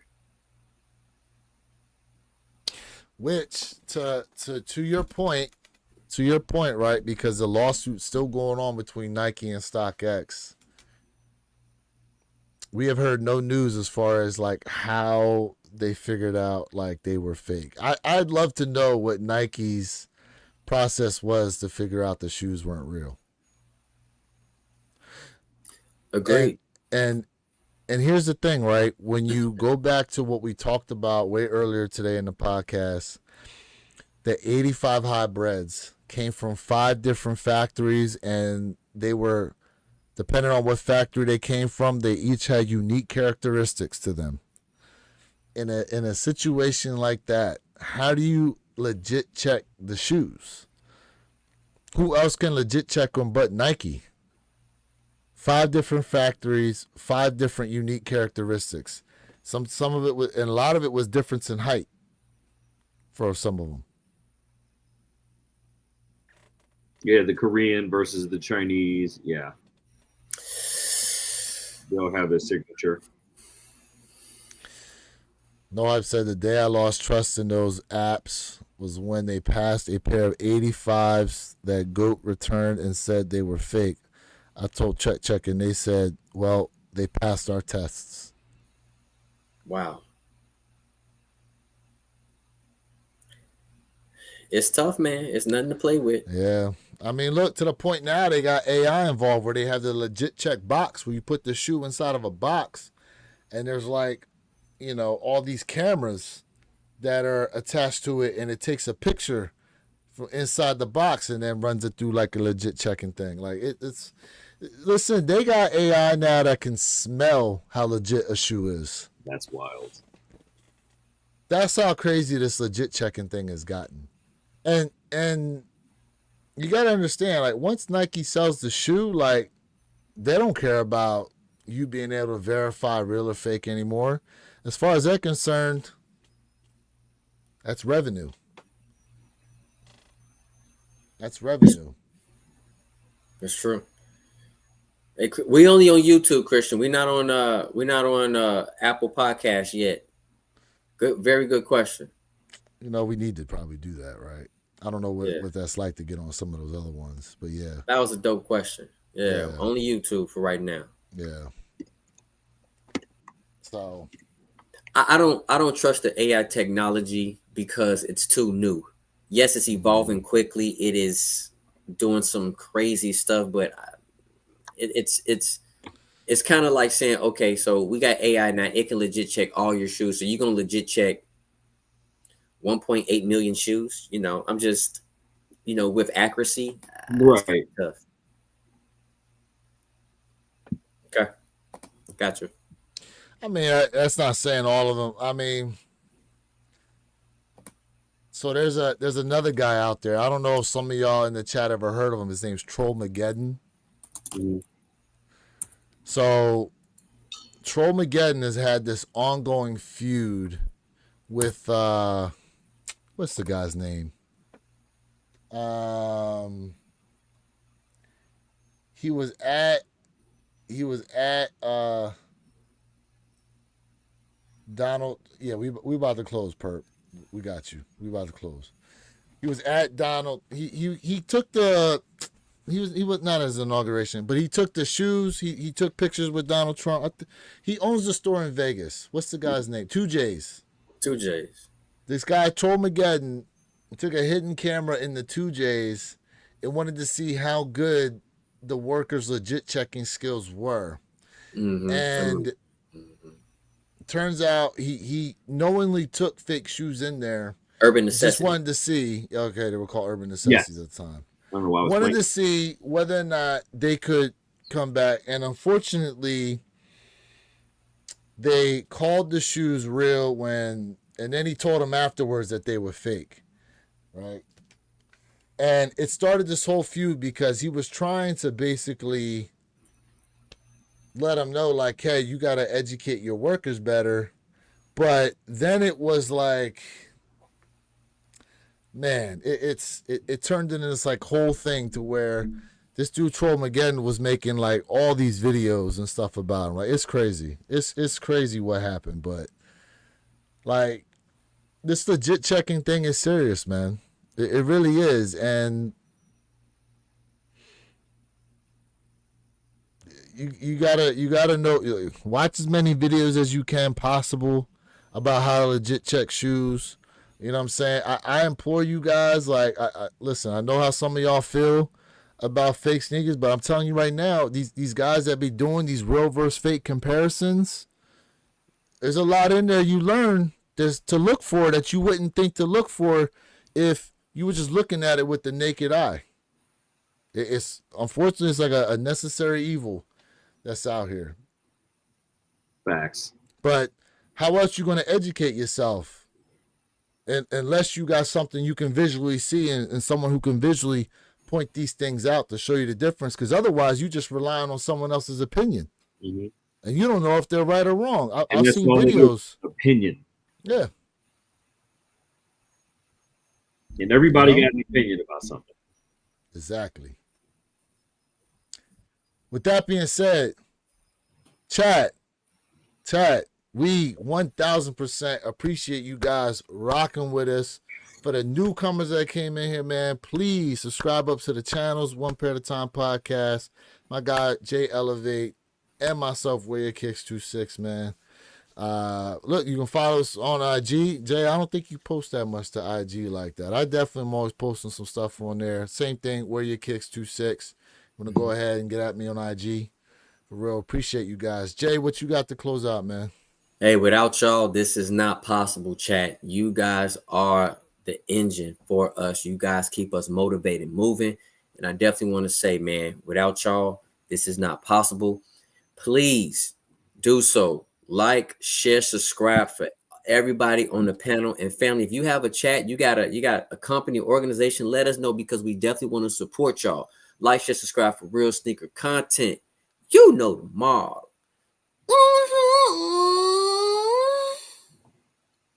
It ain't the same when we can't see him. Well, you know what? To me, it's worse that he got that black screen because you don't know what he's doing there, bro. Whoa. You had him look close out, spread out while he's doing it. Whoa. Man. Whoa. Yo, hey, yo. Wait a minute. Yeah, I Yo, put my chat. Jay. Yo. Put your IG in the chat real quick, Jay. Yep.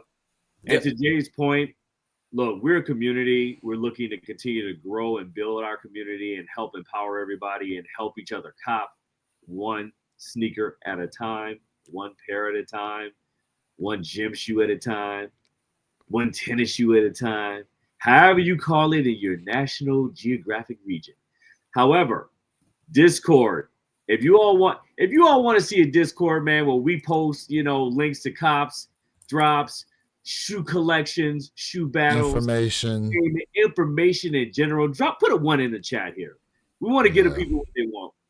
And we feel it's really important to help continue to watch every single one of you all grow. You all rock out with us, man, every Saturday, man. And we love y'all. We appreciate y'all and everything that comes with that. And we want to help see y'all cop all the sneakers that y'all are going for this year. Because I know we are. That's for sure. So, man, put some 1s in the chats, man. If y'all want to see that, man, we definitely appreciate y'all. Jeffrey's right did too. I love it. Nice. Nice. So look forward to that coming soon. We'll put the powers that be together. We'll come up with a platform and we'll make it fun for everybody, right? We want to keep it interactive, not just seeing us on Saturdays, but rocking with your people Monday through Friday and then going into Saturday for game day. So with that being said, chat, 4 hours and 43 minutes is wild work. That is nasty dialogue, diabolical work. The energy was crazy today. Man, the energy, yo, chat go crazy. Chat go crazy today. We appreciate y'all. We love y'all, man. Thanks for always tapping in with us every Saturday. And look forward to some really dope stuff coming up soon. Discord being one of them. One of my customizations coming up real soon too. Hey, I don't know where your kicks. We may just have to raffle that one on off to somebody in the chat. Oh, with a raffle, maybe. custom pair raffle. Okay, Maybe. we can do that. You know what I'm saying? We can do that. But yeah, we'll definitely talk about it. We'll definitely tap in, and we'll definitely give y'all some fun things, man, in 2025, man. So we appreciate y'all. We love y'all. Facts. Yeah, man. Listen, catch us next week once again for the newcomers. We do this pretty much every Saturday, 9 a.m. Eastern, 6 a.m. Pacific Standard Time, man. One Pair at a Time podcast channel. We love you guys. For those of y'all who are here, please make sure you smashing that like button, subbing up to the channels that we've been asking. We appreciate. Look, we're going to have more giveaways, more raffles, more fun times on the way, man. And next month's February, and things are about to really, really ramp up. So you definitely going to want to be back in here for these lives, man. The lives are lucky. Merch is on the way. More raffles on the way. More fun times on the way. Hell yeah, man. It's Lewis of the One Pair at a Time podcast channel. We want to let y'all know you can have a great collection too, but it's always built one pair at a time. And we out, y'all. Peace.